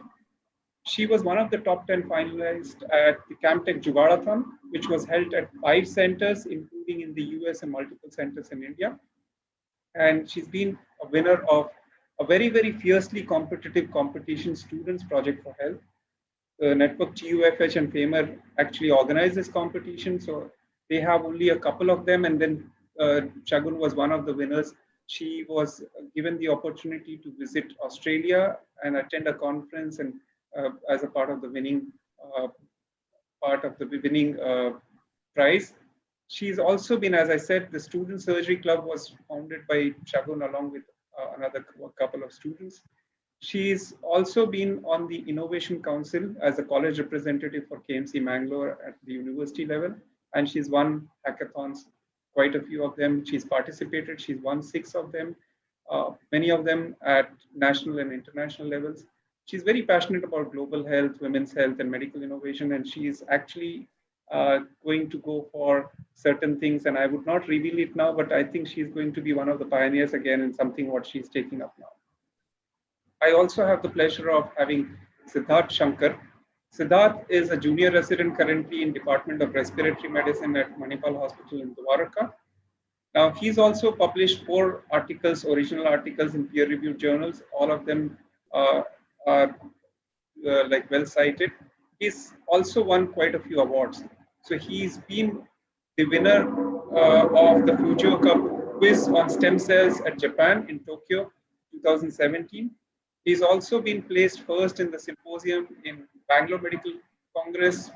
The topic was deteriorating doctor-patient relationship, very apt and would connect with the previous session as well. He was also placed first in symposium on another topic which was very current, and that was on surrogacy. He's done a couple of clinical observerships. So he's been to Guy's and St. Thomas Hospital in London. He's been to St. Francis Hospital in Wilmington, Delaware, Christina Hospital in Newark, in Delaware, and also MedStar Franklin Square Medical Center in Baltimore. So I think with this rich experience, he again was a good choice for me to bring in and to share some perspectives, especially when he has the perspective of UK as well as US. So for those aspiring to go to the UK also will get some perspective. He's also worked with me as a MUSRF Joint Secretary, and he was also the organizing committee member of VSO, that is Volunteer Service Organization of KMC Mangalore. in 2016 to 18. Tara is again another person who's almost a celebrity, I would say. At this level, I really feel that she's achieved so much more. All these students have done so much, and we feel proud. So she is actually, she calls herself as physician, classical musician, and a TEDx speaker, and who's a very strong advocate of something called as music therapy for cancer patients. So she's one of the leading advocates for that. She's done multiple electives and sub-internships in the US, in Harvard, Stanford, Cornell, and Mount Sinai. Currently, she's also pursuing her interest. She's been into this music from very young age, and she's pursuing a PhD in Indian classical music from Annamalai University. She has founded something called as Oncology and Strings. And this is first ever lecture concert series advocating the importance of inculcating music into palliative care infrastructure. So she's been a strong advocate. She's given a TEDx talk also on the same topic, oncology and strings, at AIIMS Bhubaneswar. She's met with a lot of Nobel laureates and other who's who kind of personalities. She's also been the Rhodes Scholarship finalist, Rhodes Trust, Oxford University, and she's been into the top 15 undergraduates of India in 2018. President of India's National Award as a Girl Guide in 2008. And she is more into focusing on hematological malignancies and music therapy. And Shagun and Tara, incidentally, were also in the 20s that was conceived by the Link the Dots Chennai. Dr. Nirmala Krishnan was one of the proponents of it. And they made it to the final 20s. The concept was that people who are in their 20s, 20 such people were selected. Again, it was by nominations and again by certain other things which they looked into, the CVs and the interviews.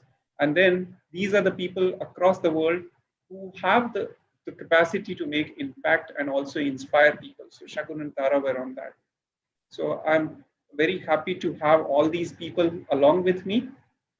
Now, before we proceed, let me tell you that the views and ideas that we express, all of us express in this session, are of our own. And we do not represent any organization or official view of any institution. We are not speaking on anybody's behalf. These are all our experiences, and we are going to share what we think are important and valuable. So with that, the objectives of this session are that we would like the participants, when they leave this session, to have an understanding. So they should demonstrate an understanding of the mentorship process and its importance. They should be able to summarize the salient points regarding the purpose of electives and prioritize and decide the choice of electives based on the insight they gain in this session. The outline of this session now is introduction, which is done. Then we will give you an overview of mentorship and electives. And then I would invite all the panelists to share their experience very precisely, because they have been there and done that.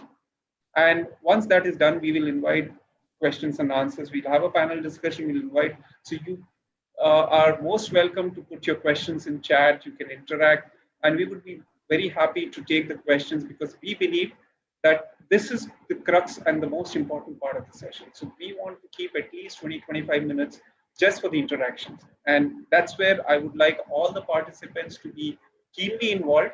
Please listen to us and please put in your questions.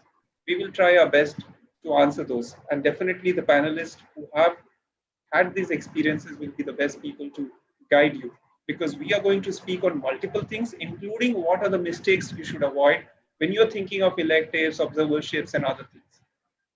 So let me move forward. Albert Einstein said, "I never teach my pupils. I only attempt to provide the conditions in which they can learn." How meaningful. So if we can provide the conditions which are conducive enough, an environment where learning can be fostered, I think we've done our job. Yes, some people who are really strong advocates of good education system, they say that learning can happen anywhere and learning can happen in spite of teachers. So it's not because of teachers we learn. And we have examples, we have mythology, which also comes into support. And, so I think we can actually do this and facilitate learning. And that's the idea of actually mentorship and electives. So we will try to give you what, why, where, when, who, and how of mentorship and electives in this session. That's the idea. And I hope that we will be able to fulfill the expectations of the audience and also of the organizers. So let me just go into very briefly about giving you an overview of mentorship. So it's a very delicate balance. We are not trying to create a replica or our own image, but what we should be doing is give the opportunity to create themselves. And that's said by Steven Spielberg. That is, it's a delicate balance of mentoring someone is not creating them into an image of our own, but also giving them the opportunity to create themselves. I would like to bring an analogy. So when there are co-pilots, what is expected is there should be a trust between the two. So there has to be a trust, the pilot and the co-pilot, and they both steer and guide the plane. And that's what is mentorship also in a way. And during the course of the flight, the conditions may change. There might be turbulence. There might be the bad weather coming, but they have to be together. They have to weather it. They have to be together. And the key is communication. That's where the essence is. So communication is the key. And there has to be, over the period of time, there has to be guidance, but also commitment from both the mentor and the mentee. And that is what the idea is. Now, actually, mentoring has multiple functions and roles. I'll not go too much into detail, but it provides psychosocial support. It actually helps the mentees to develop some kind of activities and problem-solving skills. And it also helps them to follow the role models. So they follow the role models. Many times we imbibe what we see.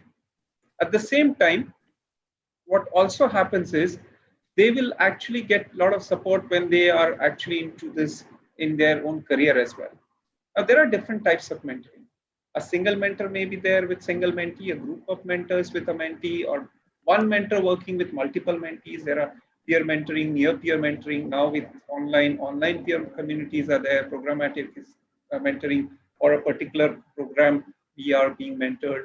Or sometimes there are certain interspersed session of short-term seminars, workshops. Now that may go against the classical example, but still, whenever there is an opportunity, we can imbibe and learn. And mentors also get the flexibility. So that's why a kind of, it can also be like when career support comes in, career guidance. This slide should have been previous, but I'm sorry. And it also helps in skill development, sometimes even sponsorship, because the mentees will be acknowledged, and then mentor will publicly acknowledge the achievements of the mentees. So that also plays a very, very important. So we will go into certain other aspects more in discussion. I would just probably just tell you that being a mentee also has a lot of things which need commitment, and there has to be communication, trust, but the mentee has to demonstrate an eagerness to learn, and there has to be initiative. The mentee also has to be involved. It cannot be the passive nature. And we are going to talk more about that. But before that, let me just give you a brief idea about electives, and I'll open it to my panelists. So it's basically a placement which usually was taken as a part of medical degree, and usually this was done in countries elsewhere, even sometimes in some other institution. Now we have no standard definition, but what is said is that basically there are different curricular elements and courses, and we give choices to the student depending on their interest and career preferences. So they can learn what they want to, and they can also know the nuances. They also develop interest, and also probably sometimes also to know what they are not interested in. So there's an opportunity to network, share, learn, and in the process grow. Now I would invite the panelists. So may I invite, right now I would like to go in and then invite Jane to talk about what exactly has been your experience and probably give us some tips. So Jane, over to you. Yes, thank you very much, sir. Good afternoon, everyone. So first of all, I'd like to thank the organizers and especially thank Animesh sir for giving me this opportunity. So as was briefly mentioned in my introduction slide, I've participated in 2 exchange programs. The first was at the end of my 3rd year, where I went to the Netherlands at Maastricht University, and I spent about 1 month in the Department of Plastic Surgery. The second elective I took part in was at Weill Cornell in the Qatar campus. The thing I'd like to say at the outset is that I might have had a slightly different experience compared to the other panelists here, because both of these electives were completely funded and organized by my university. So I did not actually have to go through the process of securing an elective for myself. I just had to apply via my university, and then most of my work started once I actually got there. So I'm sure the other panelists will have a lot more information to share in that regard. So I'd just basically like to talk about why I chose to do an elective, and also what I learned from these electives. So the reason I chose to do it is, so traditionally what usually happens is people who are inclined to practice or pursue their further studies in the United States or in Europe, these are the people who usually try to do electives. At the time, I had no inclination of this sort. I was convinced about staying in India for my further studies, but I still chose to apply for these electives because I wanted some idea of the way medicine is practiced abroad. And, I wanted to learn things that I could bring back to India, even as a medical student and as a young doctor. So that's why I chose to apply for both of these elective programs through my university.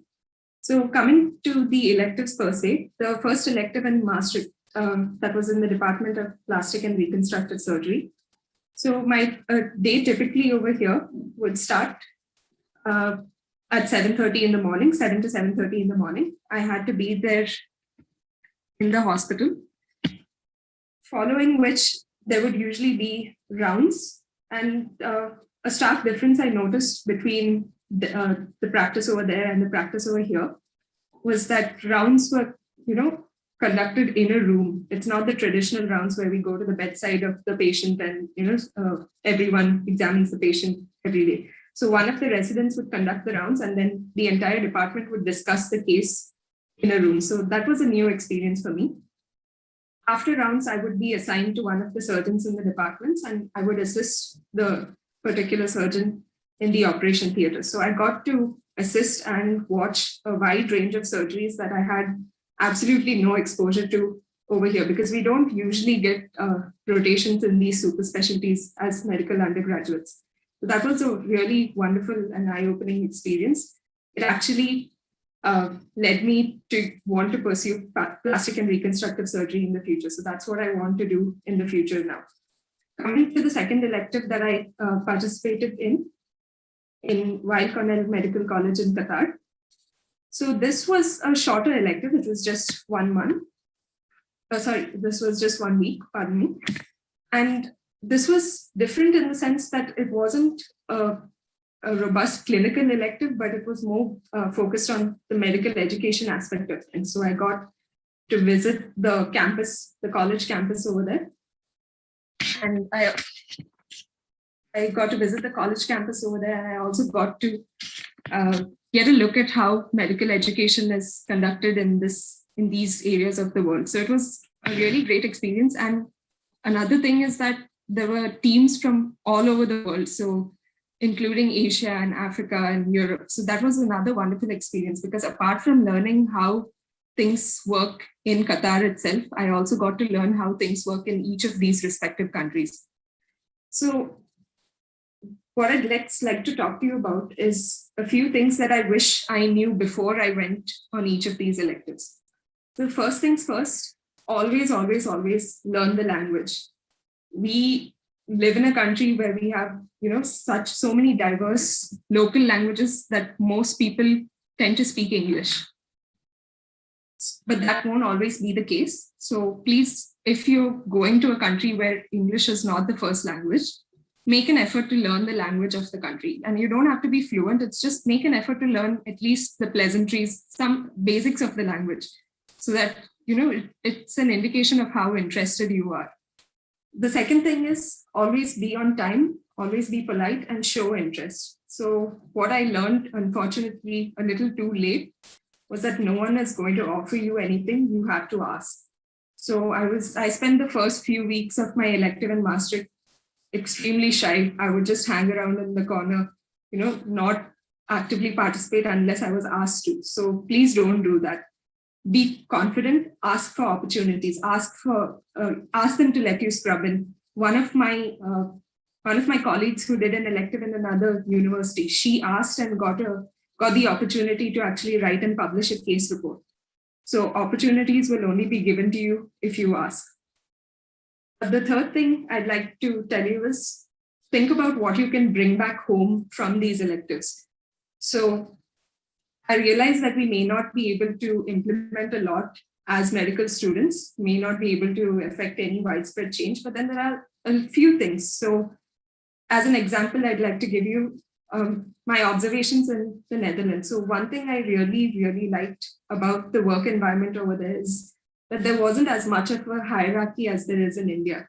So everyone would, treat each other as equals. There wasn't that much fear between seniors and juniors. So that's one thing I'd like to implement with my juniors in the future. The fourth thing is always collect evidence for whatever you do. I also did not know this at the time when I did my elective, and I did not collect evidence at the time. So I had to retrospectively email my mentors over there and ask them for a letter of a proof of what I've done. So if you're going to do an elective, please keep a record, keep a logbook of whatever you do over there. And that'll serve you well, not just if you need it for a CV in the future, but it's always good to have proof of what you've done. And the final point I'd like to share with you is that these electives are not just for your professional development. Of course, you're going to learn a lot about the subject per se, about the healthcare system per se, but these are also for your personal development. So make sure you have fun, make sure you network, make connections, make friends abroad. All of these will serve you both professionally and personally. So that's all I have to say for now. I'd like to hand over to the next speaker, please.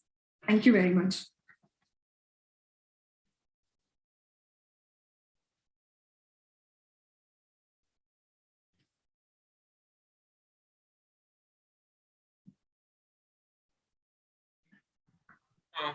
May I invite Nandan? Nandan, please share your experiences. Yeah, thank you, sir. Dr. Animesh Jain, it's been a pleasure to be here, and it's specifically because I keep getting calls or texts and asking for these kind of advices every week almost, and then it's a pleasure to do it formally. And I saw that there are a lot of online participants as well.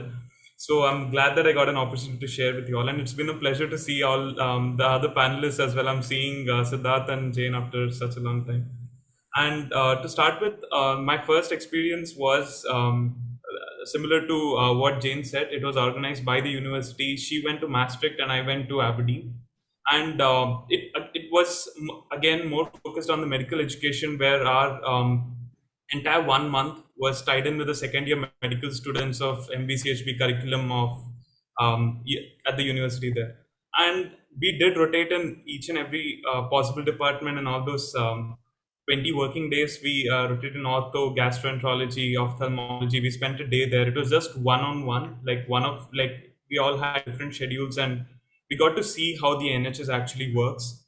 And my second elective was slightly different. It was a subject chosen by me in a university chosen by me.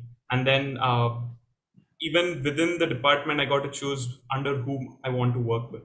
And again, my schedule was totally decided by me, and so this was an opportunity which I chose because I knew that I wanted to get into residency in the US, and I wanted to make my presence known. In sense, you can talk a lot about yourself, but to actually show someone that you've been there, and this is how you work, this is how you think, and this is how you process things, this is how you handle pressure, these kind of things to show and someone else evaluate it. It's a very good opportunity, I felt. And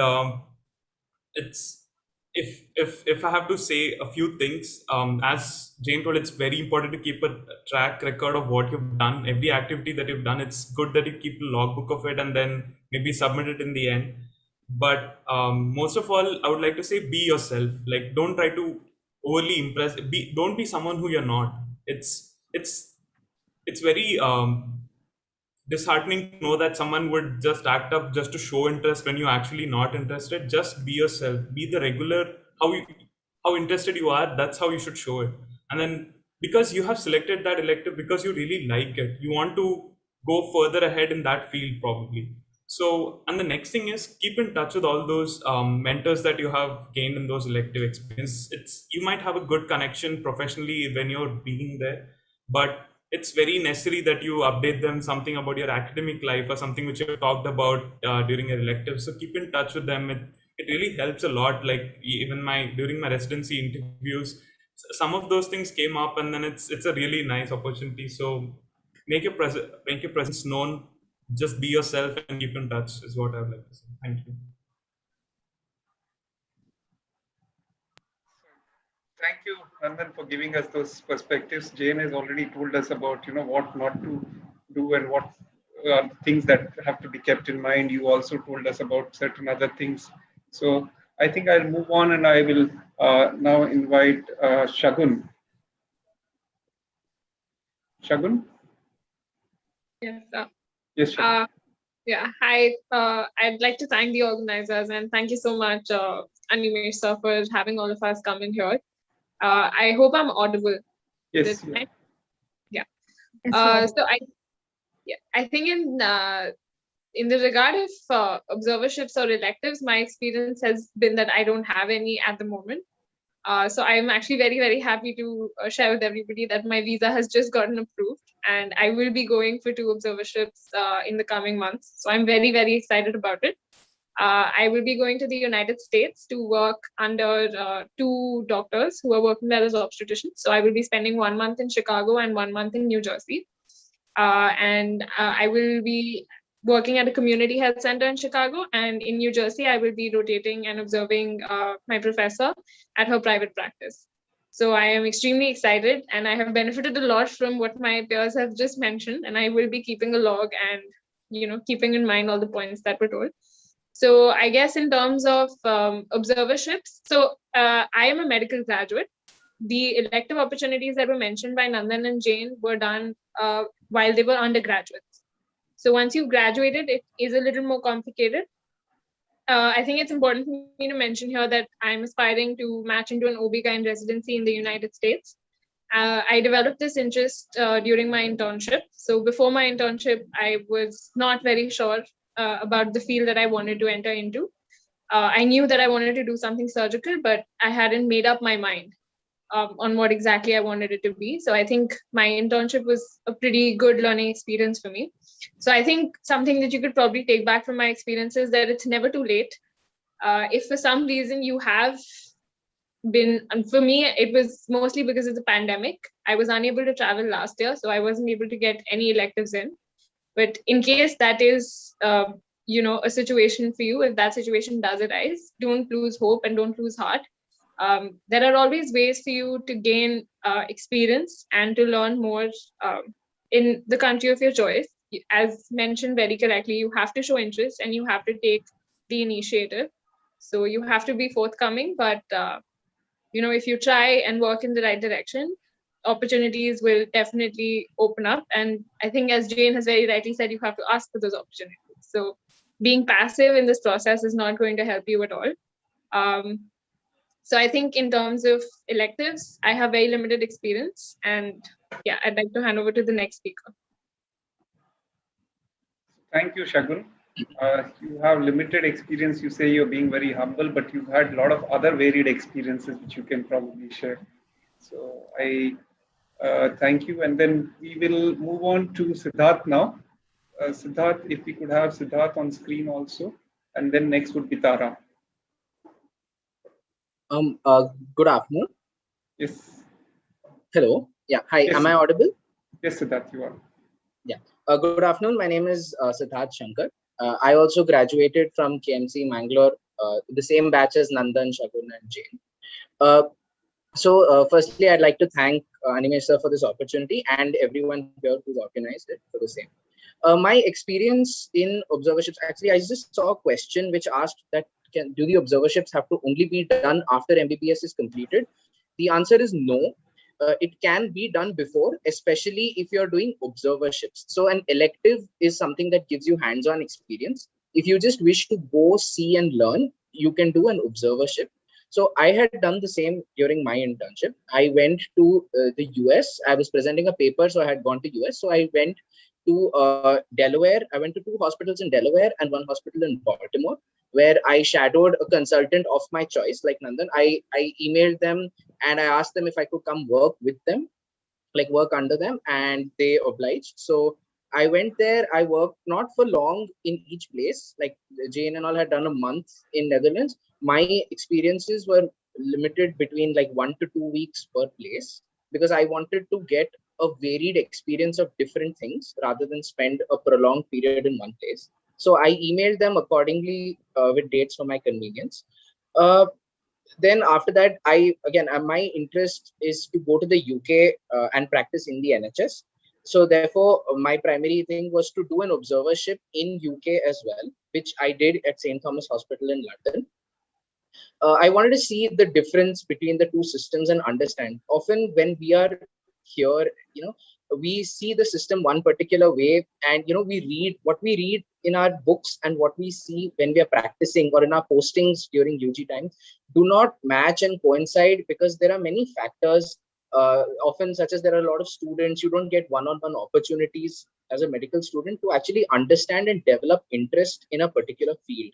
So doing these observerships where you are the only junior shadowing a professor and therefore get more one-on-one experience and time is a very helpful thing, and is something that you should I would recommend that you definitely try, whether it be in India or it be abroad. UK, again, the NHS, for anyone here who's worked in like government hospitals, the NHS works the exact same way. It will remind you very much of any government hospital you've ever worked in.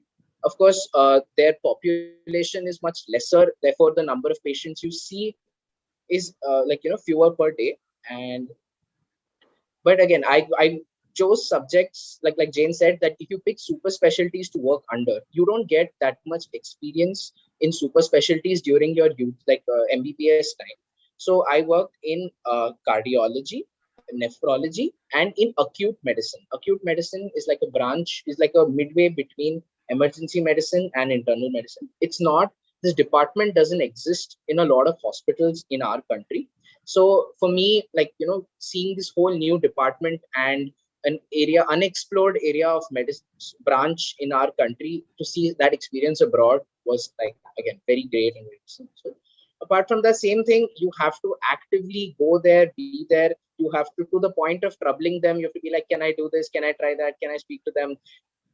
Only and only if you do that and keep troubling them and moving forward, will they give you opportunities.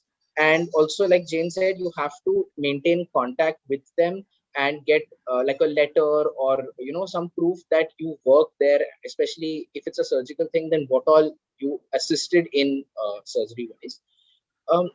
So again, my application was, I wrote to each of these people, and I found their email IDs on the hospital website, and I personally emailed all the professors who I wanted to work under, and they were luckily obliged, and I received the opportunity to go there. That's honestly all that I have to cover. If there are more questions, then we can discuss that. I'd like to pass it to the next speaker. Thank you. Thank you, Siddharth. Thank you for giving us that perspective. And I think that would have also helped some of the students, because I'm seeing the chat as well on the YouTube as well, and also here. Okay, so now I move on to Tara. Tara, go being the last panelist, but definitely not the least. So yes, Tara, go ahead. Thank you, Dr. Animesh sir. I just want to quickly check whether I'm audible all right. You are. Okay, perfect. Thank you. Thank you so much for this opportunity. I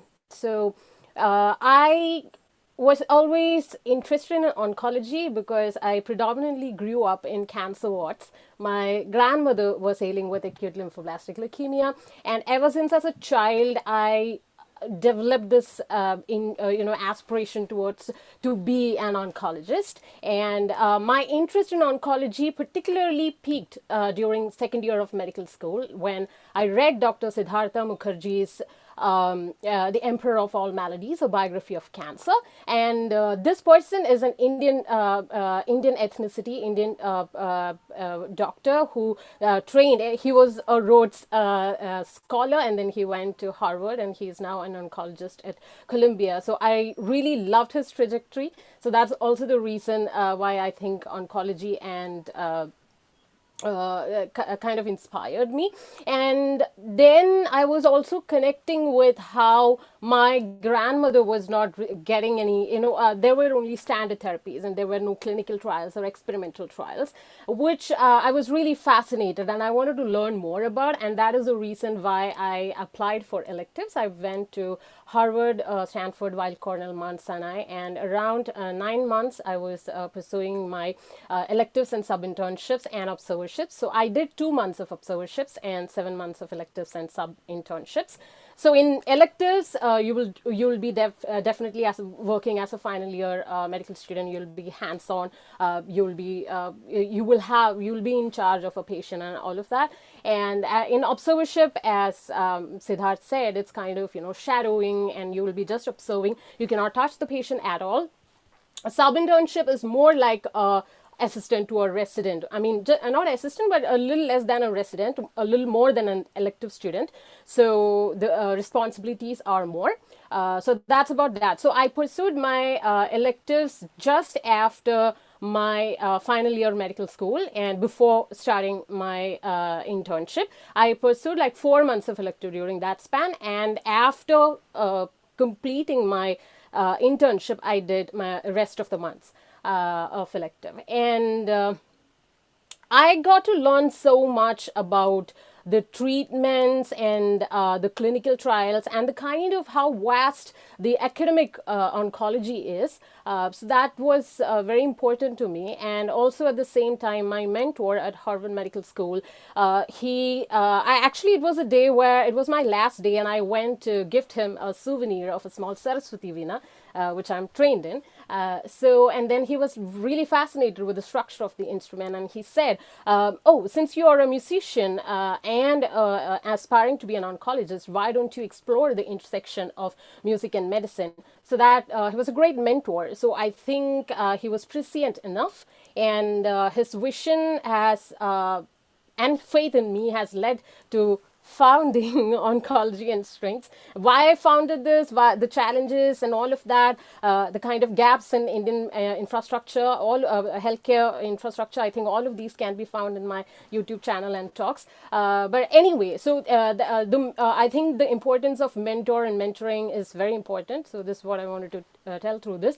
And apart from founding Oncology and Strengths, during these times I was very keen on research in oncology. So I was, talking to these residents and fellows, and then I kind of worked on a case report, and we got published that in Hematological Malignancies again. And there was this American Association of Cancer Research, which is one of the professional bodies in cancer research, and they were conducting a special hematological malignancy conference in 2017 while I was at Harvard. And then I had done 2 papers back in KMC Mangalore through ICMR funding and Manipal STS funding.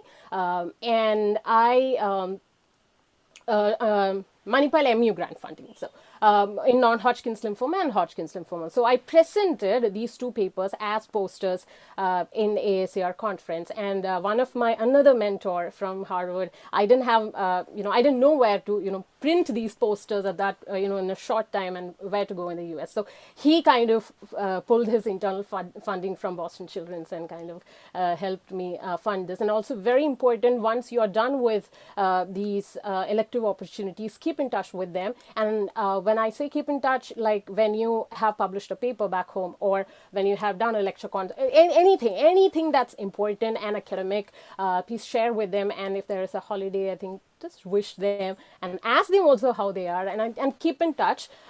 So networking, collaborations, research, academic, it's very important. So yeah, this is my experience.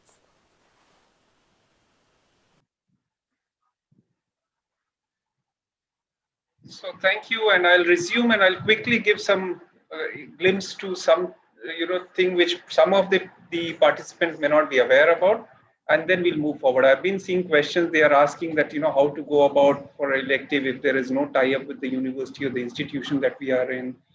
How do we approach all those? Some of those have been answered, but let's move on. And then I just want to take a couple of minutes to tell them. So now there is an opportunity for all the students who are part of the CBME curriculum. So CBME curriculum in India has been implemented 2020 onwards. We have this curriculum. I mean, in fact, 2019 was the first batch. So there is an opportunity for elective for all the students now. Now, the erstwhile MCI, or the current, what we say, the NMC, has provision for elective. And they are saying that this electives will be available to everybody. Not just that, it's not just available, it's a compulsory part of the curriculum now. So that's where I thought this experience can help you. I'm sure that this will be useful for you, because I understand that not all of us can go to electives elsewhere or abroad, or maybe choose something where we would want to, and then probably because of the competition or otherwise, we may not be able to make it. But we might be able to make use of the opportunity that may exist very near to us, or maybe in the institution or neighboring institution. So this has been proposed by the NMC. And the idea is that you can get a lot of experiential learning. You can, again, the principles are same. You get to network. You can probably build on this as a future career option. And you also get some self-directed learning opportunities.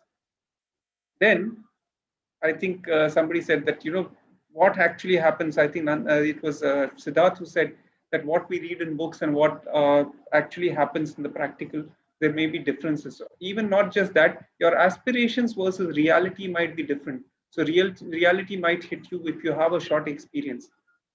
So those kind of things could be useful when you do these electives. So the idea is to give you a hands-on experience. You can get opportunity to explore new areas and discover new avenues.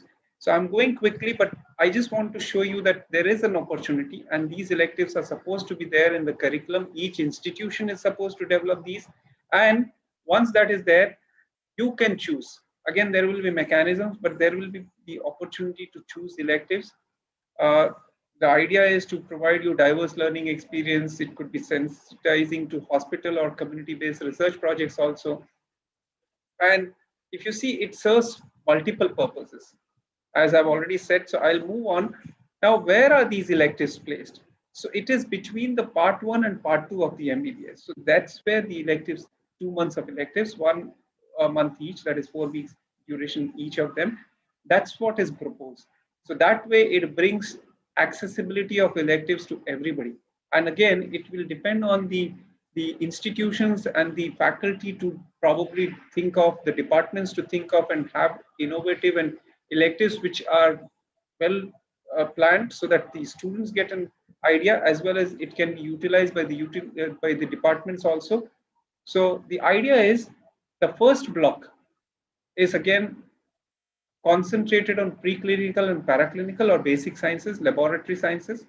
And it could be also done under a faculty researcher who's already have a ongoing research project.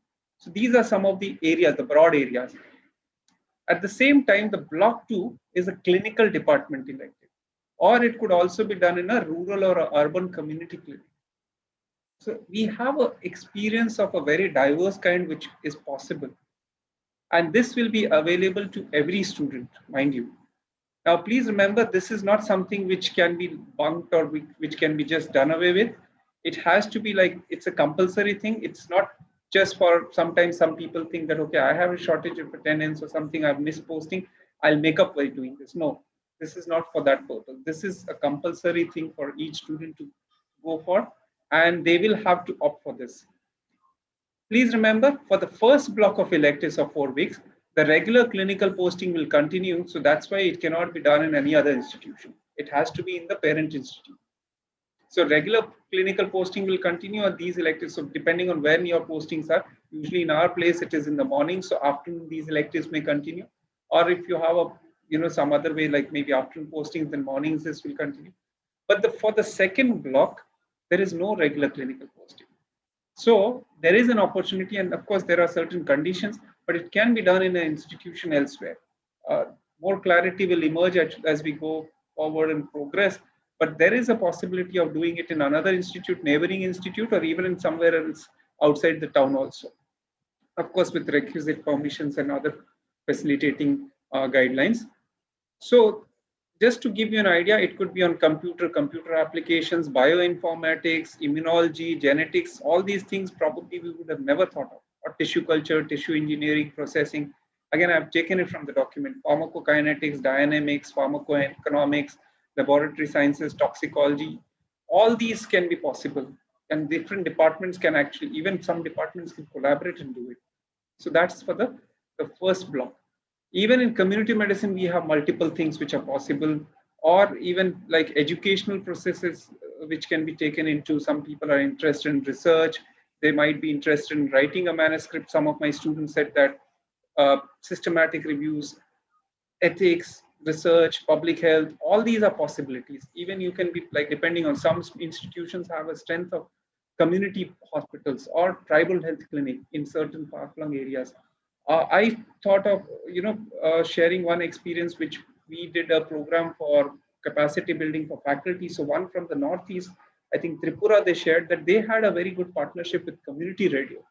So they invited these students along with journalism students, and they designed educational projects related to health, and they visited the community, and over a period of 4 weeks, they actually, this was a pilot project before this NMC guideline came, but they said that actually they made a difference, and it was through the radio, the community radio initiative, which was very well taken up.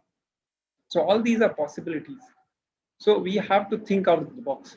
Now I will go into, opening it to the question answer session. I think we have little time now, but I am sure that we will be able to address some of the queries.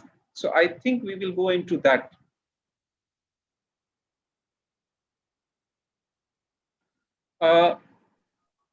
I see that there are some questions which are there. So there is a question how to apply for electives if the colleges are not accepting students due to pandemic. Before I ask my panelists, I think I would say that there are virtual electives also. In fact, there are some exchanges also happening virtually. Of course, they may not give you the kind of experience that will be in physical electives, but then we do not have much of a choice right now. So at least we will gain some elective experience. And as of now, what I said, these NMC electives will come in, as my understanding serves me, right, probably next year or so. So let's hope that, the batches which have joined under the CBME, they will have some elective experience. And is there any eligibility criteria for electives or observership? Any of the panelists would like to take up? For the UK, there is no eligibility criteria. When you're applying for your electives, the thing is that, again, this also overlaps into the question of can the electives be done before MBBS or not? An observership can be done before, but you may not be able to do an elective while you are an MBBS student. This thing, you do it after you finish your MBBS during your internship. Another advantage of that also is that when you've studied, like in final year, we study so much more and cover that much more knowledge. So you have that much knowledge, information to actively, use and learn. You have a foundation to build upon when you go to these places. Anyone else want? Yeah, Shagun. I think I'd just like to piggyback on that. But so I'll just give you, I think Dr. Tara very correctly explained the difference between an elective and an observership. An observership is essentially where you are just observing the procedures that are happening. In an elective, you'll get a lot more hands-on experience. Usually the elective opportunities are only open during your internship year in India or your final year of training, which is equivalent to the final year of training in the United States. This is the usual rule of thumb that is followed. So since I have just gotten through with the process of looking for observerships, I can understand the difficulties you must be facing trying to look for some during a pandemic. My suggestion in that case would be to email each and every person of the university that you feel, or as Siddharth mentioned, some of the doctors that you feel you may want to rotate under. So my experience, I'm referring to the United States when I talk about it. Please first, before you start applying, sit down and ask yourself why you want to do this elective. What are you planning on gaining out of it? What is your intention behind this? So if you cannot apply for an elective opportunity, you can apply for an observership. You can do an observership on a visitor's visa. So that is when you just simply come and shadow the professor. And you can do this by emailing the professors. There are also some agencies that can help you out with this process. However, I feel that if there is a particular professor or a particular doctor whose work you're very interested in, you can definitely write them an email. My suggestion would be to limit your email to less than a page and be very specific and clear about what it is that you're looking for. So thank you, Shagun. I think Nandan, you want to come in. Please go ahead. Yeah, adding to what Siddharth and Shagun have told, just summarizing, there's no specific eligibility requirements as such. It depends on where you're applying to.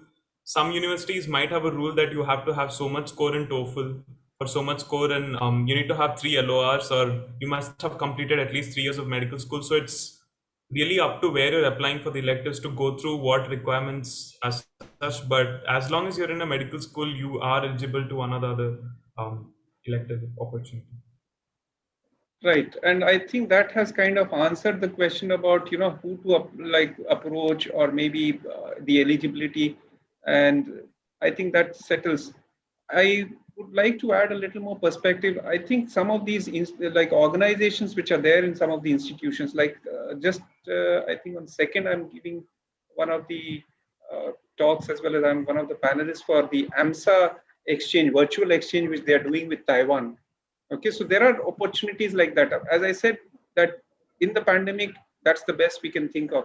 In fact, Shagun is very fortunate that today only she had this interview of visa for US in the morning, and she's just broken the news that she has been through. So she's going to the US shortly, hopefully, when the conditions stabilize and she is able to travel. So just this morning, she's been actually interviewed for the visa. And I think AHS, I believe, I'm not very knowledgeable about that, but I'm sure that if any of you can add AHS, I think there is a possibility. Again, you'll have to look for, and you'll have to approach. One good thing is most of these foreign universities, the details are available and they are very prompt. Right, when you write to them, they respond. They respond, they encourage. So that's one thing which, again, some effort has to be made by you. You have to look for people.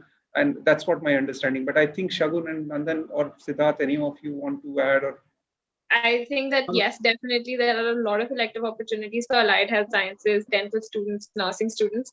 Do not feel that this is something that requires a particular degree. You can even pursue an elective in a completely different field. So do not shy away from having these new experiences. I think I just wanted to mention a slightly important topic, which I feel we did not get an opportunity to touch upon here, which is the financial aspect of electives and observerships. So it is an important aspect to take into consideration, especially since we're students. And there are a couple of opportunities that you should be on the lookout for, which can help you with the funding that you may require. So I just wanted to let you know that, so I'm the office manager for an organization called Student Network Organization, SNOW. And SNOW has for years promoted such activities and tried to provide funding to students, especially from low and middle income countries. So SNOW is having a virtual exchange program, and I would really like, if anyone's interested, please do visit the website. It's open to students in any field of health science. It's not limited to medicine. So please feel free to go check it out. Similarly, the Student Projects for Health, which I applied for, is specifically for students who have done a significant amount of work in their countries, in their home countries, and have, and it is completely funded. So don't let that hold you back. If you really want to do something, then you must reach out to people. So I think student projects of health, Dr. Animesh Jain was the one, Animesh sir was the one who told me about it. And that's how my friend and I applied for it. So we are very fortunate to, have been in an environment which was so helpful for us to grow, and we were able to do so many things. So yeah, definitely reach out to your professors, tell people that you're interested in doing these things, and the doors will definitely open. The other organization that you can look out at is GEMX. So GEMX has a student ambassador program. If you introduce it into your university and you become the student ambassador, they offer you a free elective. So I think the financial aspect of it also has to be looked in, because these electives can usually be a little expensive, but you can find ways around it. Absolutely. I just want to thank add you. something Thank you for that. Yes, Shagun Siddharth. said. Yes, Siddharth. No, so same thing. It's about the financial aspect of it. The reason that I did one of the reasons that I did multiple small observerships instead of a prolonged elective in one or two places is because of the sheer expense that goes into it. Like, you not only, of course, like if it's abroad, then travel and stay, the living cost of living in abroad itself is higher. Apart from that, the fee to join to do an elective particular place, which is why I decided to do observerships. So depending on where you are and how important it is, like if you have to go to the US, they would like doing an elective is more important and more contributory to your CV and your growth than UK is. Like in UK, even if you do an observership instead of an elective, it does not have as strong an impact that it would have in the US. So depending on where you wish to practice further, this has to be looked in, because you have to balance the cost and the gain apart from the experience that you will get out of this experience, out of an observership / an elective. So before I take the other two questions, I'll just ask you, Siddharth. There's just one question which has just come up in the chat. Are observerships counted as US clinical experience? Could you just quickly answer that? US, I'm not sure. So I can take that question. Observerships are so US clinical experience is defined differently by different programs. That is, I think, one of the things. Observerships are not usually counted as hands-on US clinical experience, especially by some of the more esteemed programs. However, it is definitely added in your work experience in the ERAS application which you submit. The other thing about an observership is that it helps you get a letter of recommendation. So I would not dismiss an observership by saying that it won't benefit you at all. Yes, it may not hold the same value as a hands-on elective, but it is definitely a very good way of making connections, getting a letter of recommendation, and understanding the US clinical system. And the US clinical experience, most universities define, most residency programs, if you visit their page, they will have a definition of what they consider as US clinical experience. Some of them explicitly write that observerships are not considered as USC.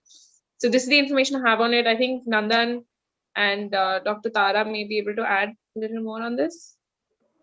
For me, it was, for pathology, there is not much of hands-on that you can do other than frozen section. So all observerships was considered as US clinical experience in all the programs. But Dr. Tara would be able to add on.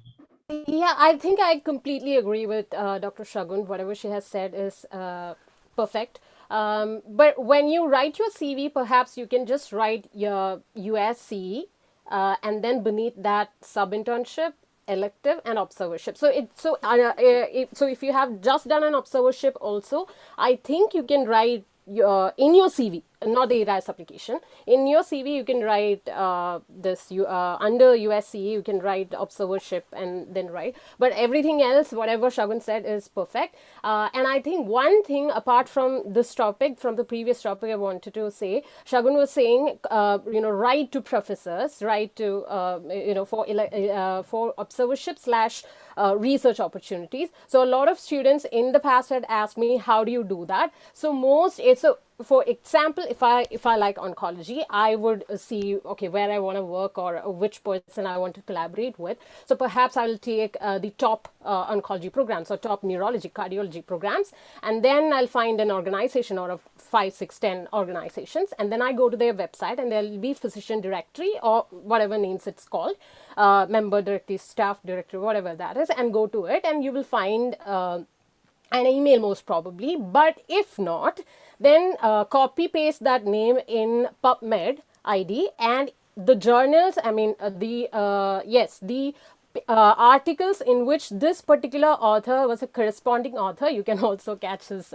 email address, or social media. But I think more professional way would be finding an email address either through this or the PubMed corresponding author address.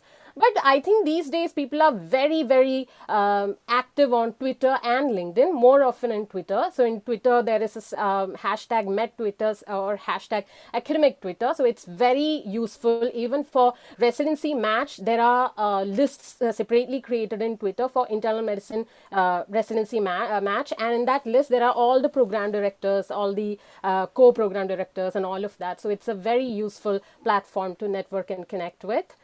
Yeah, that's all. Thank you. I want to check with the organizers because we have completed 1 hour. So we were given 1 hour and it's already 1:41 to be precise. So could we go on for a couple of minutes? I see some of the questions which are pending. So could the organizers tell us, and I hope the panelists are okay for another maybe a couple of minutes. Sure, sir. You can continue with the answering the questions. Okay, that's from the, I think, organizers. Yeah, okay. You have 10 minutes, sir. Okay, sure. Thank you so much. So I also see that, I will take 2 questions clubbed together. So there is a question about, one thing is how do we increase our chances of getting a letter of recommendation? It was touched upon, but also is there any special preparation required by an undergraduate which can make us a suitable candidate to be selected for an elective? So I will club these. Maybe I'll go with Jane first and then I'll come to the others also. Yes, sir. Thank you. So with regards to getting a letter of recommendation or LOR, the first thing I'd like to tell everyone is don't make that your primary objective, because these are professors and doctors who've had hundreds of students rotating under them. So if that is your only objective, if you're just there to get that piece of paper, they know that your intentions behind this are not as pure as they should have been. So obviously ask them for an LOR towards the end, bring it up towards the end. But in the beginning, I would suggest that you show them that you're interested in the subject, that you genuinely want to learn from them, because these people can spot insincerity. That's my opinion on an LOR. And with regards to the contents of the LOR or how good of an LOR you get, that solely depends on your experience over there, what you do over there. So that again boils down to being on time, being polite, preparing ahead. So if it's a surgical elective, I can only speak about my experience. So, read about the surgery beforehand. You get a OT list, you get a list of cases, read about the surgery, ask doubts, ask if you can scrub in, those sorts of things. So that I believe would affect your LOR. Specific preparation that would make you a better candidate. Personally, both of my electives were based on academic merit. So that was the only preparation as such that I had to do. There was also an interview process. So neither of those, you can prepare for exactly in a few days. So it's a matter of consistency.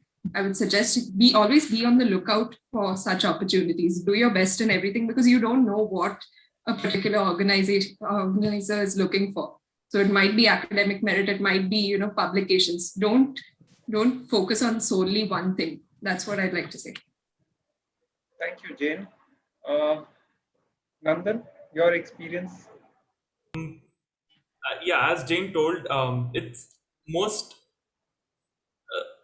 supervisors know that you're mostly coming in for showing that you have US clinical experience or that you need an LOR. By putting it upfront, I don't think it's a very good decision. Just when you're doing your work, I think they'll be but I think it's about if it's a 4-week rotation, by about the 3rd week, if you could let them know that maybe they might be in another week's time where they can really jot down things to write in your LOR. But yeah, don't make that your primary thing. Don't go out on the first day telling I demand an LOR. That's not at all nice.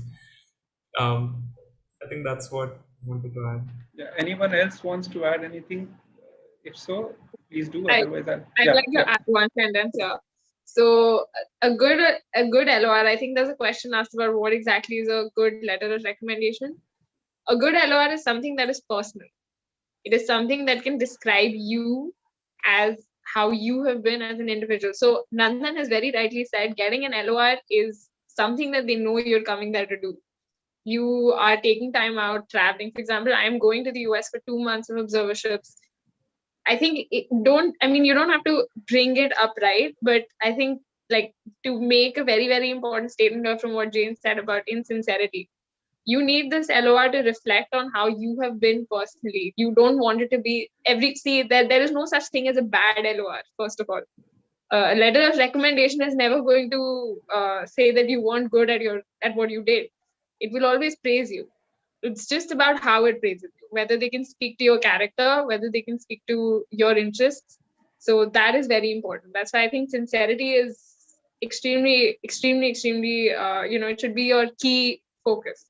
However, an LOR is something that they already know that you have come for that. So I don't think that you should be too worried about it. Yes, thank you.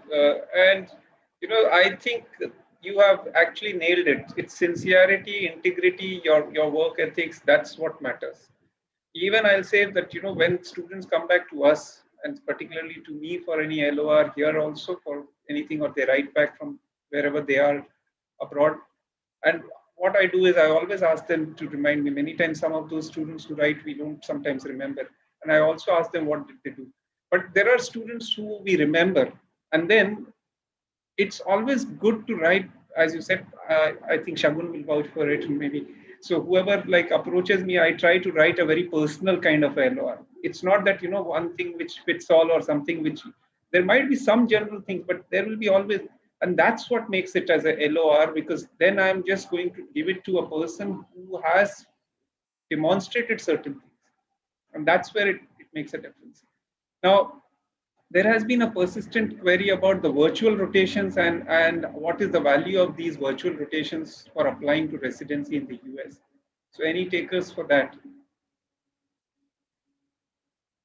Maybe Shagun, maybe Tara. Any idea? I think. I do have some idea on tele rotations. I know that they are available. Some universities have also started opening spots for tele rotations. So I personally am going in for obstetrics and gynecology, which is a hands-on field. So it was my personal decision to not opt for a tele rotation. I wanted to visit the United States. This is also going to be my first time visiting the United States. So I wanted to make sure that before I applied for a residency, I had experience of physically being there in a hospital and seeing how it works and understanding the system well. I feel that if tele-rotation, if it is an urgent requirement for you, and this is again just my opinion, I think there are lots of things that need to be considered. The field that you're applying for, and if it's probably something which is less hands-on and more discussion-based, then I think that you could benefit a lot from it. They are also a little expensive based on the research that I did. Maybe you can find something that fits you better. But I feel that if it's an urgent requirement, then I do know of people who have matched or have received good LORs through tele-rotations. Right. So if there is nothing to add on that, I'll move to another thing which I want your opinion on. So should we pursue an elective in a particular field we wish to graduate with? And I will open it to Jane first, and then Nandan, and then Tara, and then maybe others too if you want to. So Jane, and then Nandan, and then Tara. Okay, so personally, I was faced with this decision when I chose my elective, because I always had an inclination towards surgery. But then I think most of you will agree with me that, when you're in your UG days, before final year, you generally are not 100% sure of what subject you want to graduate in. If you do, that's wonderful, good for you. Definitely go ahead and do an elective in the subject you want to graduate in. If you don't have an idea, I think that's one of the main reasons why you would want to do an elective this, so that you can figure out which subject you like and which subject you want to graduate in. So I would suggest, if you definitely know what subject you want to graduate in, go ahead, try to get an elective in that subject. If not, decide on a couple of subjects that you have an inclination towards and try to get into one of those, get an elective in one of those subjects. But definitely doing an elective, as far as the UK is concerned, doing an elective in the specialty of your choice definitely carries more weight on your CV than doing an elective in an unrelated subject. So there actually, the UK portfolio, there's a list of requirements that you need to get into specialty training in the UK. So one of the criteria is doing an elective. So I looked at the surgical portfolio. So one of the criteria is whether or not you've done a surgical elective. So that carries points. So definitely it helps, but I don't think it's an absolute requirement to do it in only that particular subject. And I agree with what Jane is telling. If you haven't figured out, it's a good way to figure out what you want. But then I highly recommend you finalize on what specialty you want to, because you're spending so much money, energy, and time over it. If you can decide on a subject, it's so much more valuable to have an experience. Say if you want to apply for radiology or OBGYN or pathology, these are very specific things. It's not a generalized thing. It's having an internal medicine rotation may not contribute to your application at all. Of course, I'm talking about US residency applications here, but if you have a rotation, if you're applying, interviewing for a spot in pathology residency, your OBGYN residence elective might not it may not even count at all. So it should be something very pathology specific. In the end of the day, they just want to know that you were so interested in your medical school to spend out time in that particular field. You definitely want to enter the field. You will end up being a happy resident in that particular subject. You will end up doing well as a resident because you have been interested in it for a long time. So that is the kind of outlook that the most program directors have. Thank you, Nandan. Yeah, I think I have the same things to say.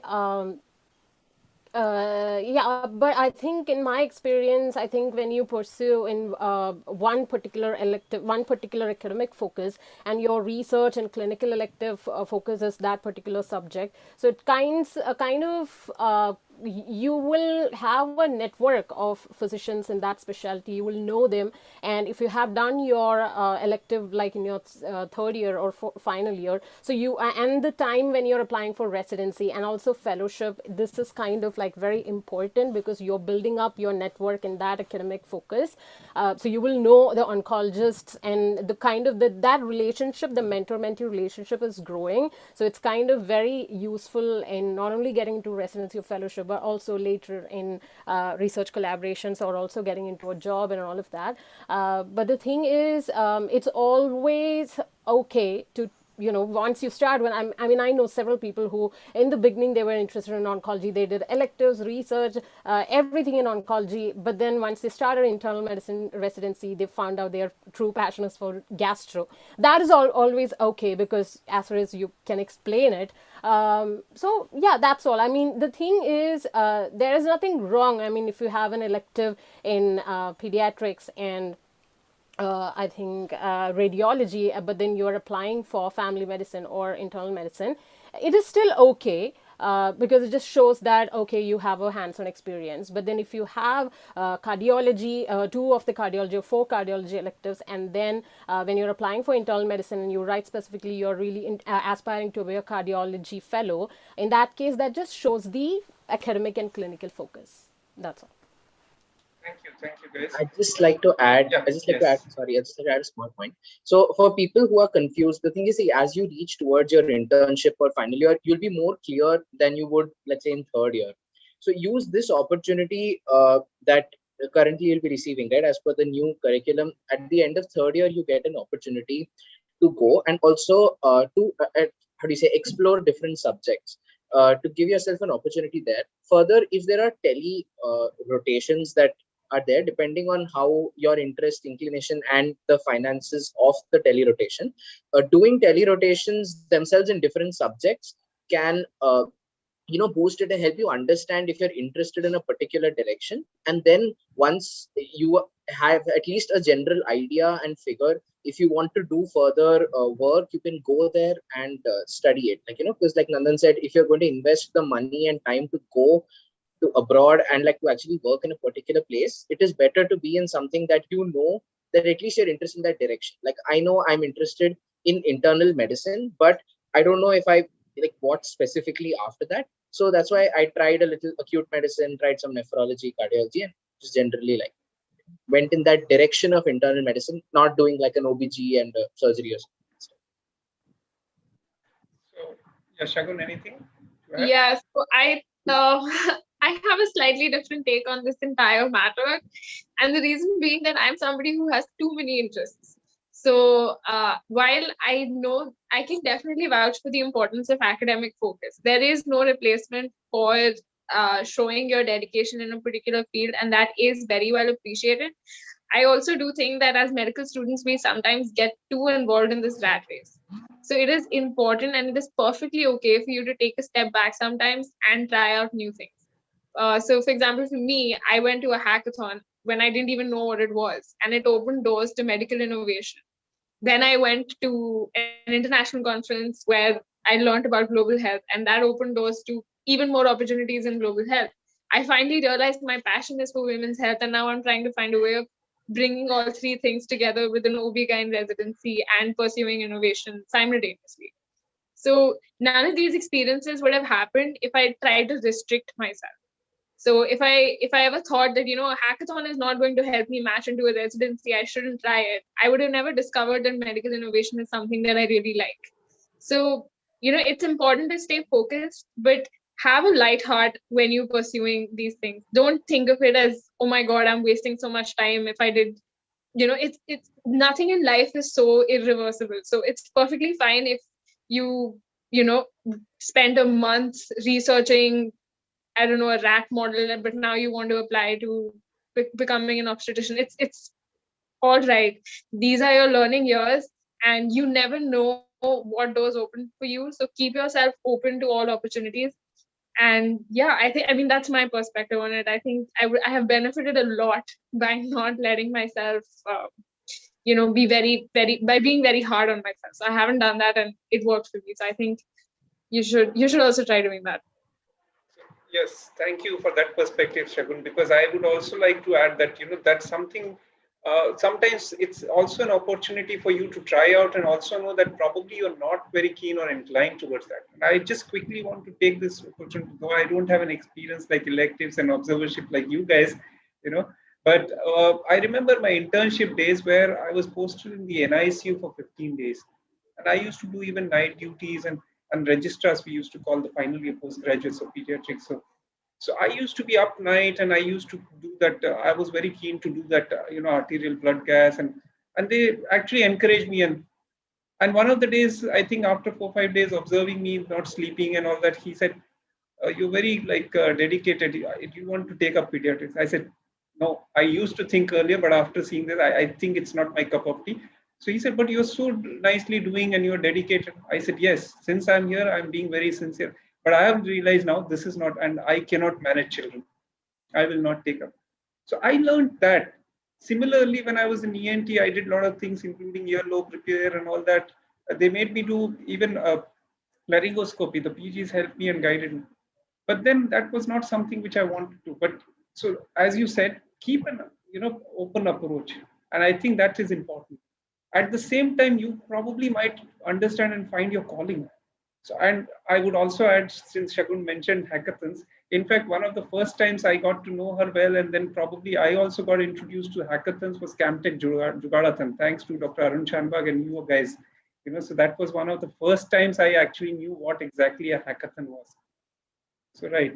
I think one more question, and then I think we will wind up. So I think there was something, is there electives having something like assessment of grade? And a quick response from the panelists.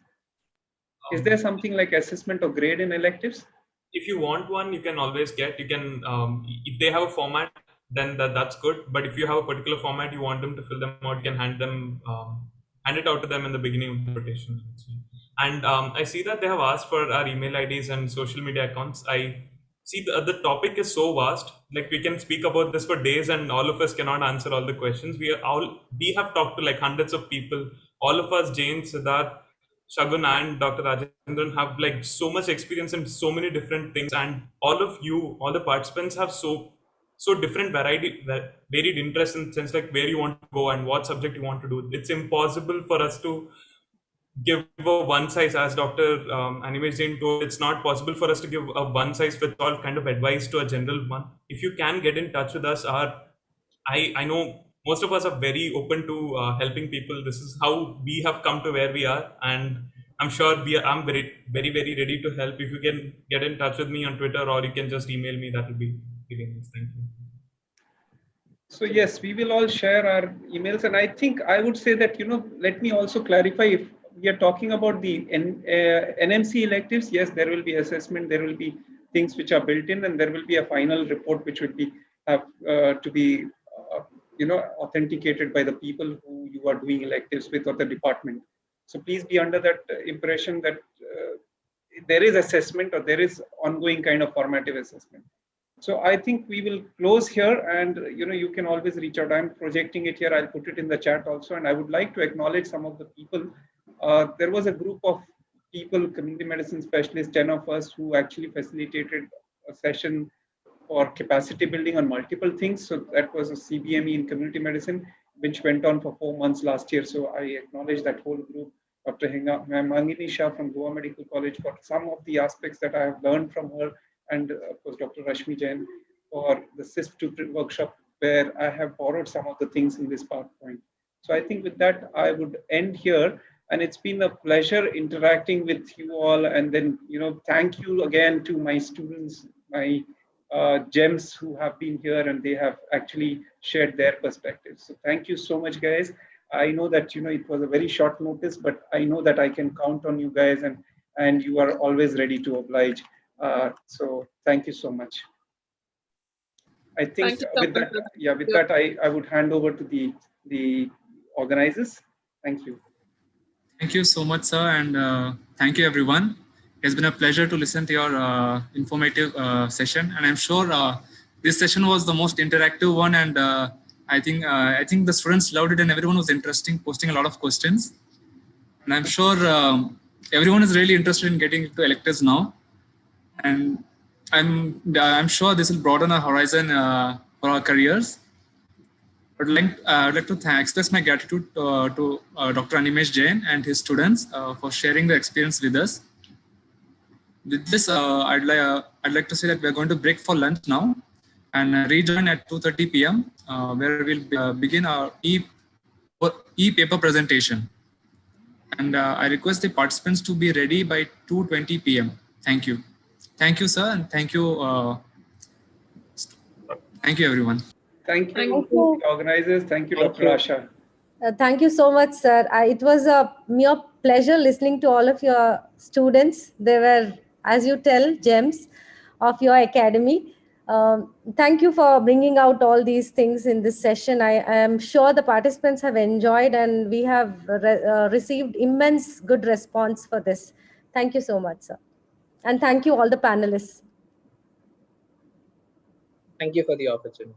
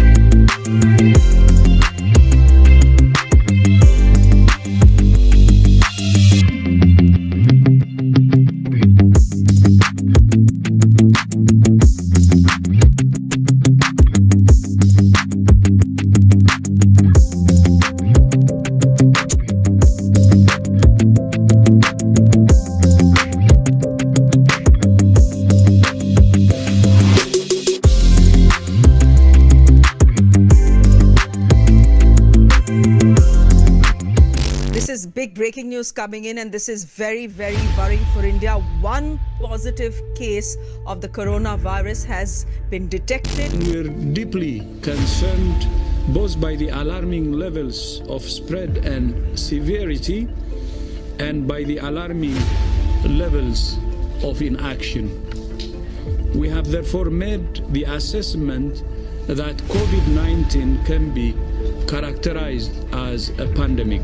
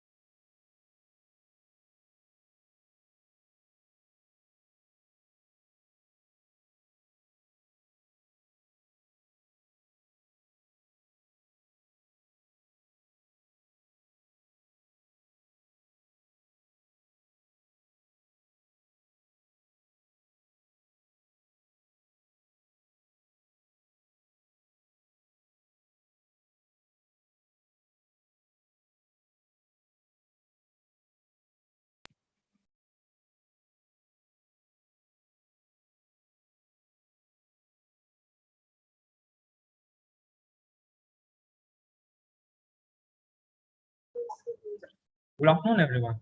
We're back from the lunch break. I'll be reading out the general instructions now. Participants, please type your paper registration number into the chat box. I will be playing the video of each participant after reading out the registration number. At the end of each video, the participant must come live for a 2-minute question and answer session with the judges. At the end of 2 minutes, I will ring the timer bell, which will indicate the end of the 2-minute question and answer session. I repeat, the participants please type their registration number into the chat box. I will be playing the video of each participant after reading out their registration number. At the end of each video, the participant must come live for a 2-minute question and answer session with the judges. At the end of 2 minutes, I will ring the timer bell, which will indicate the end of the question and answer session. Thank you.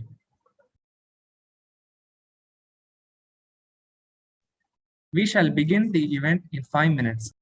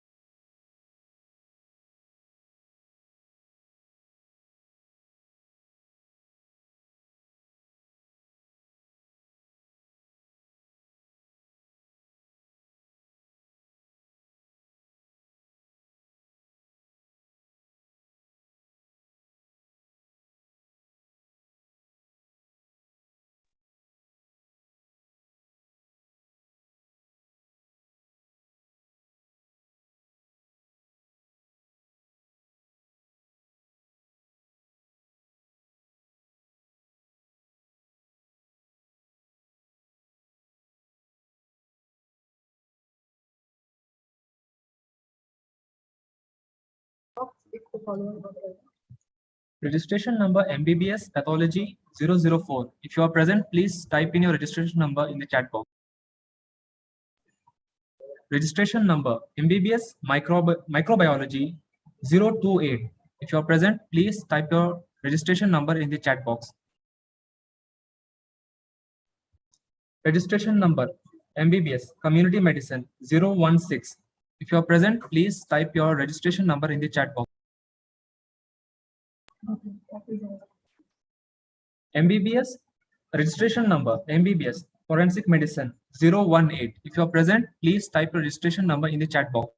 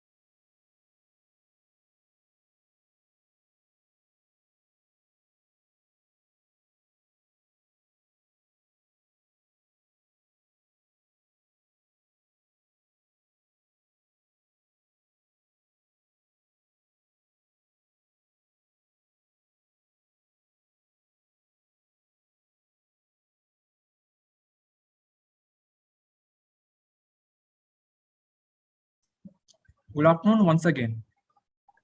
We have now come to the event which highlights the very purpose of DeMedCon, which was created to be a platform for budding researchers, research paper presentations. We received a total of 35 submissions from colleges across India, out of which the top 10 papers were selected for presentation. I now invite Dr. Ashwini N.S. from the Department of Anatomy to briefly introduce our judges. Ma'am, over to you.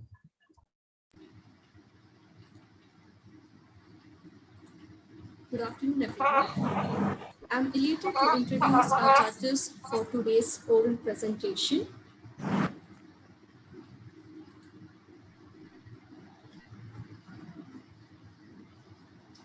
Dr. Rashmi J, Additional Professor of Ophthalmology, IMC Mangalore.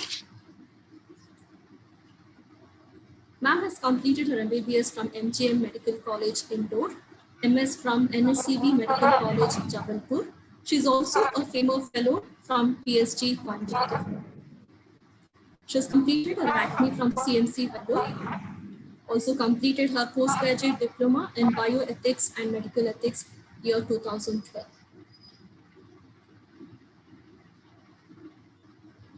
She's an MEU convener and curriculum committee coordinator YMC, chief coordinator at YMC, member of Faculty Development Center, member of Institutional Ethics Committee.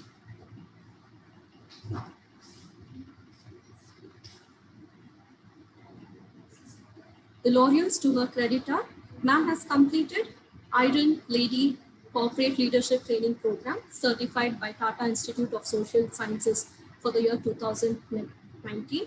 She is recognized as a good teacher and has received Good Teacher Award by YMC.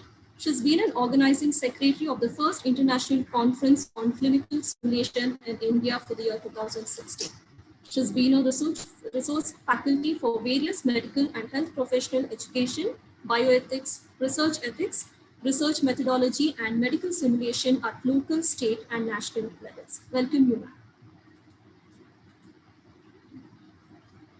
Our next judge for today's event is Dr. Melvin George, Associate Professor, Clinical Pharmacology from SRM Medical College Hospital and Research Center. Sir has completed his MBBS, MD Pharmacology and DN Clinical Pharmacology from JIPMER, Pondicherry. He is a consultant clinical research Hindu Mission Hospital, Chennai. The laureates, he has acquired a grant of rupees 28.75 lakhs from the ICMR towards his project titled Evaluation of Multi-Marker Strategy to Prognosticate Patients with Acute Coronary Syndrome. Is won first prize in free oral paper presentation at 49th Annual National Conference of Indian Pharmacological Society at PGI Chandigarh. Has delivered several guest lectures in more than 40 national workshops and conferences. Is an investigator in Covaxin phase 1, 2, and 3 clinical trial. Total number of research publications to his credit are 53 with citations of 628. I welcome both the judges for today's e-paper presentation.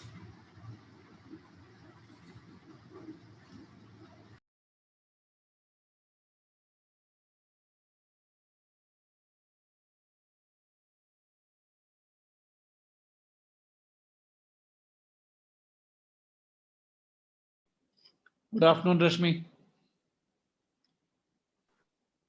How are you doing? I'm doing fine, sir. Good afternoon, Melvin. Thank you for joining us. Yeah, good afternoon, sir. Thank you, sir. Animesh, kaisa hai, Rashmi? Animesh, sir, fine, doing fine. Okay. I think over to the organizers to please start your session. I thought in this small gap, I'll say hello to my friends. Sure, so it was a pleasure seeing you and speaking to you, sir. Thank you. Good afternoon, ma'am, and good afternoon, Melvin. Thanks for joining in time for the session. Good afternoon, Asha. Nice meeting you. Same Good here. afternoon, Asha. Hey. Thank you, ma'am. Thank you. Yeah. We shall now begin presenting the recording of sharing the screen of the poster presentations. Thank you.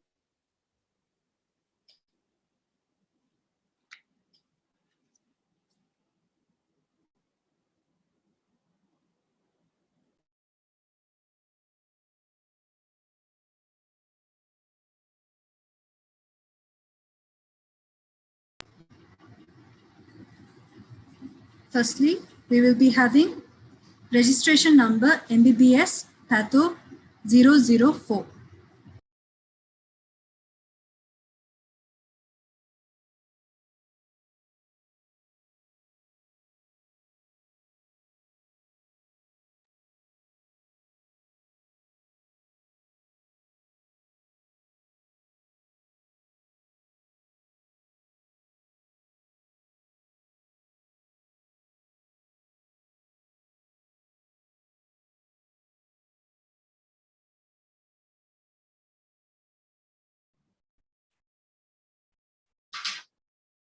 I'm sorry, please wait a minute.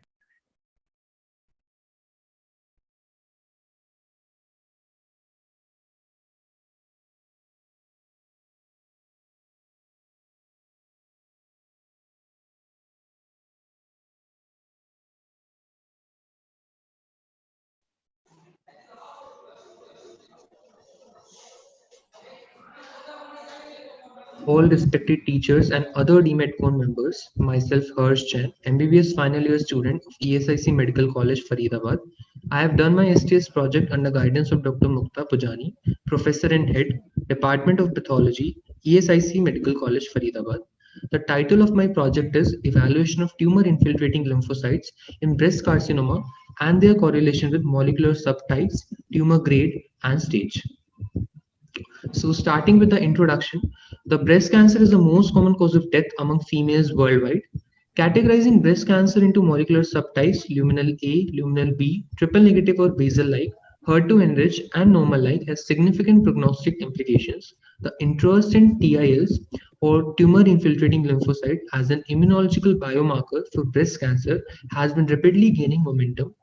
TILs as evaluated on H&E slides, also known as hematoxylin and eosin slides, has been shown in numerous studies now to be a reliable, reproducible, inexpensive, and readily available marker for pre-existing anti-tumor immunity in breast cancer. There are two types of TILs, stromal TILs and intratumoral TILs. Stromal TILs or STILs are the TILs which are dispersed in the stroma and have no direct contact with the carcinoma cells, whereas intratumoral TILs or the ITILs are defined as lymphocytes within the tumor nest and are in direct contact with the tumor cells. So here we can see it is a tumor cell showing with a black boundary. Inside that, there are intratumoral TILs. All the lymphocytes dispersed in the tumor cell are the intratumoral TIL, whereas the lymphocytes outside the tumor cell are the stromal TILs.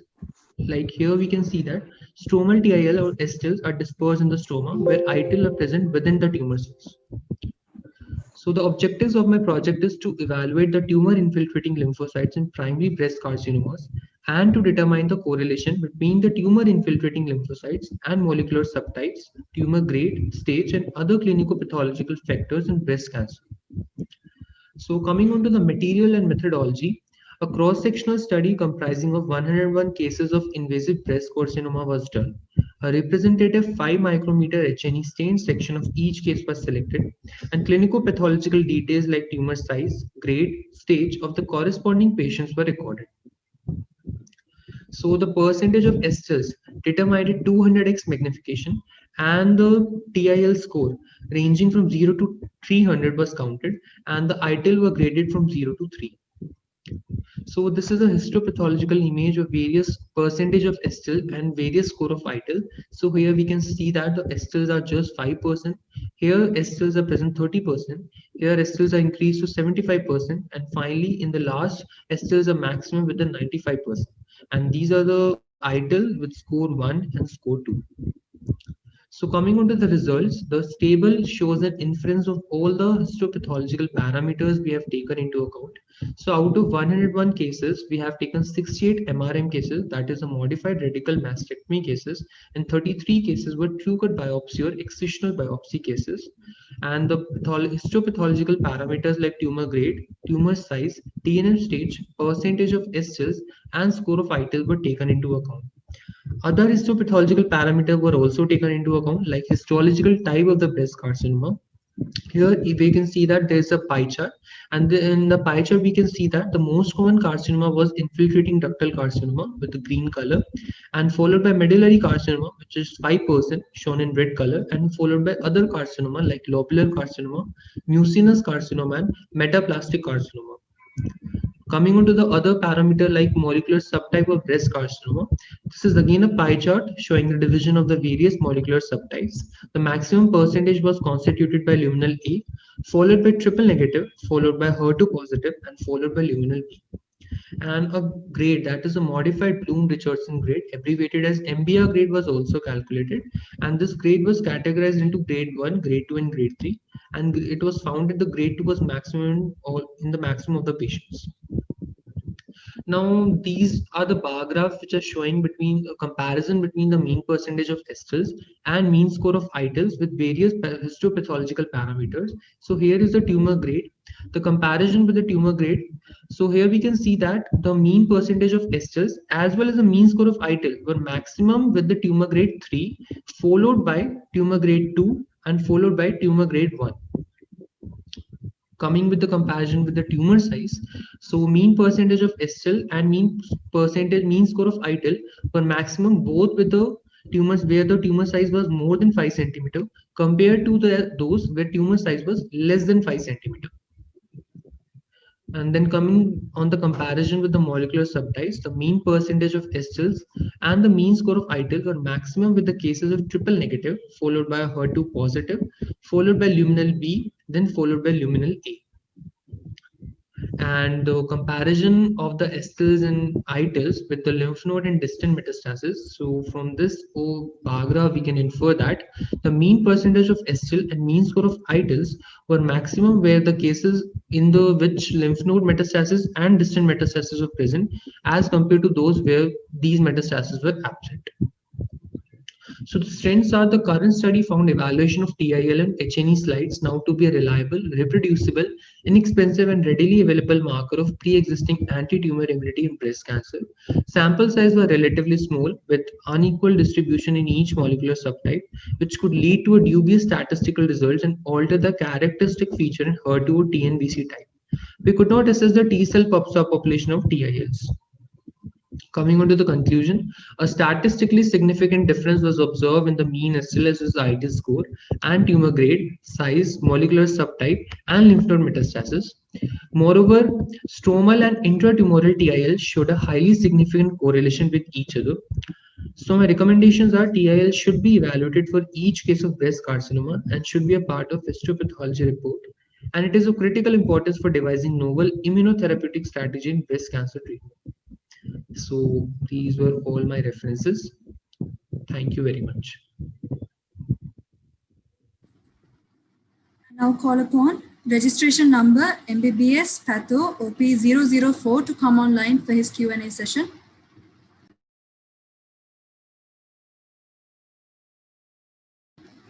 Please unmute yourself. Yes, ma'am. Good afternoon. May we start the session now? Rashmi ma'am, Melvin sir.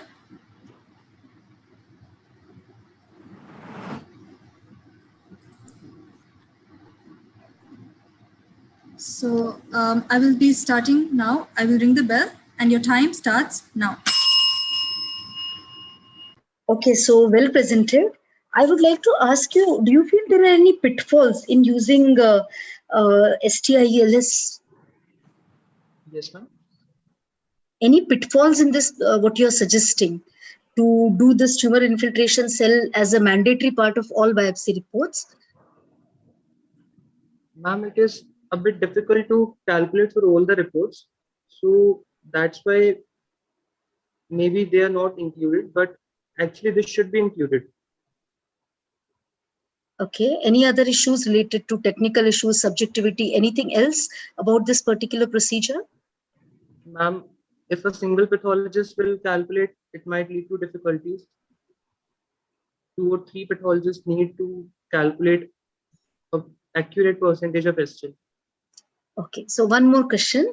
Any ethical issues related to doing studies on pathological specimens? You have collected some clinical data also, right? Yes, ma'am. Any ethical issues in this? Did you take a consent of the patients? No, ma'am, we didn't take any consent, just we take the data from the registers. Okay. Okay. Over to you, Dr. Melvin. A great study. I just want to know, firstly, a fundamental thing. What do you understand by a cross-sectional study? You said that this is a cross-sectional design. Why do you say this is a cross-sectional study? So the cross-sectional study is a study which is taken at present time. We take a number of people whom we want to study upon, and we take various parameters into account, and we do the study on them at present time. So in this, was it like a cross-sectional registry type of study, or was it a cross-sectional analytical where you try to find a relationship between an outcome and a risk factor? No, sir, just a registry type. Okay, fine. 2 minutes are up. Thank you. Thank you.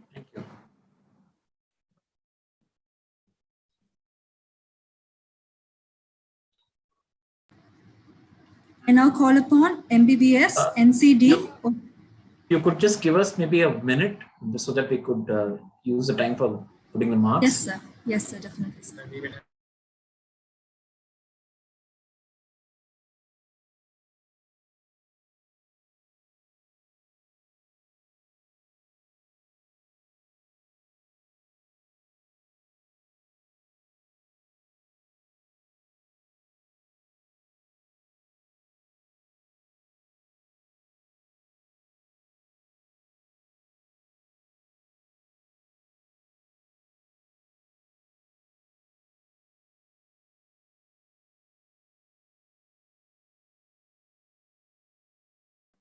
Yeah, I'm ready. Okay.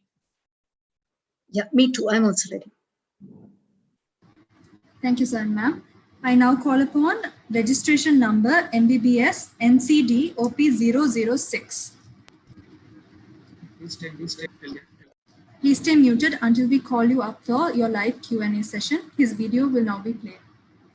I myself, Jay Patel. I am an intern doctor at the Government Medical College, Bhavnagar, Gujarat. My topic is cost incurred by the patients with oral potentially malignant disorder. Is there in a public health need for financial protection in India? Now the introduction part.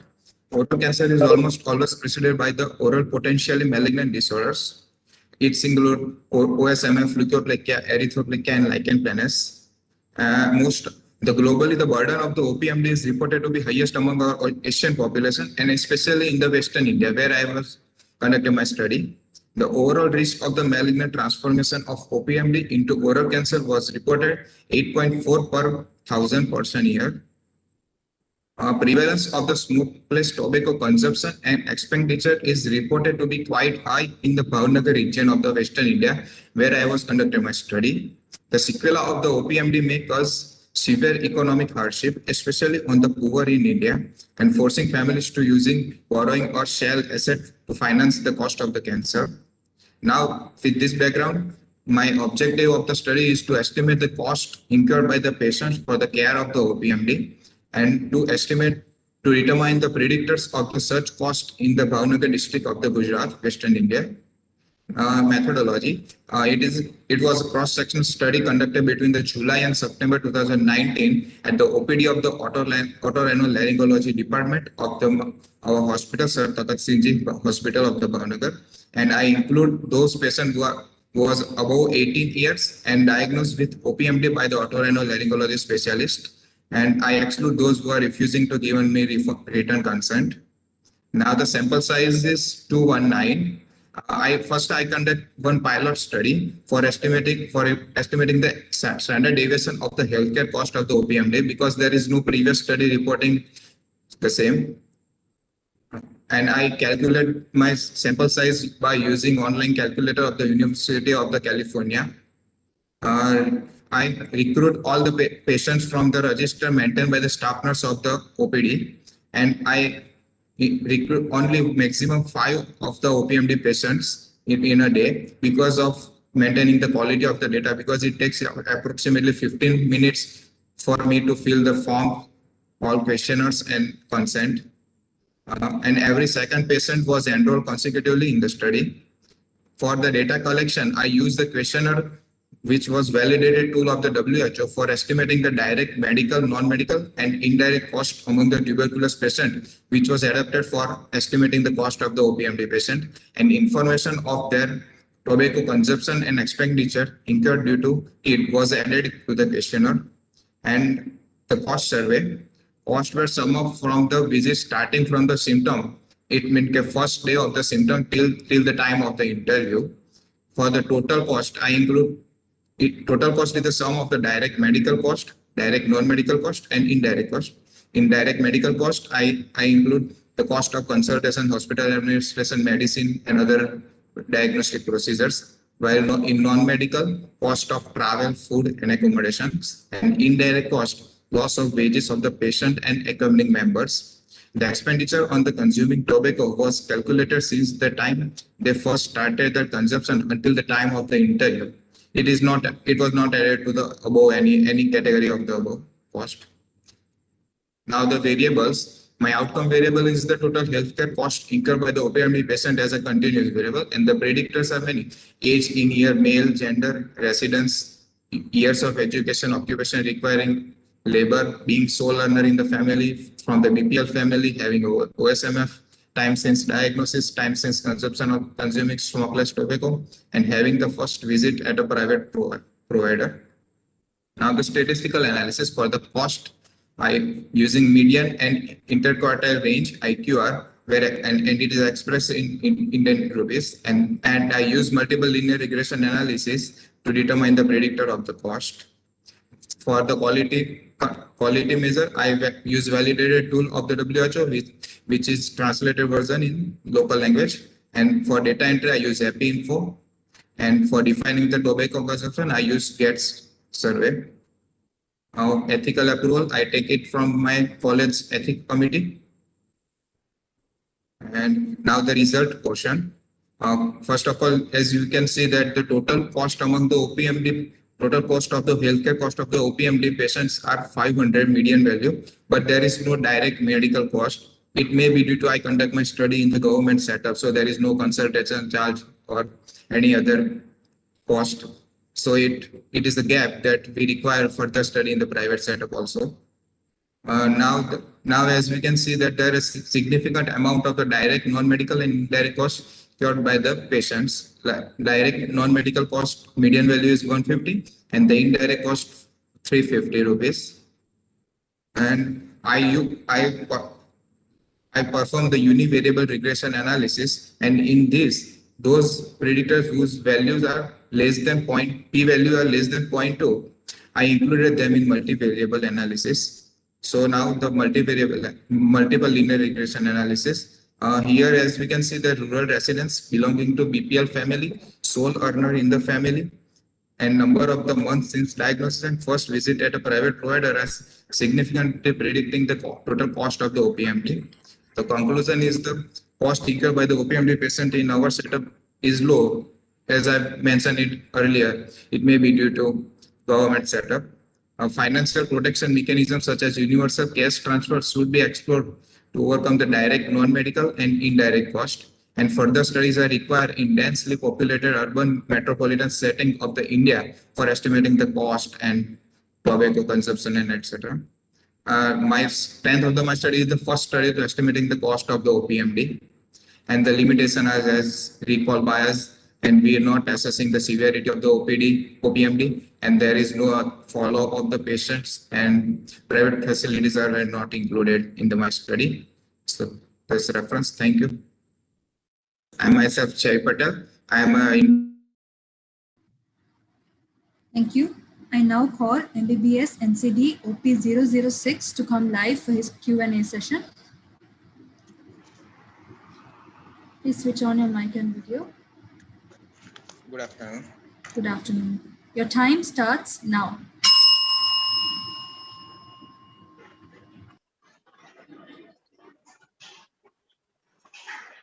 Yes, ma'am, you may begin. Yeah, Dr. Melvin, would you like that? Yeah. So this OPMD, your assessment, when was it done? After the entire treatment part was over, the cost incurred, or it was in the at what point did you do this assessment? When it comes for diagnosis, first time diagnosis, or it maybe some patient comes for second time or third time visit, whenever they come at the OPD setting. Okay, so it isn't a complete assessment, right? Because for some patients it might be after a considerable period of time, whereas some people it will be much new. So do you think Newly that could have affected a lot to your results? Yes, because after consecutive visits, cost may be increasing subsequently. So you probably could have avoided by having a specific criteria for that. Okay, anyway, no, it's short time. Most of patients are first time diagnosed, newly diagnosed. Out of 219, there is 180 patients are newly diagnosed. Okay, fine. Okay, Dr. Reshmi, please. Yeah. What do you mean by regression analysis?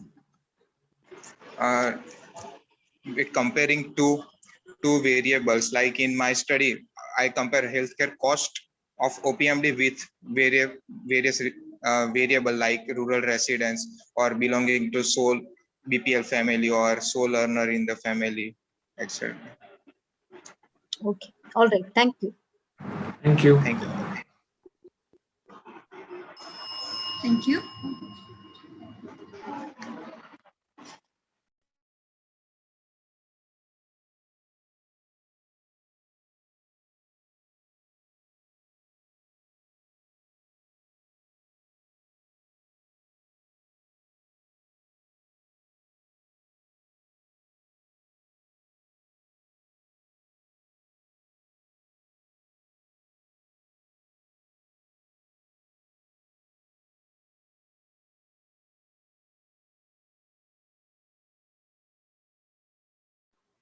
All right, Dr. Asha, you can proceed ahead.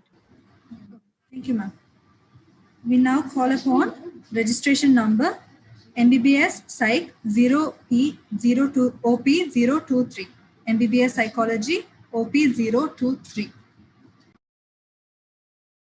Please remain muted. We will tell you when to come live. Thank you. We are playing the video now. Hello, myself Shirish Rao, second year MBBS student from SDUAHER Medical College and KM Hospital, Mumbai. I'll be presenting my study on prevalence of screen addiction and its association with screen use behavior and type of content consumed in the general population of Mumbai and its environs. There has been a marked expansion in the variety of screen-based media available to the general population in the past decade. As the concern grows over the amount of screen time, the term being addiction is being increasingly used to describe rising number of individuals increasing in variety of screen activities in dependent and problematic manner. Behavioral addiction is defined as any activity like gambling, gaming, or internet use that shows signs of pathological dependence, like in case of a drug addiction, but without being actually dependent on any substance. It is defined based on 6 criteria like salience, mood modification, tolerance, withdrawal, conflict, and relapse. A varied prevalence of internet, gaming, and smartphone addiction has been estimated across different reasons. Though gaming and internet addiction have already been recognized, the emerging trend of binge watching also demands attention. There was a need to estimate prevalence using a uniform scale, compare addiction scores, and find associated factors so as to draw similarities and bring them together under a single umbrella of screen addiction. Our study had 2 objectives. The first was to find the prevalence of screen addiction and its association with screen use behavior and the type of content consumed. And second was to compare the screen addiction scores with respect to the type of devices and the type of content consumed.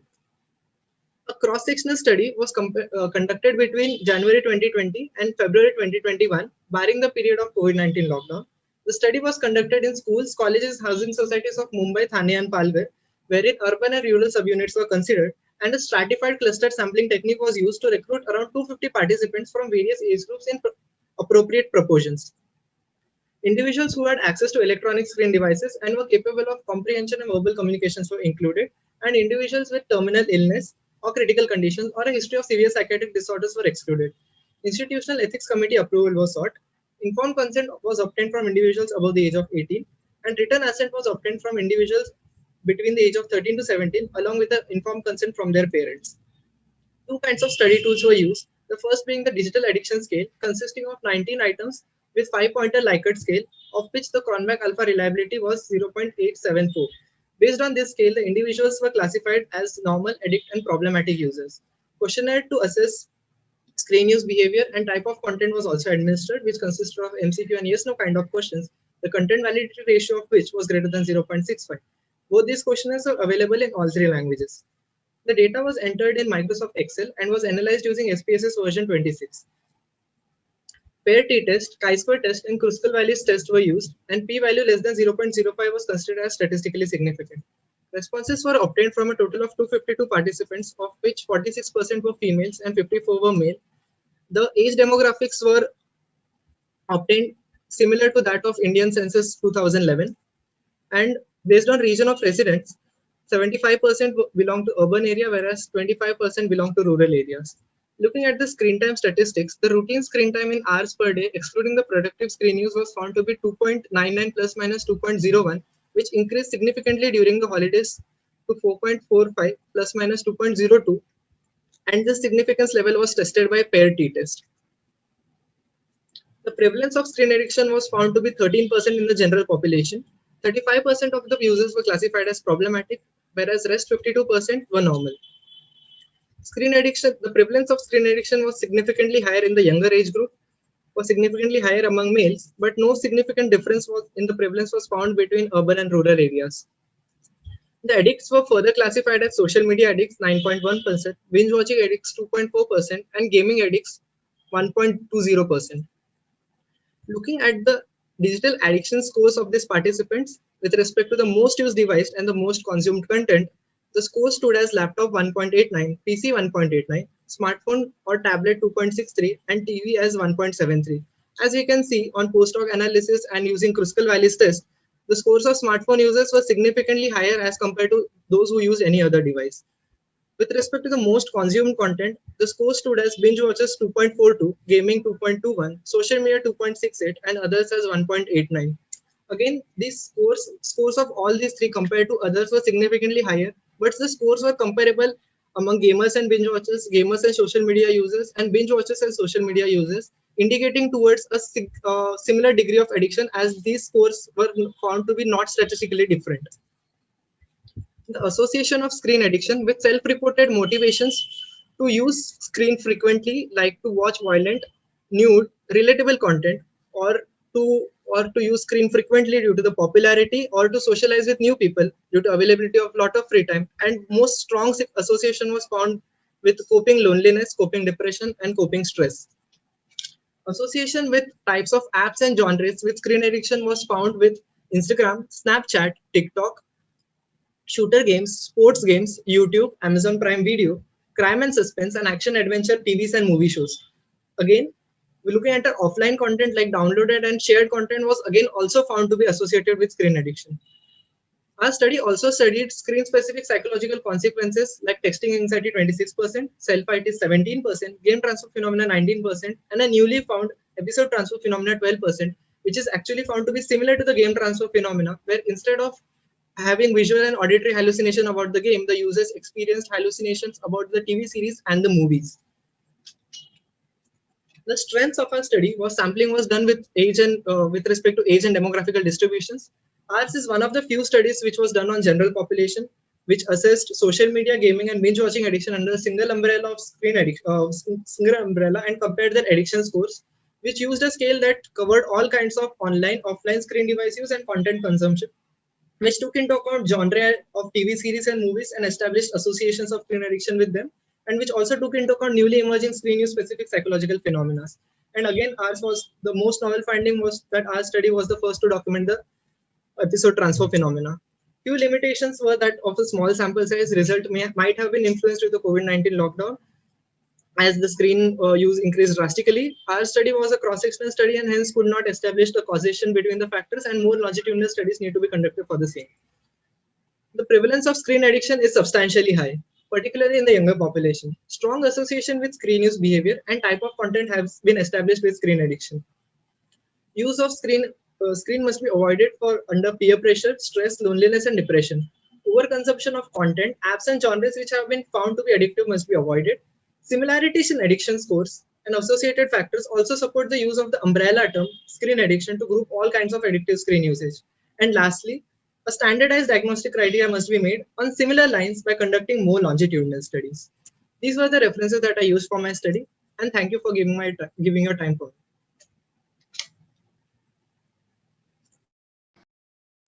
Thank you. I now call upon registration number.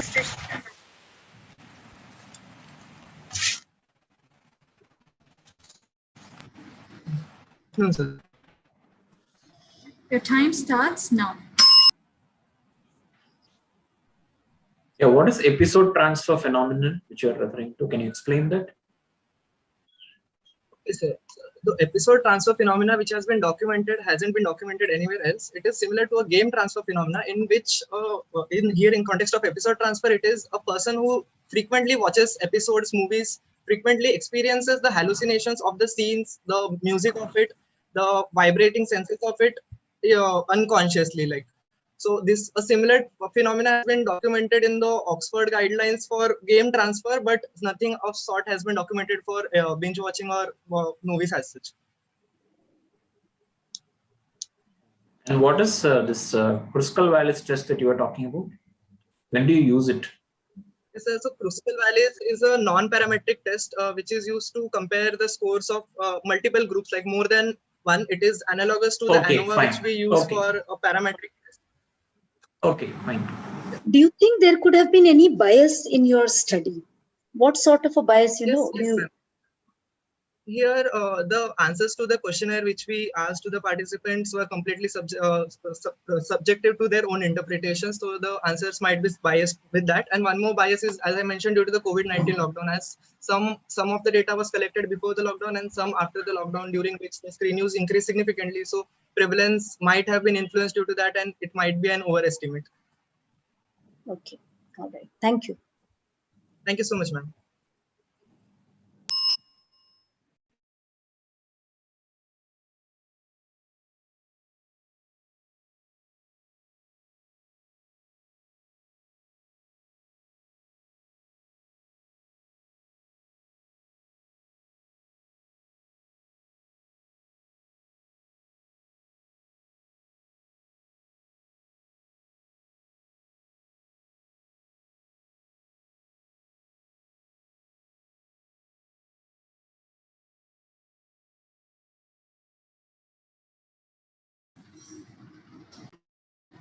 Ma'am, may we start the next session?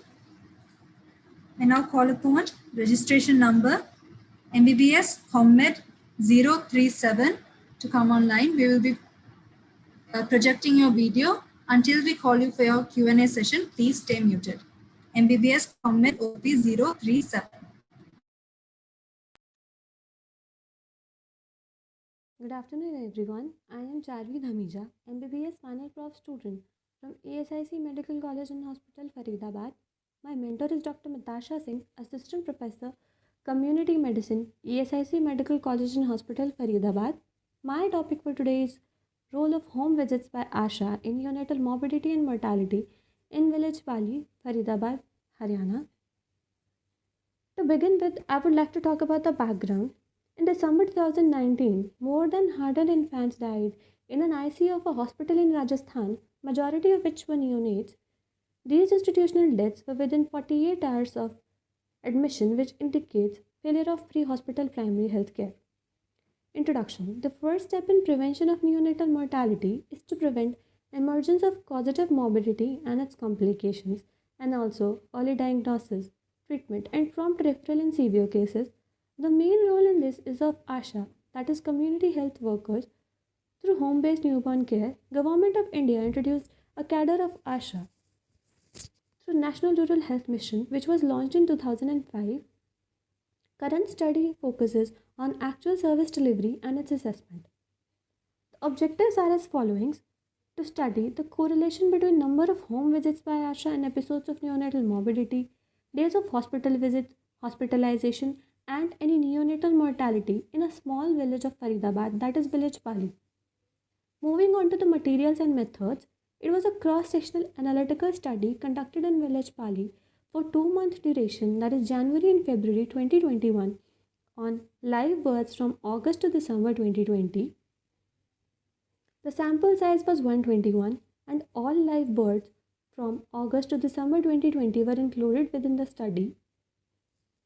Newborn deaths due to congenital asphyxia, congenital abnormalities, intrapartum complications, and preterm complications were excluded from the study.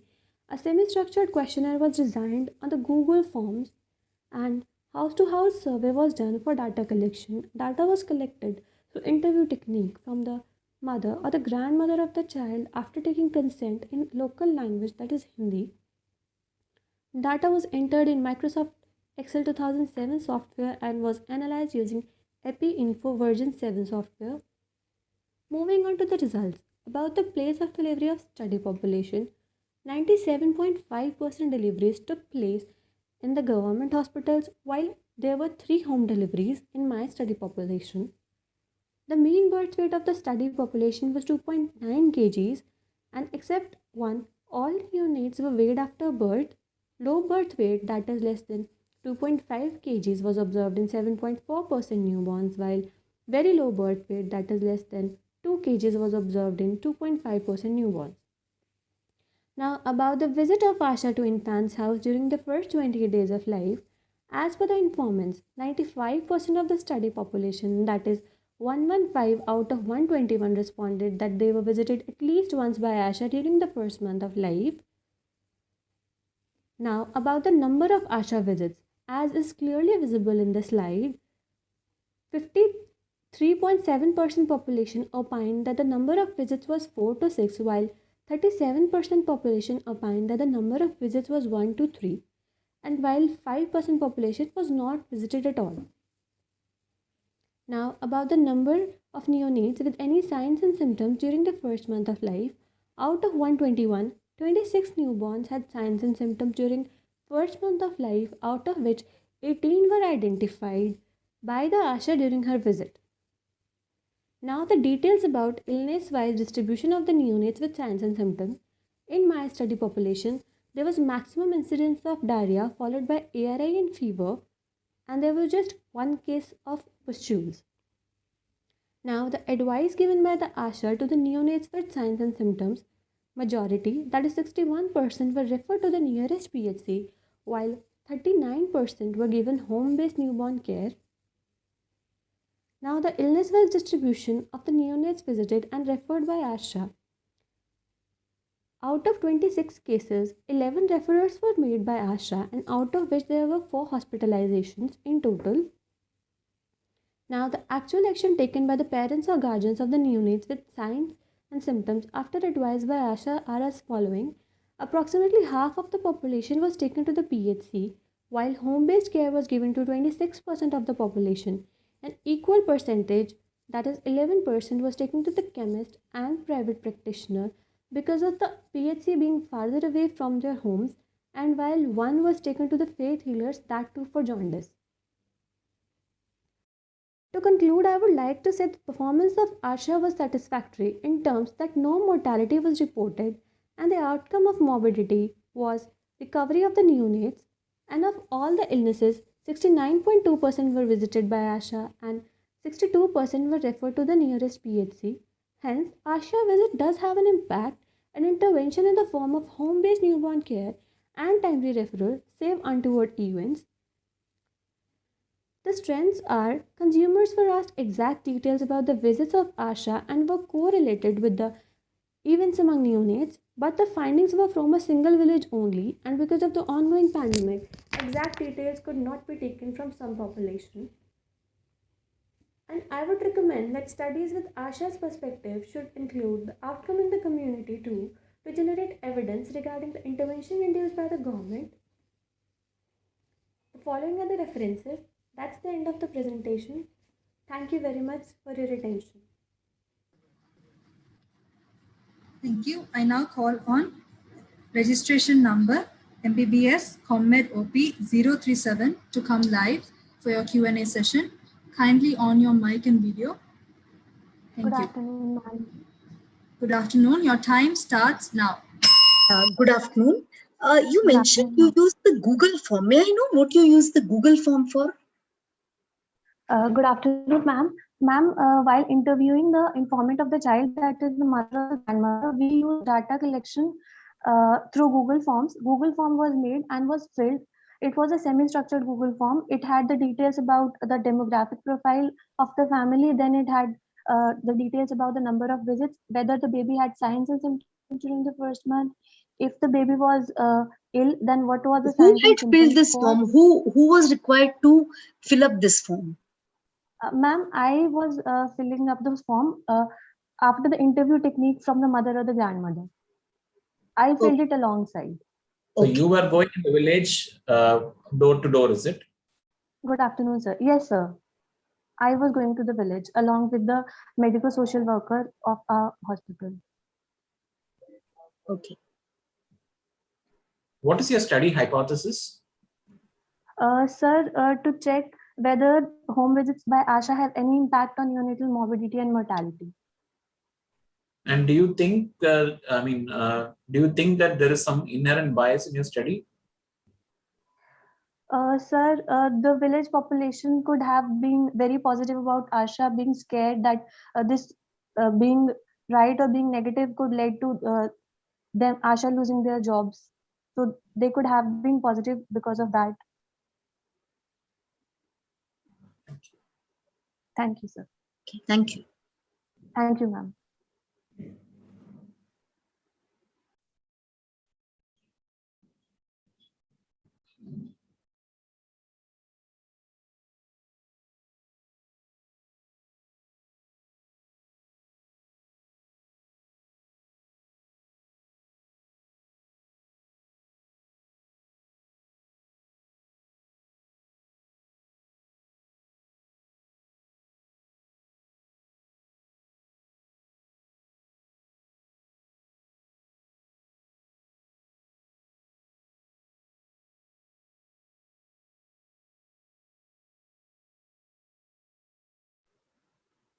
Yeah, we can see.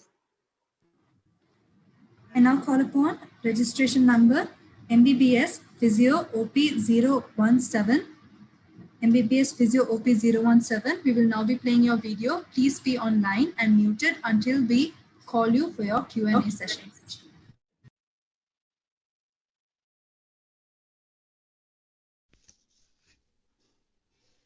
Hello everyone, this is Sanjay from Bangalore Medical College and Research Institute, and I am happy to be part of DeMedCon e-paper presentation 2021.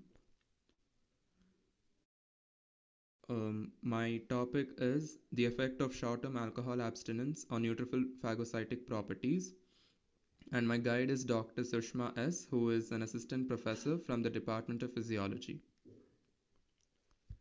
So it's a chronic, alcoholism is a chronic disease which interferes with the physical and mental health.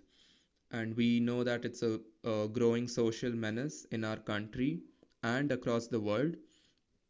And we are also aware that alcoholism predisposes individuals to various immunological factors like diseases including abscess, lung abscess, empyema formation, spontaneous bacterial peritonitis, hepatocellular injuries of varying degrees, and certain cancers, and even tuberculosis. So it has been proposed in various studies that alcoholism can impair the neutrophil oxidative stress mechanism and the chemotaxis and the phagocytic properties. And in our current study, we aim at focusing on the phagocytic ability of neutrophils in alcohol afflicted individuals. And we also we are mainly focusing on how the alcohol abstinence influences the neutrophil's abilities to phagocytose microbes. So our objective is to assess phagocytic activity of neutrophils in alcohol dependence before and after a period of abstinence. So our study design, it's a before and after comparison study. It's a non-randomized study which was conducted in the Department of Physiology after recruiting alcoholics from a rehabilitation center in Bengaluru. The duration was May 2018 to June 2018, and the number of subjects enrolled was 21 alcohol dependence, and ethical clearance and informed consent were taken for the same. So we had inclusion criteria, that is men in the age group between 25 and 50 years who were alcohol dependents. And we also had certain exclusion criteria like those with diabetes, hypertension, cancers or hematological disorders, cirrhosis of the liver, or neurological, psychiatric, or endocrine disorders, or any autoimmune disorders, or history of acute or chronic infections. So out of 21 criteria, and hence were taken into the study. So from each individual, we collected 3 ml of blood before and after the period of abstinence. And to each individual's blood, that is 1 ml of heparinized blood, 1 ml of gelatin and 1 ml of phosphate buffered saline were added and allowed to stand for 45 minutes.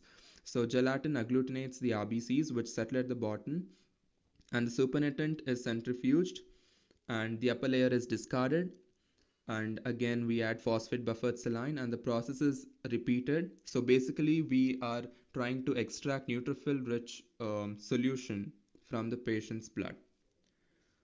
And to the neutrophil rich solution, we add 0.9% saline suspension of Candida albicans, and we also pipette Hank's balanced salt solution and human serum into the test tube.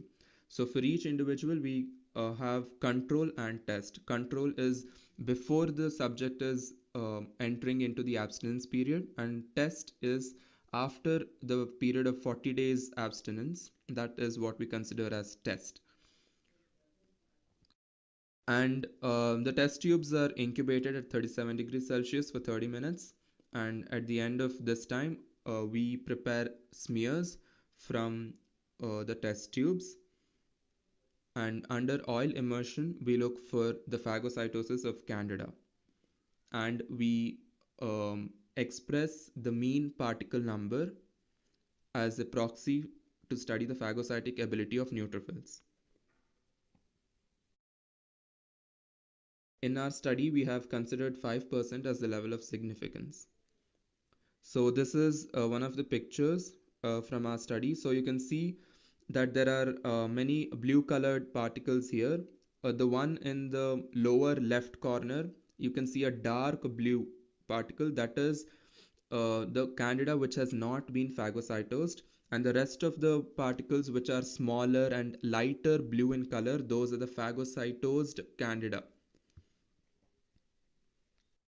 And our result, it showed that there was a significant increase in the mean particle number, that is the number of dead Candida cells after the period of abstinence. So you can see here before rehabilitation, the phagocytic MPN was 1.63 and after rehabilitation it was 2.39.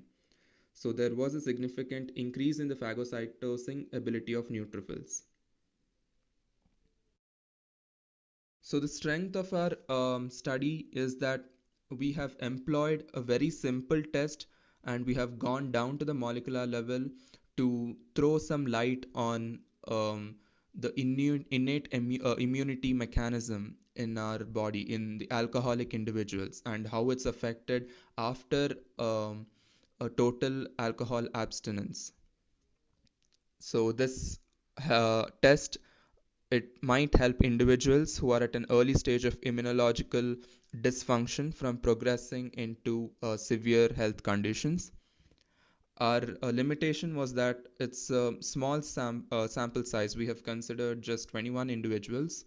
So we obviously need larger studies to perfectly correlate the alcohol, its abstinence, with the neutrophil phagocytosing abilities.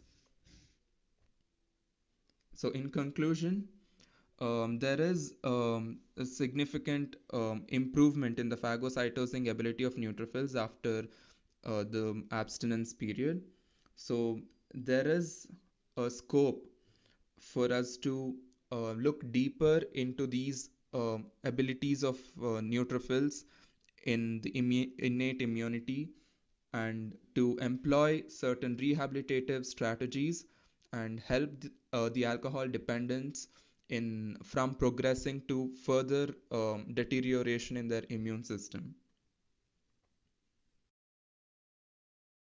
So I am grateful to all the subjects of the study for their cooperation, and I'm also indebted to my college, that is Bangalore Medical College, for giving me the opportunity and the facility. So these are the references which I quote for my study. I hope everyone enjoyed my presentation, and thank you all. Have a good day and stay safe. I now call registration number MBBS Physio OP017 to come online.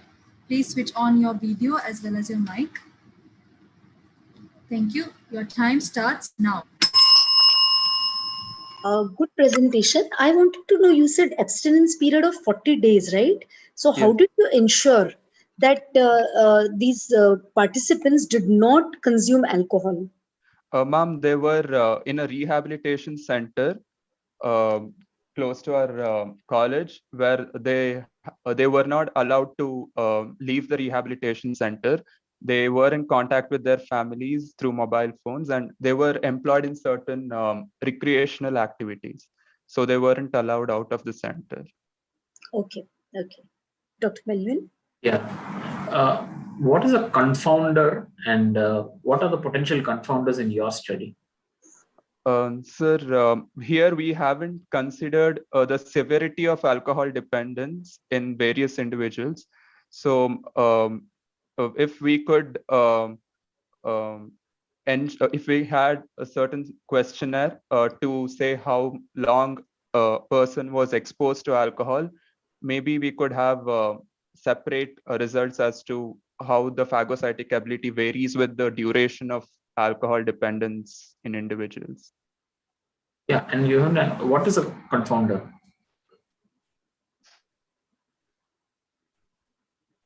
Sorry, sir, could you? What is a confounder? For a study, what do you call a confounder in a study? Confounder.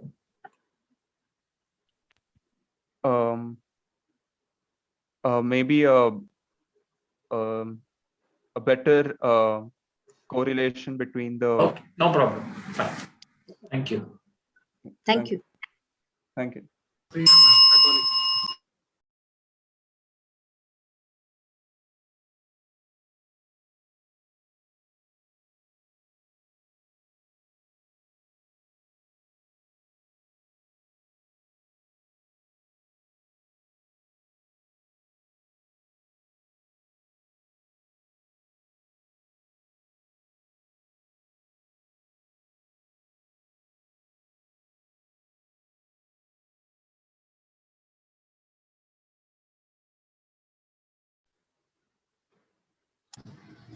May we move on? Yeah, we can start. Now call upon registration number MBBS ComMed OP016. MBBS ComMed OP016. Please be online and be ready to unmute only when we call you for your Q&A session. We're now playing your video. Hello everyone, this is Vaishnavi, a pre-final year medical student from ESIC Medical College in PGIMSR, Chennai. Under the guidance of Dr. M. Kala, Assistant Professor, Department of Community Medicine, I'm here to present a paper on assessment of awareness and attitude of medical students about physicians' participation in capital punishment in India, a cross-sectional study. Capital punishment or death penalty is carried out by hanging in India and lethal injection in various other countries. But when a physician participates in capital punishment, it infringes on the medical ethics of do good and do no harm. How does a physician participate? In India, generally a physician is required for certifying the convict fit to be executed and also help in the preparation of the length and the height of the drop, and finally vouch for the death of the convict and certify it. Some of these acts could be considered unethical as they cause direct harm to the life of the convict. So our objective is to assess the awareness and attitude of medical students about the physician's participation in capital punishment in India. We did a cross-sectional study in ESIC Medical College and PGIMSR Chennai during the month of July and August 2020. We recruited undergraduate medical students from 5 batches using simple random sampling from attendance list. We use the following formula n equal to 4pq by d square to calculate the sample size to be 154. The study tool we used is a questionnaire which was developed by myself and my guide, and its content validated by experts in medical ethics and forensic medicine.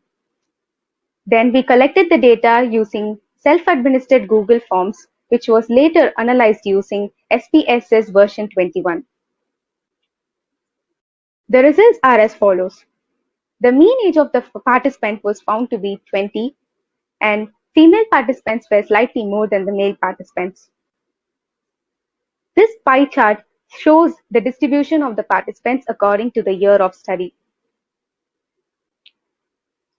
For the awareness assessment, we asked 5 basic questions, and out of 154 respondents, 71% of the students knew that doctors are expected to participate in death penalty in India. And also 95% of the students knew that hanging is the mode of execution in India. 72% of the students knew that the American Medical Association considers doctors' participation in capital punishment unethical because it goes against the dictum of first do no harm. But only 32% of the students knew that calculating the height and the length of the rope is considered unethical because it directly uses medical knowledge to take lives.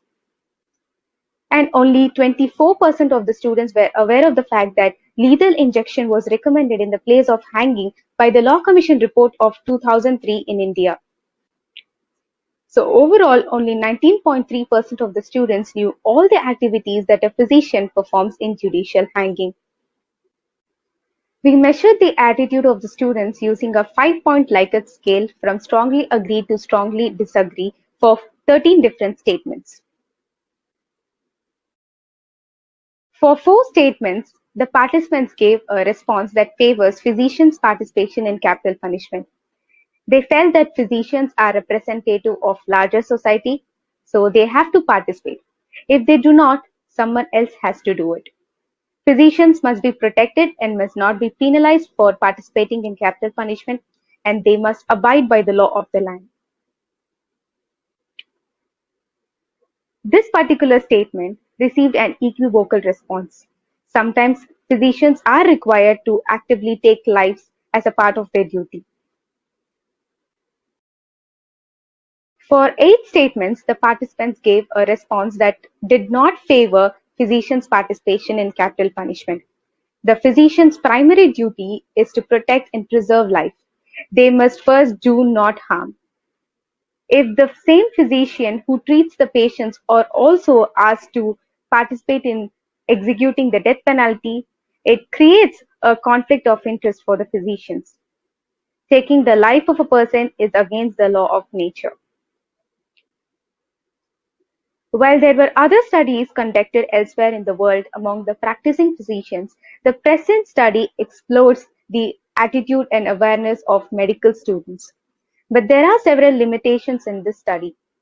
The sample size we calculated is small, and the attitude scale, which was developed for the purpose of this study, was not thoroughly validated using psychometric methods. At last, we came to a conclusion that medical students who participated in the study had very low awareness about the status on physicians' participation in capital punishment in India. Despite their low awareness, they showed a predominant attitude against participation. The findings in this study indicate that medical students must be made aware of the ethical debates surrounding physicians' participation in capital punishment. These are the references we used. Thank you. Hello, everyone. I now call upon registration number MBBS Comment OP016 to come live for your Q&A session. Please have your mic and video on. Thank you. Your time starts now. Good afternoon. Good afternoon. Did you ask your friends, that is your classmates, to also Yes, sir. participate in this study? No, sir. Actually, it was done during the pandemic period where we were in the lockdown. So we actually did it via random sampling, only choosing a limited number of students. So how did you do random sampling during a lockdown period? So we used the attendance list. We collected from all the 5 batches and did it via the Excel. Okay. How did you exactly choose the participants? Because once we had the list with you, you Yes, mentioned sir. you did simple random sampling. So what Yes, did you ma'am. do in that? We just generated random numbers, only their registration numbers. Then we just randomly generated the numbers in the Excel.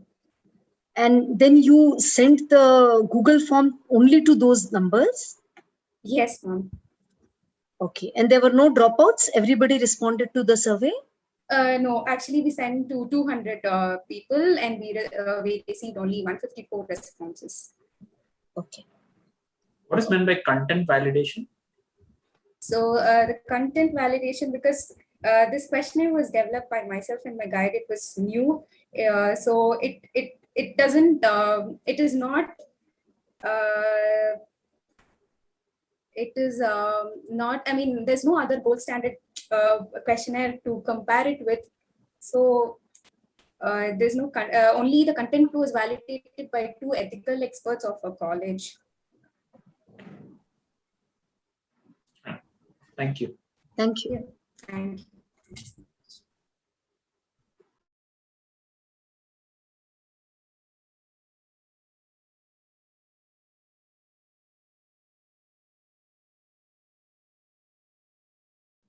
Which number was this?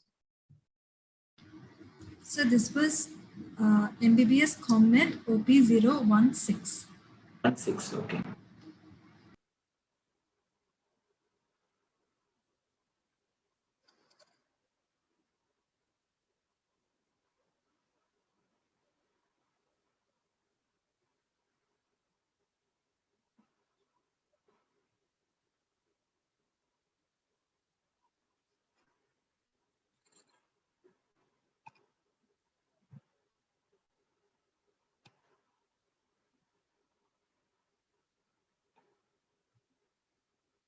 Yeah, you can start.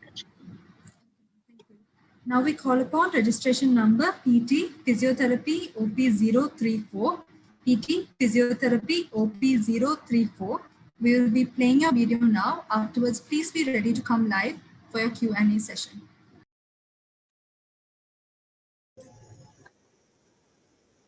Good afternoon, everyone. My name is Palvi Korane and I'm from third year BPTH. My topic of presentation is about a qualitative analysis of physiotherapy students' experience of appearing for examination during COVID-19 pandemic. As we all know, every year, physiotherapy students have to give formative and summative examination. But this year, due to COVID-19 pandemic, the examination pattern was altered in very short period of time. Thus, related to this, we conducted an analysis as in to understand what experience student had while giving examination, in order to reflect what advantages they had, what challenges they faced, what was their perception, and what recommendations they had after giving examination. For this, a basic study was conducted in the month of April, where a questionnaire with 8 open-ended questions was circulated among the physiotherapy students. To maintain uniformity in the exposure, single institute students were included in the study. Through responses, we found out about the problems students faced during institute level examination. As institute level examination this year were held online, we found that more than 80% of the students faced difficulty while giving examination. In their responses, they mentioned about network issues, issues of safety, mode of examination being their main concern. They also responded with issues of unavailability of resources, as lockdown was imposed on them very soon, and students had to prepare for online examinations without any prior knowledge about it. The university level examination was back to its previous offline mode. When asked, more than 60% of the students mentioned about issues of safety, anxiety due to offline examination, and no proper information was circulated among them. They also said, considering guidelines and dates of examination were constantly changing, it was quite hectic for them. When mentioning about problems, the overall mindset of students during examination is also necessary to be acknowledged. It was seen that more than 50% of the students had positive mindset and they responded with answers such as they were not very concerned about it and mostly focused on the result. They also know they had no other option but to go through it. Whereas the other half responded with concerns of getting infected or coming in contact with the positive patient. This year, students had flexibility of selecting the center according to what was convenient for them. More than 80% of the students selected their colleges itself as it being a more comfortable environment for them to study. Whereas students who had selected centers according to their convenience generally mentioned about the practical scenarios being different from what they were used to, and it was difficult for them. It was also necessary to ask students if they were satisfied with the preparation done by institute or university during pandemic, where more than 70% of the students responded that they were satisfied with the preparation done for examination. Some students also had suggestions about how exams could have been conducted online or could have been more student friendly. Some suggested COVID camp for students with free testing or at low charges should have been conducted for students at institute level. With asking about university preparation, it is also necessary to know how students prepared for examination and what was their routine different. As we know, lockdown had affected everyone's hectic schedule and caused it to be very slow paced. We found that more than 60% of the students had variations in their routine, where they mentioned about stress, online learning, and learning through PDFs as being their main concerns. The implementation of online learning was difficult for them in their day-to-day study life. Stress caused due to pandemic as well as the precautions they needed to take from time to time. Learning through PDF was very different from learning through books.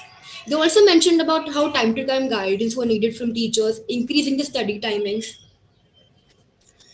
Students were also asked about how extra pressure they felt at the time of examination and how did they cope up with it. It was largely focused to know how students' behavior and stress during pandemic period. We found that more than 60% of the students were under stress. Students had different approaches when dealing with the pressure. Meditation, music, and exercises were the main things mentioned by students to cope up. Students also mentioned that they did not cope up with it and tried to ignore it and had extra pressure of studying as well as taking precaution against COVID. Lastly, we asked students if they are better prepared for facing the similar situation with second wave of pandemic hitting our country. Looking at the current situation in our country in the second wave of COVID has hampered more life, and this is the issue of priority. Considering this, it was important for the students to be prepared to face similar situation while giving a university examination. We found that more than 80% of the students were prepared for the similar, as they mentioned that being in healthcare profession, they knew how to manage it and they should not run away from it. But some also spoke about having different opinion where they mentioned about not exactly being in the state of preparing for the similar situation again. Some students seem to divert to various methods in order to get their mindset prepared for the upcoming examinations in the pandemic. The strength of this study was it was generally focused on a target population. In this case, it was mainly focused for the physiotherapy students. The reason for qualitative analysis is it helps to understand or perceive what students felt and what the feedback they had. Also, similar study can be replicated in other setups. Instead of physiotherapy students, the similar situation was faced by other university students, other students who had other subjects as their main focus. So similar study can be conducted in them to get what feedback they had. The limitation I had was generalization of result was difficult. As it was conducted on a targeted population, it was very difficult to know what large masses felt about the pandemic examination, what was their perception about it, and maybe it could have been different from what I understood or what level of research was done. Conclusion. In spite of all odds, students had positive approach towards examination and felt that the examination should have been conducted on given time to reduce academic loss of the students. Also, we found out the responses in which students had different approaches towards it and they were not prepared for it, and exams could be conducted in a different way or in certain other level. Reference: Studying during COVID-19 pandemic, a qualitative inductive analysis of nursing students' perception and experience article. Thank you. Thank you. I now call upon registration number PT Physiotherapy 034 PT Physiotherapy 034, please switch on your video and mic. Your Good time afternoon. starts now. What was your sample size? Ma'am, it was just 23 responses. How did you get this sample size? How did you come to this number? Ma'am, actually, I circulated it among the class two students as well as in our physiotherapy students in my university. And out of that, the number of responses I got was this. Okay, so what do you feel is the strength of your study? Ma'am, the benefit or the strength could be that after getting the feedback from students, we can understand that what university can do much better, or what could be more flexible. No, I am referring to the statistical strength of the study. Statistical strength. Okay, Dr. Melvin. Yeah, Dr. Melvin, you can. This is a questionnaire-based study, no? So when you design questionnaires, you have something called as open-ended questions and closed-ended questions. So can you tell me what each of them are? So open-ended questions are where students are given, the people can give responses or feedback according to their convenience. Like they could answer according to what is more important, or what more feedback we could get. Whereas in closed-end question, it's just yes or no or maybe. Like there's just one answer about it. There couldn't be more variations about it.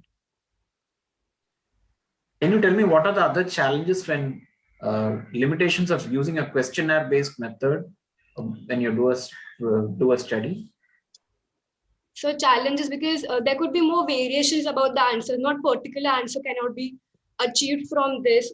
Some people could tell the different things which would happen with this. There could be another scenario also due to, or another response.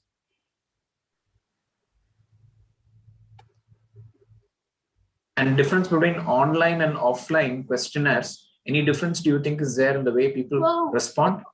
One-on-one interaction, where if it was offline, I could have generated more sampling, and there could have been more offline or one-on-one interaction with the people.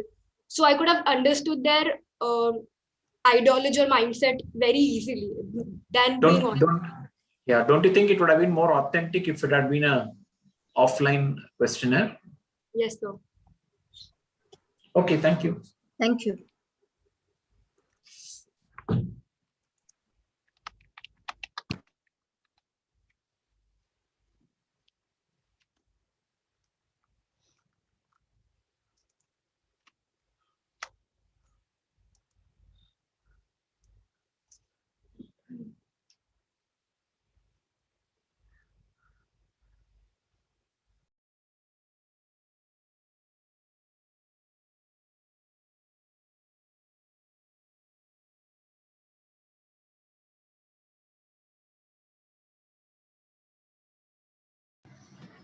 Ma'am, may we move on, sir? Yeah, sure, you can move on. I now call upon registration number MBBS Forensic OP 018. MBBS Forensic OP 018. Please be on standby. We will be playing your video now. Be ready to unmute your mic and put your video on when we call you for your Q&A. Warm greetings to everyone. I'm Tanushree Tatarve, an intern from Dr. D.Y. Patil University in Navi Mumbai. I'm extremely thankful to DeMedCon for giving us this opportunity. My co-authors are Dr. Ritika Sharma and Dr. Swati Sonavane from Dr. D.Y. Patil University. Starting with the presentation, Perception Regarding Substance Abuse in Medical Students. This is a very important topic and we must highlight this topic. Substance abuse refers to the hazardous use of psychoactive substances including alcohol, tobacco, pain medication and illicit drugs. It torments the physical, social and emotional well-being of an individual. In the current world, substance abuse has been cited as a major issue of health concern. Our youth is trapped in the conjectures of drug abuse mainly due to peer pressure and easy availability of these substances. Risk factors include age, sex, family history, anxiety and depression. Being medical students, we are very well aware of this vicious cycle. We see our peers and colleagues getting trapped in this vicious cycle and it is really very sad. We are not exempted from the wave of substance abuse. In a study, it was also found that a vast majority of medical students are addicted to binge drinking, cannabis, tobacco, On a lighter note, I hope you all have seen the movie Kabir Singh, and you might find one or two Kabir Singh in your college campus as well. The beginning of medical school is marked with humongous lifestyle changes. Students are exposed to high stress levels and adjustment problems, leading to malicious consequences to their mental health. As medical professionals, we have a very high responsibility because people look up to us. Medicine is a profession which is looked upon with a lot of dignity and respect. The world considers them their role models. Upon seeing the doctors abusing drug, it may lead to population falsely and create a havoc.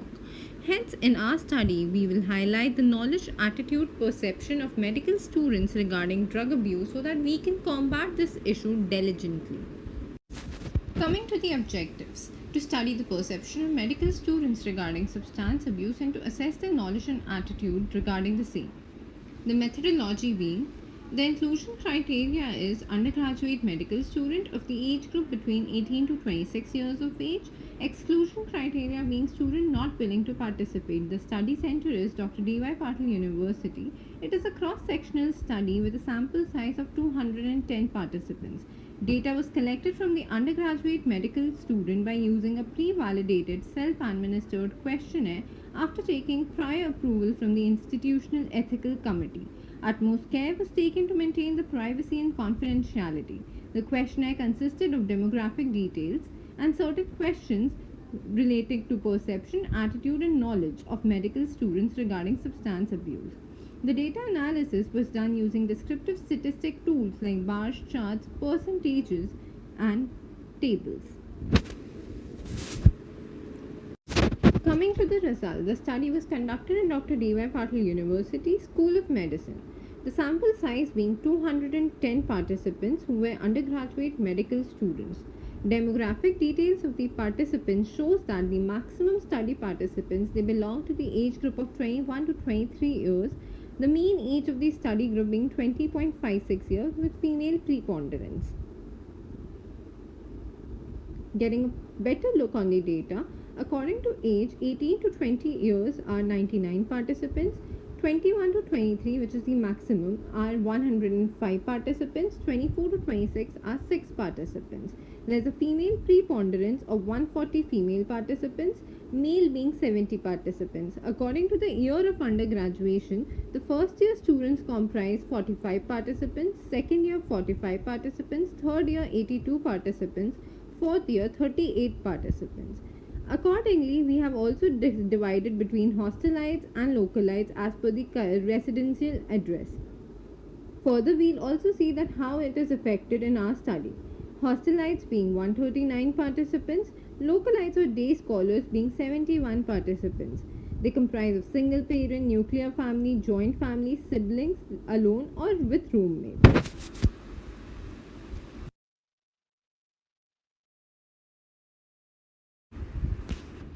The majority participants, that is 70.95%, they agree that the substance abuse has now become a common problem in medical students. 90.48 participants stated that people belonging to the age group of 18 to 30 years in medical community are commonly affected by this. 71% participants stated that drugs and other addictive substances are easily available on their campus and are the main sources, being seniors or peddlers. Now, majority of the participants, that is 114 participants, believe that both male and female gender has equal tendency to lean towards the substance abuse.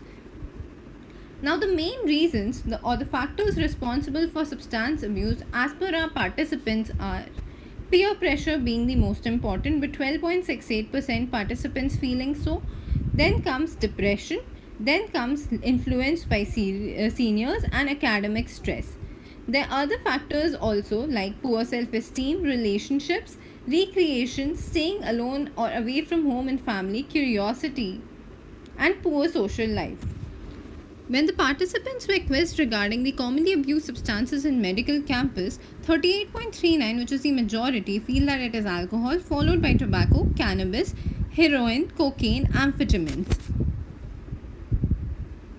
Even though majority of the study participants are not sure, that is 65.7%, 54 participants, which is 25.72, believe that these substances are expensive, and the approximate amount spent on these substances by them or other fellow students is rupees 1500 per day. Although 26.67 participants have been exposed to these addictive substances, the remaining 73.33% have not yet exposed themselves to these substances. The main reason being stated was the lack of curiosity and the fear of addiction. The other reasons being fear of being caught, fear of HIV, AIDS, HCV and HBV because of intravenous use, fear of violent behavior, CNS depression, risk of cancer, cirrhosis, fatty liver. Majority of these study participants, that is 171 participants, consider that daily abuse of substance or alcohol is serious and is a matter of concern. When asked them about the initial response to a colleague who is abusing substances, majority stated they'll try and talk to them. Majority being 41.90% participants. Other responses received were they'll take him or her for counseling. 36.67% participants said that. 7.14% participants said that they'll ignore the situation or they'll report the situation to a higher authority. 2.86% said that they'll be curious and they'll be wanting to try. Also, 4.29% said that they'll take them for psychiatry. Nearly 5.2% believe that substance abuse can have potential benefits like euphoria, helps in staying awake late night, socializing with people, recreation, pleasurable, relief, stress, etc. Whereas we are very happy that our majority participant, that is 92.38 participants, are aware of the long-term side effects and they consider it a major public health concern. Coming to the strengths and limitations of our data. The strengths being the study is done in our peer age group, hence the participants were comfortable in sharing the data. Also, we have an insight on the students' consumption of various substances. The limitations being it is a perception based study, hence the data can differ from person to person. The data was collected via Google Forms, hence leading questions could not be avoided. Finally, we conclude by saying that the findings of these studies suggest that substance abuse is an ongoing issue among medical students associated with deleterious consequences in various domains.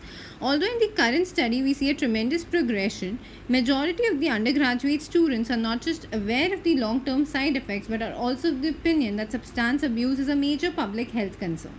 The above data matched with the perception of these study participants, as well as stating that a vast majority of these study participants, that is 154, have not exposed themselves to the waves of substance abuse.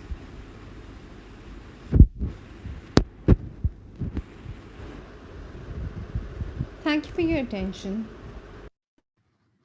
I now call registration number MBBS Forensic OP018. MBBS Forensic OP018. Please switch on your mic and video. Your time starts now.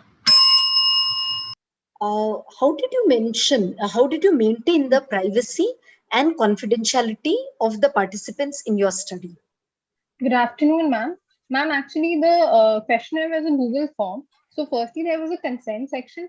After that, we did not ask the names of these students so that it's kept completely private. And the data was strictly under us and no one else was able to see the data. So only we did not share the name or any other personal details of the study participants. Do you think your participants have been honest in replying to this? Because I see a huge number saying they are not consuming, which I don't think is correlating with the actual data, ground reality. Yes, ma'am. This is one of the major limitations of our study, that since it was a Google form and since we were not able to speak to the participants one-on-one, we do feel that this has been a major limitation in our study and there have been dishonest answers in our study. Okay. Yes, over to you, Dr. Melvin. Do you think, or I would rather ask, why did you limit doing the study to within a particular university? Why didn't you make it open up across the country? So after all, it's an online questionnaire, right? So, yes. Good afternoon, sir. So actually the study was done we started the study during the COVID pandemic period, and we wanted to expand the study and we are still working on expanding the study. So right now it is just an incomplete study, I would rather say. And now we are planning on evaluating and expanding the study to a national level. Okay, since it is restricted to a particular university, yes, that is within your university, suppose you find a person as at a serious problem, substance abuse, how will you handle that ethically? So ethically, right now we do not have a surveillance team in our college and a surveillance team which deals with substance abuse. But what we can do is, this is really very important, that whoever is suppose a hostilitis, then his friend reports it, then the friend can firstly speak to that person. If that person is still not ready to leave substance abuse and is causing more harm to himself, then obviously we can report to our authorities, our seniors, and further there should be a counseling done and psychoanalysis, and the relatives should be informed. But the main objective of doing the study was we want that there should be a substance abuse ethical committee, surveillance committee in the campus, which a lot of medical colleges do not have. So our aim is that with our study, we want that these surveillance committees should be must in the college, because there are a lot of students, especially the medical students, because they know which drug is going to do what. So there are a lot of students who are into these substances. Your time is up. Thank you. Thank you. Thank you.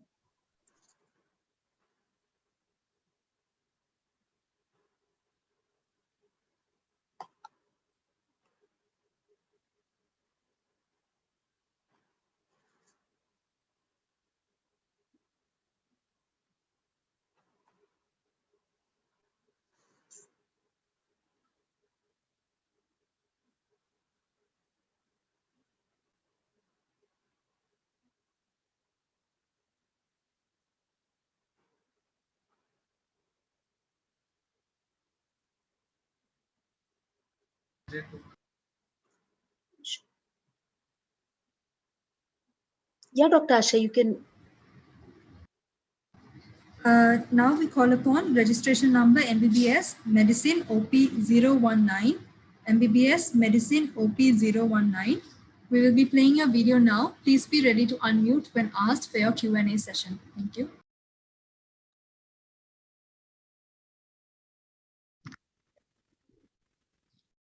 Plato said, necessity is the mother of invention.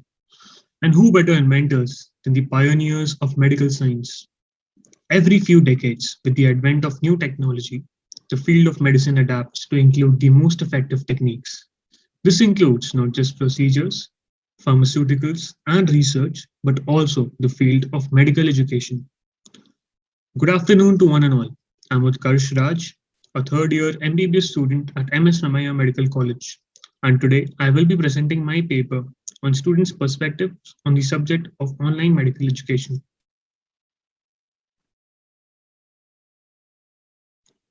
The contributors to this study are Shrishti Taneja, the first author, myself, Dr. Vishwanath Krishnamurthy, Associate Professor General Medicine, our guide, Raj Sparsh.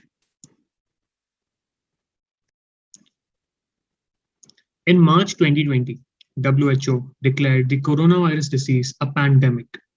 Most governments around the world have temporarily closed down educational institutions to attempt to contain the spread of COVID-19 pandemic. 1.37 billion students have been affected by closure of schools and universities across 138 countries. The pattern of education has changed dramatically over the past few months due to lockdown. Online classes are convenient, flexible, and bring education right to our home. Those who are unable to attend the class can watch the recorded session later. We can easily attend these classes from any place. For MBBS education, where the stress is more on skill acquisition and patient interaction, and where hands-on management is emphasized, it is interesting to note how online classes have impacted all of these. The present study was aimed to understand MBBS students' perspectives on online medical education, as medical learning is unique and vastly different from the other professional learning courses. The aims and objectives of our study are: the aim was to study the students' perspectives on the subject of online medical education. The objectives being to analyze the various opinions of students on online medical education, to give the valuable feedback to the administrators and teachers, to study the effects of online learning on students, and to compare and contrast the benefits and drawbacks of online education versus regular classes for medical students. Coming to the materials and methods used. The study was a cross-sectional study. The study included all willing students from second year to final year of selected medical colleges across India. Any entries not relevant to the field or incomplete were excluded. The study was approved by Medical Ethics and Research Committee of MS Ramaiah Medical College, Bangalore. Coming to the questionnaire, we had our Google Forms questionnaire, which was self-administered in English. It had 6 sections. The first section was about the consent and the details of the student. For example, their name, their college name, their year of study. The second section focused on the duration of classes, number of classes each day, if there were short breaks given in between the classes, which mode of online teaching was the most useful, and in what way the learning of students who are used to group studies is affected. The third section was more about rating the different attributes of online classes. For example, the usefulness, interaction, doubt clarification, and focus during these classes. The fourth section focused on the benefits and disadvantages of conducting online classes. The fifth section dealt with students choosing what all concepts were best conveyed and what concepts were difficult to grasp through the online classes. And in the final section, students were asked if they wanted the traditional classroom teaching to be completely replaced by online teaching, and their opinions were sought regarding how online classes can be further improved. The data was extracted from the Google Forms and analyzed. The statistical methods used was that we collected the data in an Excel sheet. All the quantitative factors, such as number of classes each day, the duration of each class, was expressed as mean and standard deviation or median with the interquartile range. Qualitative variables such as classroom teaching or online teaching were expressed as percentages. The results of the study were very interesting. First of all, the pattern of online classes showed, the section on the pattern of online classes showed that most students have about 2 classes per day. Most classes were of 60 minutes. 35% of the students didn't receive any breaks in between the classes. And about half the students found virtual learning to be affecting group studies. We have a series of figures which show the result in a graphical format. The first figure represents the most useful mode of classes, and the students replied with PowerPoint presentations and videos, the graphic-oriented content, to be their favorite modes. Coming to the perception of online classes, students were asked to rate the online classes using a 5-point scale. Here, what we see is the usefulness of classes has a rating of around 2.5, the interaction 2.3, the ability to clarify doubt through online classes at an average rating of 2.74, and the ability of students to focus was rated as 2.11, and the clinical knowledge imparted was rated as 1.9. As is seen from the graph, clinical knowledge and ability to focus were the parameters with the poorest rating. Available recorded lectures and convenience of online classes are the top benefits of online medical education as listed by students in this following graph. Very few students found the interactive and the personalized learning experience to be of benefit to them. Coming to the disadvantages of online classes, less clinical exposure, frequent technical problems, decreased motivation, and insufficient interaction were listed as the main problems faced. Now, detail-intensive components such as etiology of disease, pathophysiology, were found to be better conveyed through online classes, while clinical features and visually intensive subjects such as anatomy, which requires dissection classes to understand, are most difficult to grasp via online method. 70% of the students were unable to understand theoretical concepts without practical demonstration. For example, without dissection, without direct interaction with the patients, and only 15% of the students found virtual microscopy, which is using pictures of slides, better than real-time microscopy. Now, this figure, in my belief, is the crux of our research. Only 5.4% of students believe that online medical education should completely replace traditional classroom learning, while 36% of students believe that online education should partially replace classroom learning, although Most, 54% students, would prefer to persist with the traditional classroom method of learning. The strength of our studies lies in that this is a pan-India study with responses coming in from all over the country, be it north, south, east, or west.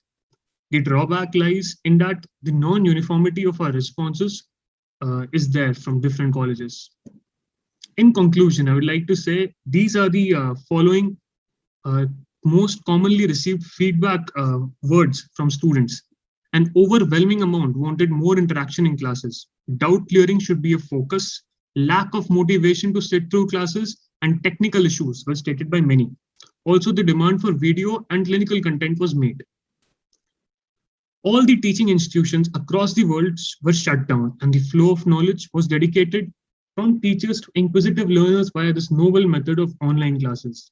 Online classes are easily accessible, flexible to time and location, but despite these advantages, online medical education lacks the ability to impart clinical skills necessary for a student of medicine. Lack of communication and interactiveness was found to be another barrier.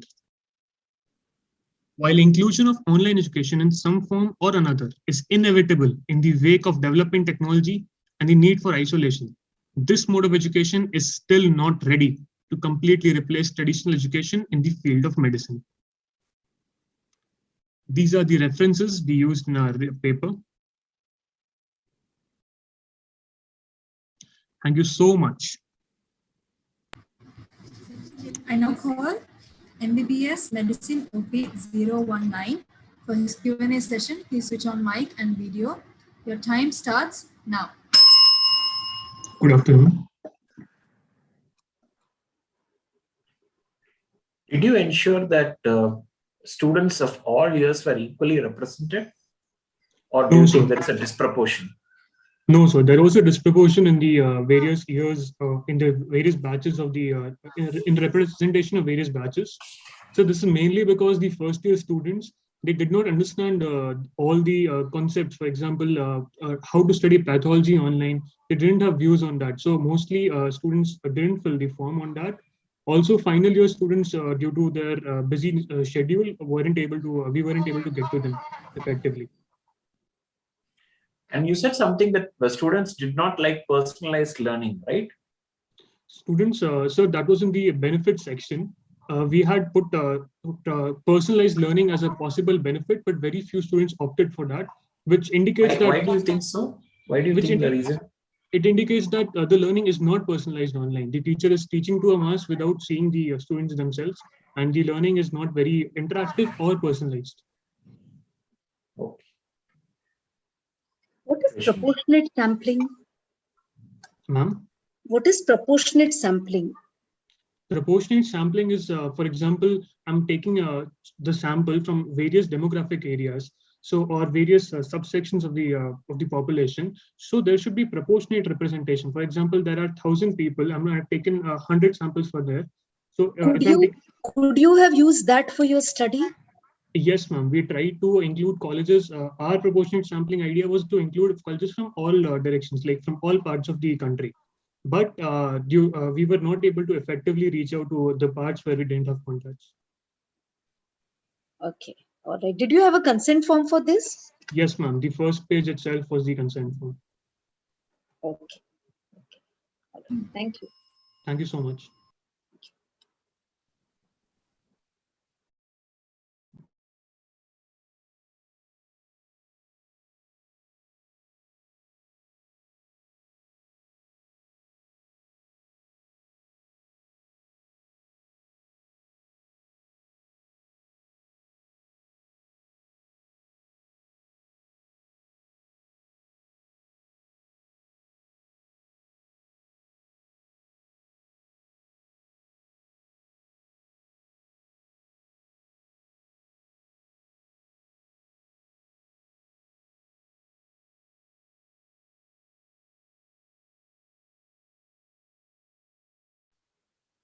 Yeah, we can go ahead, Dr. Asha. I now call registration number MBBS Micro OP028, MBBS Micro OP028. We will be projecting your video now. Please be on standby for your Q&A session.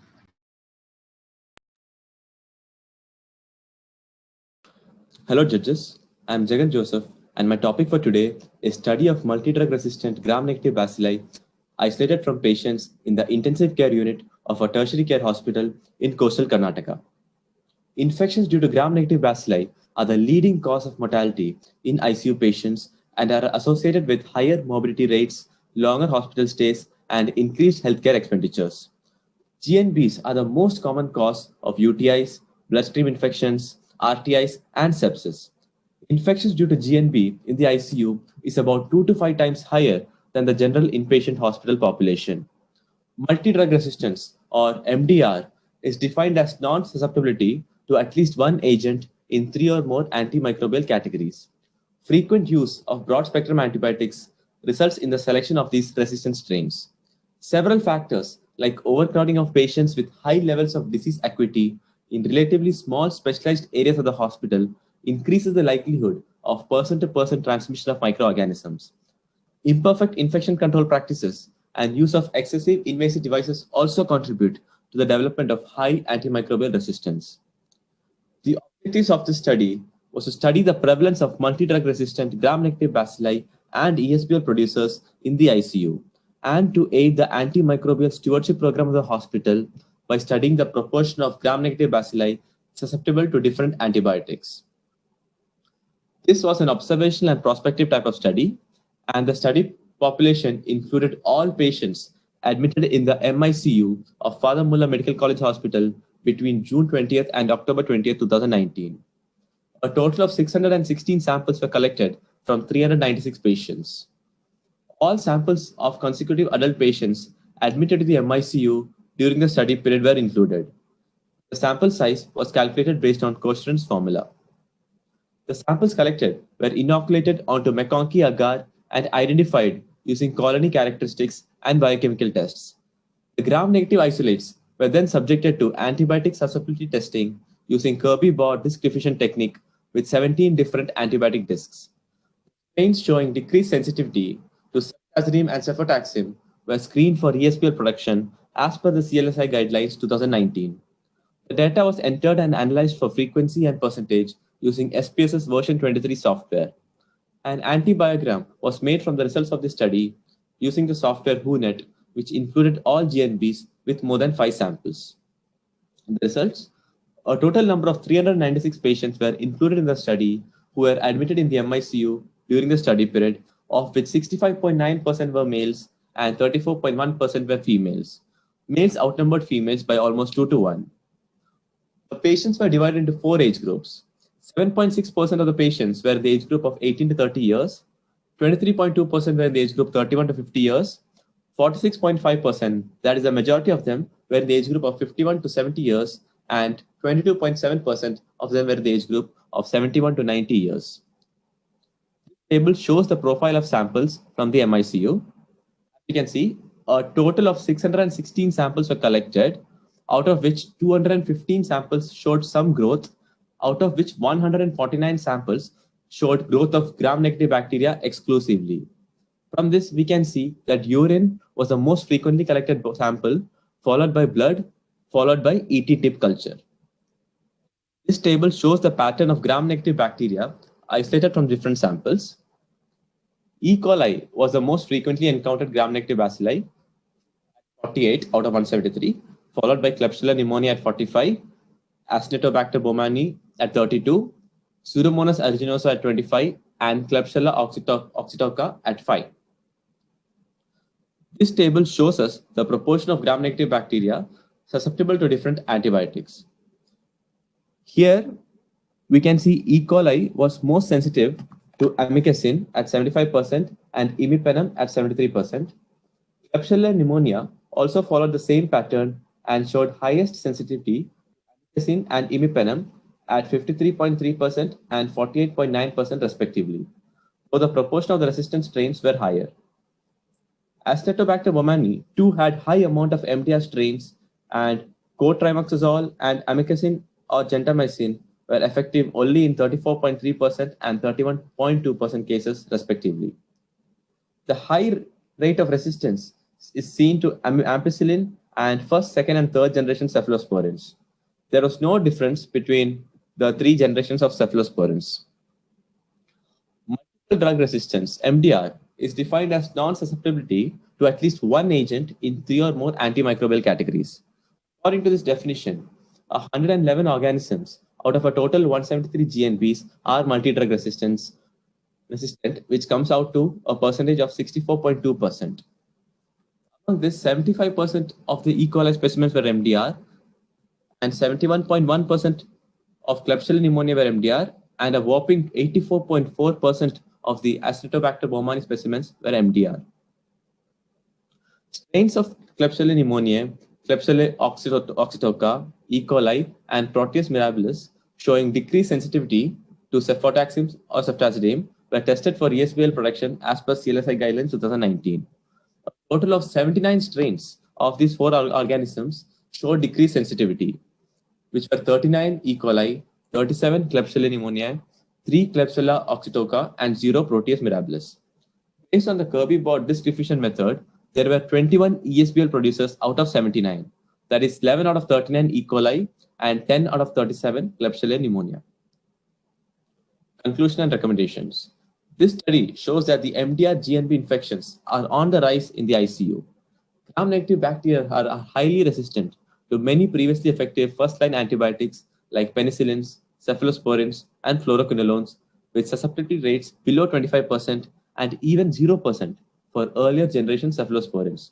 So it's crucial that antibiotics be prescribed judiciously only as and when required.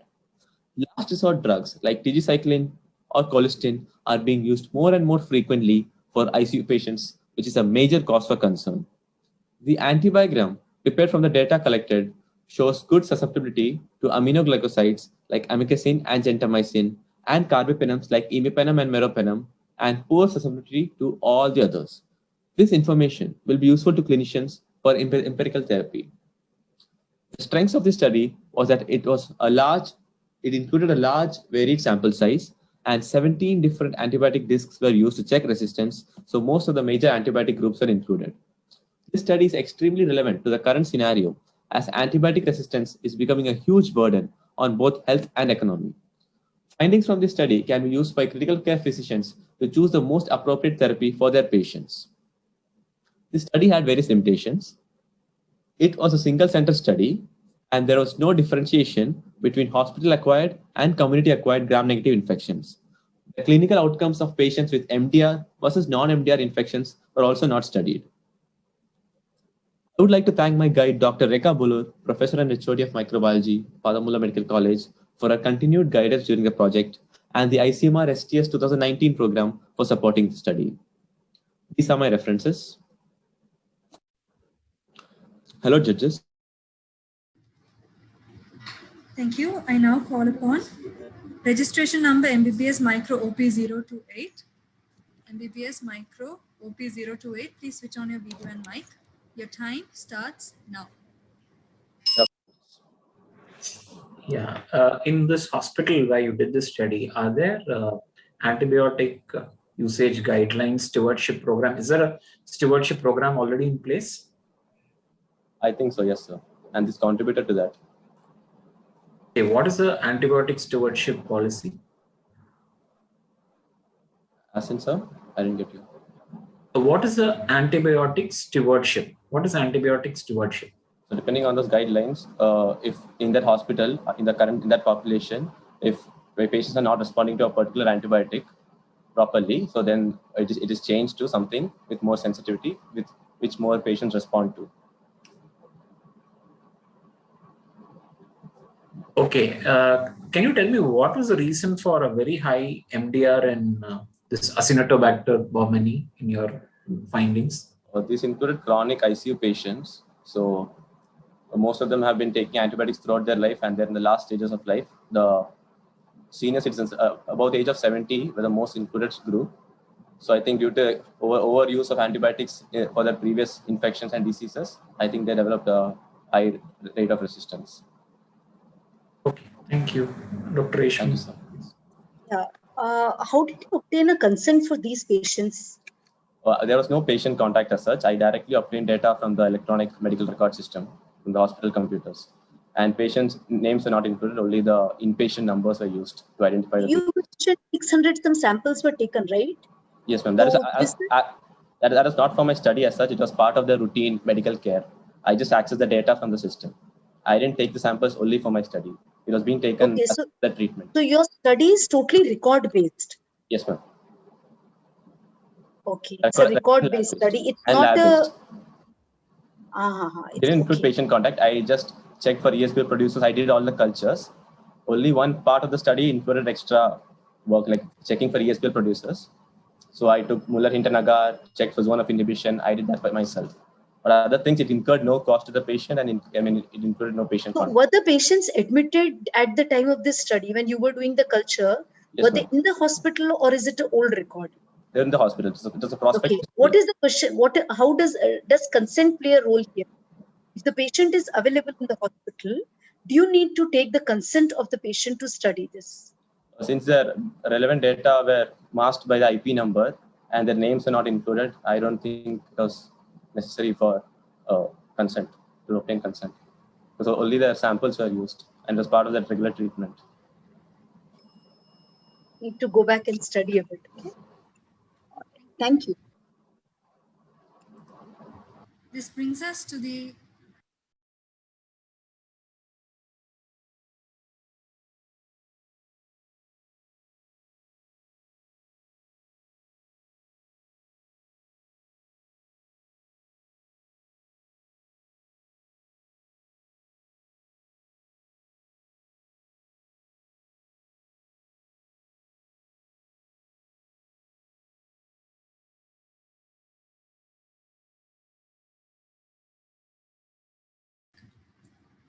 I would like to take this opportunity to thank all our participants as well as our judges. Thank you, participants, for all your effort and a very enthusiastic presentation and answering. And thank you to our judges for their valuable time.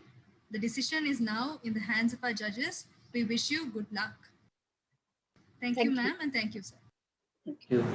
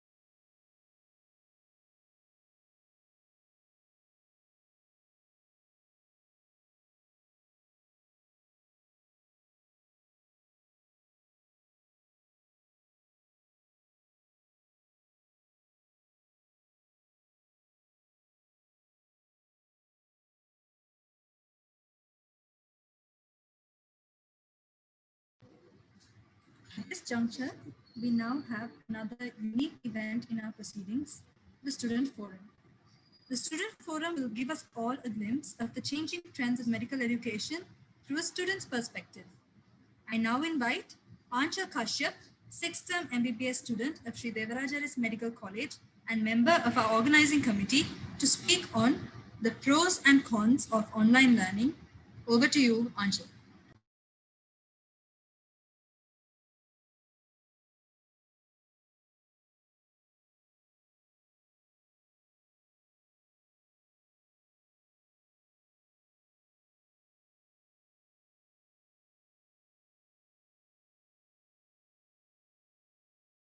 Hi, am I audible? Yes, Ancha, you're audible. Okay, are my slides visible? Yes. Okay, just 1 second.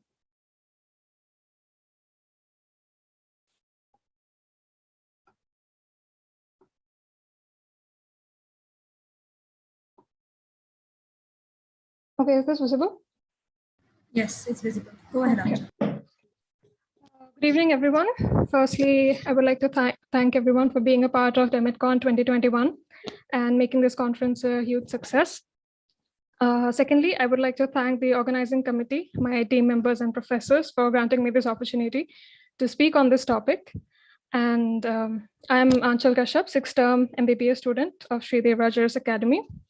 And I would like to start the conference on start the presentation on online learning and how it has impacted medical education, especially in the current COVID pandemic scenario. Now, before we make a segue into the topic at hand, firstly, I would like to talk about the traditional method of medical education.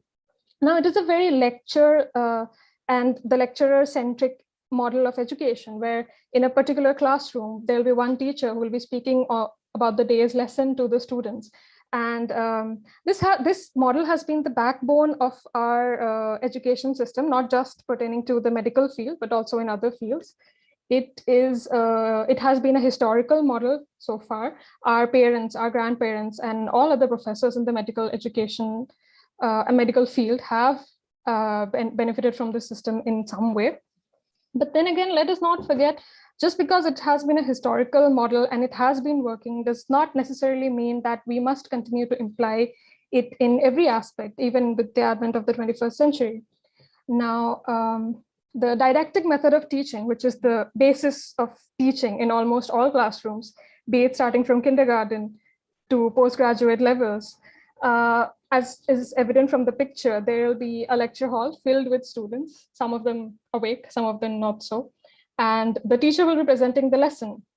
Now, it is a unidirectional method of flow of information where the teacher will be speaking to the students. And there's as such very limited interaction between the two parties, and there is not an immediate knowledge if the students, or rather the multitude of us, which is about 150 of us, there is no method of knowing if exact 150 of us have attained that knowledge or if we have understood those lessons.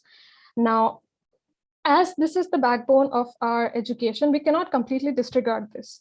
But moving to newer trends, which are the changing methods that we have begun to inculcate in education, we have slowly seen a shift of the tide towards a more Socratic method, where the lecture hall method being the basis of our primary education. Along with that, we have moved into a smaller classroom methods where we'll be divided into particular groups, having a particular tutor or a mentor. And as is evident from the picture, we will be discussing a particular topic or a particular case, and there is a one-to-one interaction with the teacher. There is a more debatable form of learning and teaching that happens. So as such, it is for the teacher also an easier method to know if the students have understood, if the topic has interested the students, and for the students also being in a more integrated environment, there is a smoother transition into the learning atmosphere and I believe, a faster way of attaining that information. Now, just as we were adapting to these newer audiovisual conferencing, case display technologies, as it was slowly being inculcated into our curriculum, suddenly the COVID-19 pandemic hit. And almost overnight, the students and teachers found themselves at a great disadvantage. Most of the students were, including myself, are now in our homes or in our hostels, and the teachers are away in their respective places. And suddenly the entire model of education was shifted to an online platform. We overnight adapted to a synchronous method of learning and teaching, where so many of us, more than 100 of us, would be separated by great geographical distances from the teacher and from our classroom. And the teaching and learning, the online model in Zoom classes, happens in real time. Now, that is the change that we had to adapt to overnight, the teachers as well as the students. Now, I believe when we come to the crux of the matter, when we look for the student response, most of us can agree that we were elated at first when we found ourselves at home and not having to put on our uniforms and being in the lecture hall half awake, when we can be completely asleep in our homes and still be attending classes. and we would have the safety and the comfort of our home. Also, owing to my college's online uploading of all the lectures, we found ourselves in a more relaxed state. We could, even if we had missed the day's lecture, we could later on check it out in the college's LMS software, where all the lectures would be uploaded along with the additional study material. But just as we found ourselves at this lax environment, we must also come to an agreement that almost for a period of 9 months, and including the 2021 period of lockdown, we found ourselves, being medical students, a complete lack of clinical-based learning, that one-to-one association with the patient, or having a en masse discussion on a particular case scenario, or even the practical sessions. Not only that, we must also take into account that most of us come from varied geographical locations. So having to spend long hours connected to a very fickle network, if I might say so, and having to be attending classes one after the one from a period of 8:30 a.m. till 4:30 p.m., it becomes a tedious and a very daunting task for each one of us. Now, coming to the teacher's response, I believe my professors on the other side would testify to the horrors they've had to face in this entire period of teaching. Most of our dear professors have had to upload everything on an online platform, and they would have to almost constantly talk to what would rather be a very blank screen. It would be a very tedious process. Not only that, it would require a huge technological investment and knowledge on their part, which they would have to suddenly inculcate into their teaching curriculum. And not only that, it is a huge difficulty in trying to understand if the student has understood or not, when there is very, very limited response from the students. And as most of our professors would prefer to teach in a live, three-dimensional form with interesting case scenarios, clinical presentations, uploading everything online takes away the essence from that matter. Now, to come into the conclusion, we all can agree that as much as we don't want to regress completely back to the lecture-based manner of teaching, which is again very one-dimensional, we don't also want to move completely forward to an entirely virtual learning platform, which as medical students, we would find ourselves at a great disadvantage if we do so. Combining both and inculcating both the yesteryears and the coming years' methods of teaching, and forming a sort of semi-clinical based and interactive sessions while being physically present in a particular location with interesting case scenarios, is a method which we can all agree would greatly encourage student participation and response. So we can all conclude that e-learning, as much as advanced and technological it can only be used as an adjunct. Just as how tabs and laptops and PDFs cannot replace our books, no matter how huge and how heavy they might be, we still rely on that physical material to gain knowledge from. We can only use e-learning methods as an adjunct and not more than that. I would like to thank each and every one of you present in today's session. Thank you.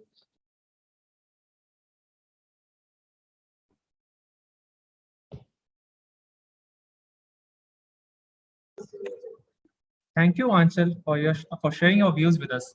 I'm sure everyone can agree to what you have said today. We shall now announce the results of the first round of CPC. Before that, I would like to show you a short video on CPC.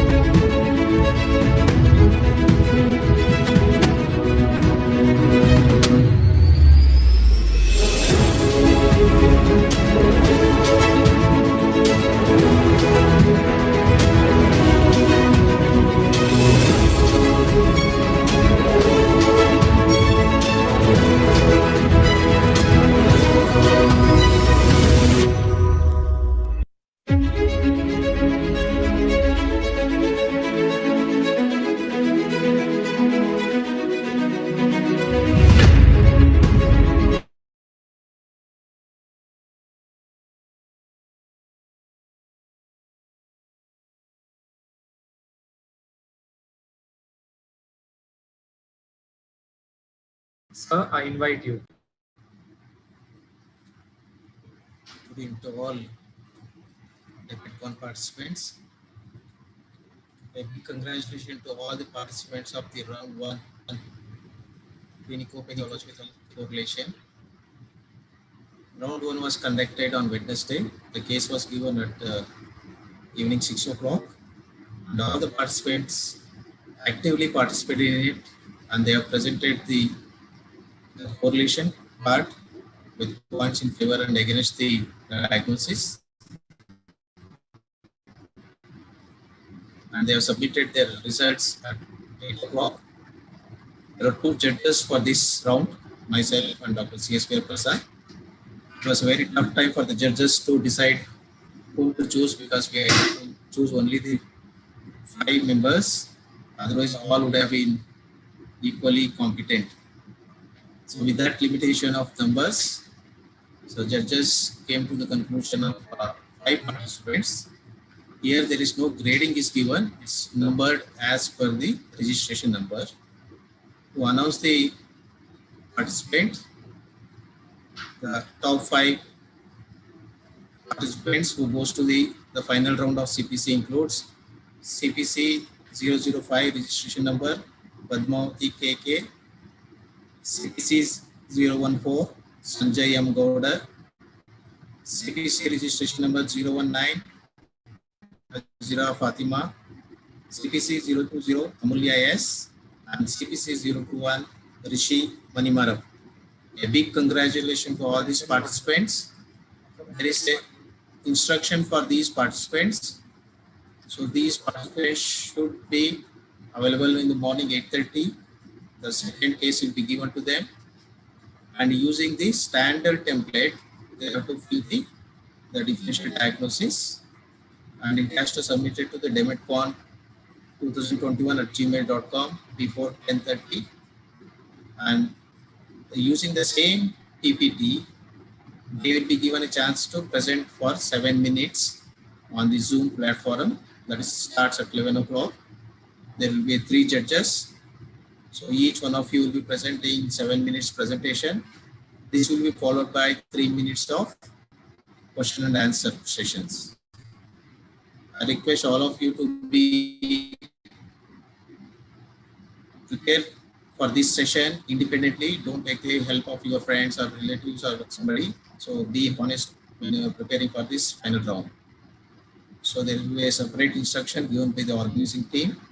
So I congratulate all of you for this success. Thank you.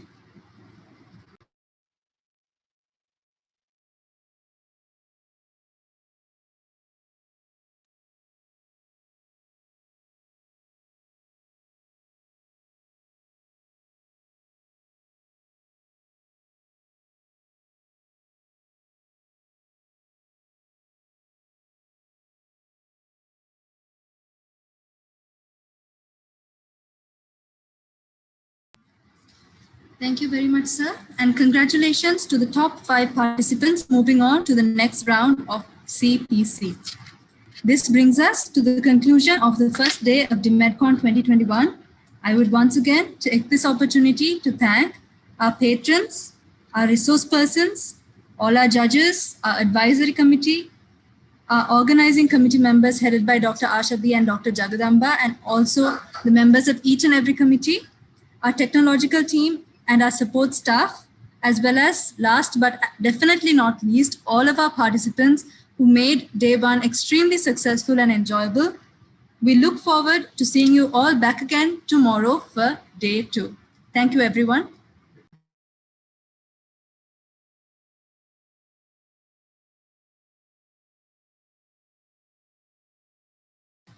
We shall now